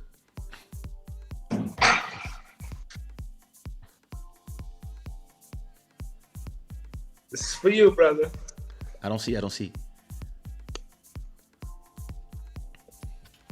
Yeah, that's my brain out there. That's my brain in there. But you see what I mean? And I see those people. Good night. I see those people. They reach the level where the mission is accomplished, but they don't want to leave the field. They want to keep playing forever. And one day they will be beat up on the field, and then whoever was smarter and younger will be paying them. Are you familiar with the dinosaur analogy? Which one? Like dinosaurs, you know how like big dinosaurs, they always die because of small dinosaurs. No, I don't know this one. Like the big dinosaurs, Yeah, they get they eaten need by the the raptor. small, like big dinosaurs, like T-Rex, and Yeah. they need the small dinosaurs, right, to eat. But if they eat all the small dinosaurs, they will end up Then dying. there's nobody to let them eat. Yeah. Exactly. So it comes a point where the old dinosaurs, the big dinosaurs, need to let the small dinosaurs live. And that's the thing. Listen, me, I have the stadium analogy that I think it comes from me. Yeah. One day you in the team, you a player. Very soon you become the best player. So that's me in 98. I'm the best player in Zouk, in Kizomba, even though at that time I don't even know Kizomba. By 2003, not only I'm the best player, but I build sushiraw. By 2005, I'm the best player, but I also pay the other players, Sumia, Elisio, ABG, etc. And I provide the shoes for the players of the other teams. Beats for Nelson Freitas, for these, that. So by 2008, I'm done. I know I'm done by 2008. I'm like, yeah, job done, nothing else to do. So by 2008, I'm like, I need to buy the team. I need to pay everybody so that I can now, if I own the stadium, every time somebody buys a Coke, every time somebody buys a pizza or a hot dog, I make money. And I also need to buy the shopping center near the stadium so that every time people pass by the shopping center to buy something, all the shops there, they pay me a rent. That's the mentality that I have. So with this mentality, by 2007, I was done. And I still managed to do some hits. I still managed to do Malembe Malembe, Diamond, and all them songs and the covers and all that stuff. But I was done already. I was not interested in making hits anymore because I was interested in building the content for the data. And yeah, listen, by 2012, when I moved to Portugal, I'm already making more money from YouTube and Spotify and Apple Music than I'm making from shows. You were making passive. Yeah, I'm making passive income so I can move countries. And when I move countries and I arrive to Portugal, all the artists in Paris, they're laughing. They're laughing at me because they're like, haha, the king is naked. Haha, sushiraw is over. Haha, all the artists are signing to us. And me, I'm like, yeah, enjoy the Titanic, guys. The only person who understands is Nelson Freitas. He's like, where you moving? I'm like, Portugal. He's like, oh, we have the same idea. I was like, yeah, always. And we moved Chemistry. there. You guys have one, chemistry. yeah, we move one after the other because we know that this is the place where we can continue to make our thing flourish. And we know that Kizomba is next. And we know that Kizomba is not going to be next by Cape Verdeans, Angolans, and Mozambicans. We know that Kizomba is going to be next by white people. And in the diaspora. But we know that it's going to be the Russians, all these people that are going to make it blow because of the festivals. And all we have to do is just have the content. So by the time I move to Portugal, I do the song for George. I do Le Déesse. I make 100K from one song for that girl group. And I'm like, wait a minute. I can make 100K by staying on my sofa just because I wrote a song for those girls? Oh. Listen, we used to go take 1,000. We had to go to arrive in Praia, then take a little plane, arrive in Fogo, be in those shit hotels back when there was no like nice hotels, like and sing in those festivals, in the small ones, the small thing, and we were like happy to do it. But then you would do all these things and you would go back home with like 2,000 euros. And I can make 100K from home because I made a beat in 15 minutes and I wrote the song in 5 minutes. Yo, there's more money in the shadows than in fame. All you find in fame is problems with other people who are trying to be famous. That's all you find in fame. You got guys like Nichols, they like, oh, I wrote that I'm down. gonna be number one, and you're like, go, be number one, bro. I'm here. And you have those people. Huh? What you writing down? There's more money in the shadows. than in fame. Yeah, there is way more money in the shadows than in fame. Of course. Once you understand that, look, in 2010, I discovered Bitcoins. With $100 or $50, I could buy 1,000 Bitcoins. I would have 60 millions today. And I could be that guy who tell the artist, I know it's hard, but here's money for your rent. Go make some nice music. Because I would have 60 million in the bank and I wouldn't mind spending 100K on select artists and be that guy that helps people. And yeah, I have my own studio. I have like 5 studios that I own, and I'm gonna take your publishing or whatever. I'll pay myself for my way, but I want to help people. I would have that money today if I invested in just 100 or whatever amount it costs to get 1,000 Bitcoins today. And let alone imagine if I bought 10,000 Bitcoins. I would have 500 million today. And I would not be there flaunting and flexing and whatever. No, I would be putting those 500 million in music. But not only in music, I would buy land, I would buy this, I would buy all that shit. And that's why today I'm buying crypto. Because if the next crypto is in my wallet today, I want in 10 years be on my Club Shada episode number 2000 and say, oh, back then I bought 20,000 XRP or whatever, or some Safe Moon or some Ethereum or whatever project that I was like has some nice utility, and some others were just for speculation, and I just let them sleep, just like I did for music.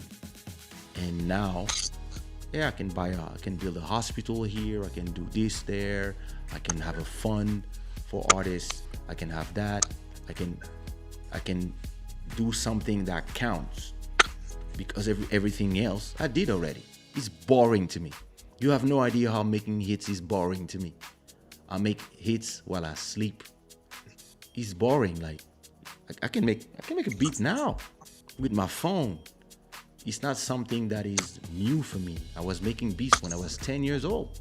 I'm 47. Been 37 years of making fucking beats. Mission accomplished. But for me, there's so many things that we can do after that.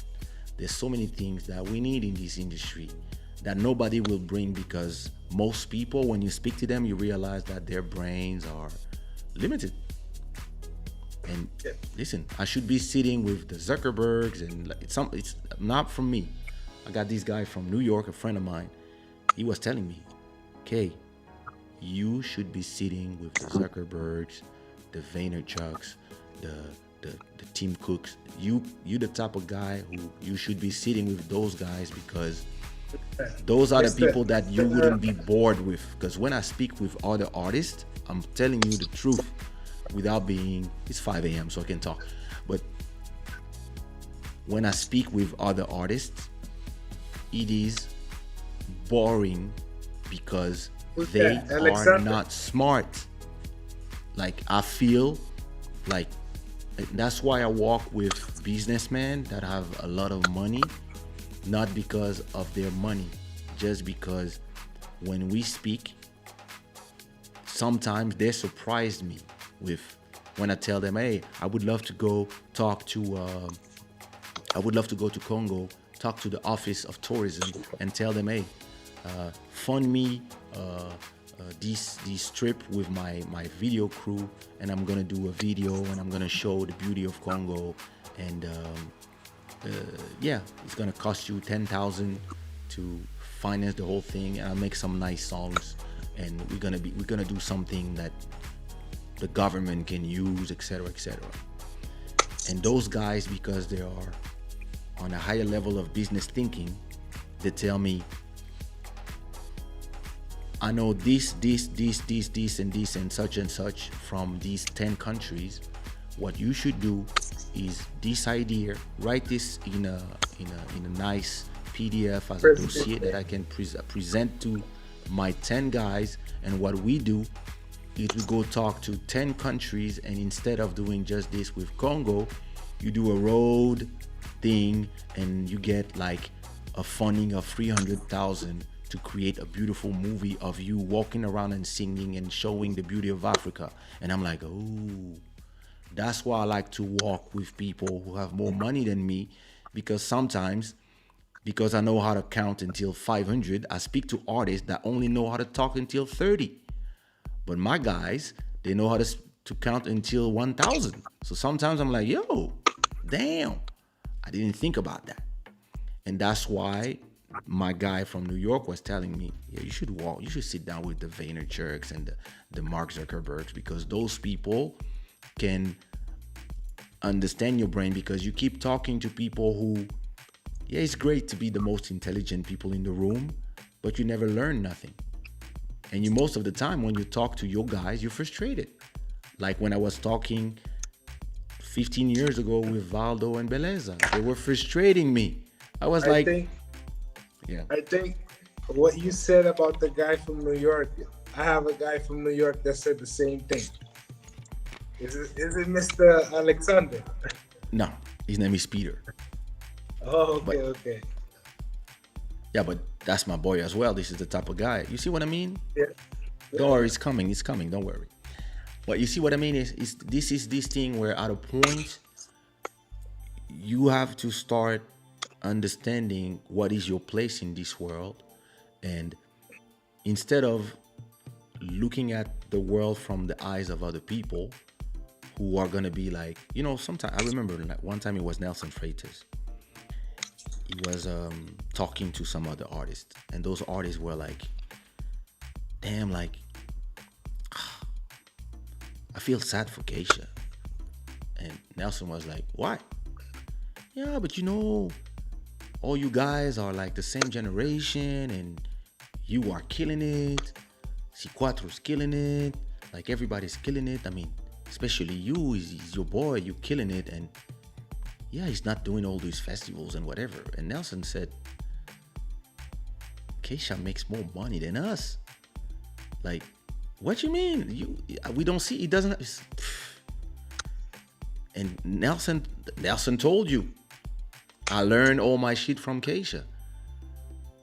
And that's the thing is, at a point you outgrow everybody in the business, and when you don't know because you're too young or too humble, you are you kind of you get frustrated because you don't understand. But at a point you just realize that, yeah, you're done here. You're done here, and it's time to teach, it's time to do this, it's time to sit down with different people, sit down with government officials, sit down with the people who created those platforms, because you thought of those platforms before they were created. So it's great to think, it's better to be part of it. You see what I mean? Like, Nas move is amazing. He invested in Coinbase when in 2013, whatever he invested, today he has 100 million. So imagine if I invested, I don't know, half of it or a fourth of it. Let's say he invested 100,000 back in the days when he was really some young guy explaining to him something. He said, okay, he's 100,000. And let's say I was there and I was like, here's 25,000. I would have 25 million today. And instead of this frustrating me, it just generates in my head this idea that, okay, just invest in the next ones. Since you understand the dynamics of things, let your friends keep playing on the field until they're too old to run. And one day you will tell them, oh, that's my field. What you mean? Oh yeah, I bought Coliseo.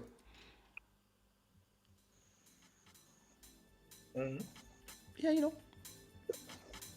I was saying goodbye 40 minutes ago. Fuck it. What? I was saying goodbye 40 minutes ago. Hey man, we'll have to do it again, man. But it's been interesting, There's Yeah. a lot of things to talk, a lot of perspective. There's a lot of things to talk. And I appreciate the invite, man. It's been an interesting conversation. I've not. Yeah. I didn't even know the time going by. It's 5 a.m. It's Yeah, 3, listen. 3:18 here. Your subscriber, thank you. But I appreciate you, man. I appreciate the invite. Yeah. I'm definitely gonna be hitting you up for that masterclass, man. And also for some other stuff as well. Yeah, you got my number. So I got before it, we I go, this show is brought to you. First of all, thanks for everybody that is still awake. Happy that we made some nice number. We had 835 people watching, which is beautiful, which means that things are going well. I want to tell everybody about our sponsor, which is me, shadawear.com. We have 6 new t-shirts and hoodies that you can buy. You have the XRP collection, because you know me, XRP hoodie, XRP army, XRP the standard. Those are new t-shirts. And we also have the Pan-African t-shirt, the African American flag, and the Pan-African premium t-shirt. So you can go buy them on you know how we do. You can go buy them on shadawear.com. And yeah, this show was brought to you by us, and it was a pleasure to have my homie DJ Banzi Big up. here. I'm gonna leave you with the song that is called Where I Dwell. It's a track that I produced under the name Janamari. I probably did it, I don't even know when I did it. It's a song that I produced in 2000 and 2009 or 2000 and yeah, probably 2009 or 2010. I hope that this conversation, you know, made you smile, that you enjoyed, that you learned something. DJ Ralphie, I'm gonna ask Lil Mauro to produce some beats for us, because maybe you're the one. Maybe you're the one who's gonna save Brockton. So who knows? You know. We'll do Brockton together, but definitely complement. Hey. All right. Brockton So will do it together. I will see everybody on Club Shada Sunday. And as always, tomorrow, come back to this channel and leave some comments on the videos. If you didn't donate some super chats, go buy a t-shirt on Shadaware, or just go on Spotify or Apple Music or wherever you listen to music and play some songs. Play some songs. That's a great way to. And I want to do a special lights out. So Mastermind, get us, bring everybody. We do a whole panel with everybody, and we talk about music. My man, thanks for coming, and I'll see you June, soon. talk soon. Peace, Abraço. bro. Braço. As always, this show is brought to you by shadaware.com, and I will see you Sunday. Peace. Why do 5-hour shows now?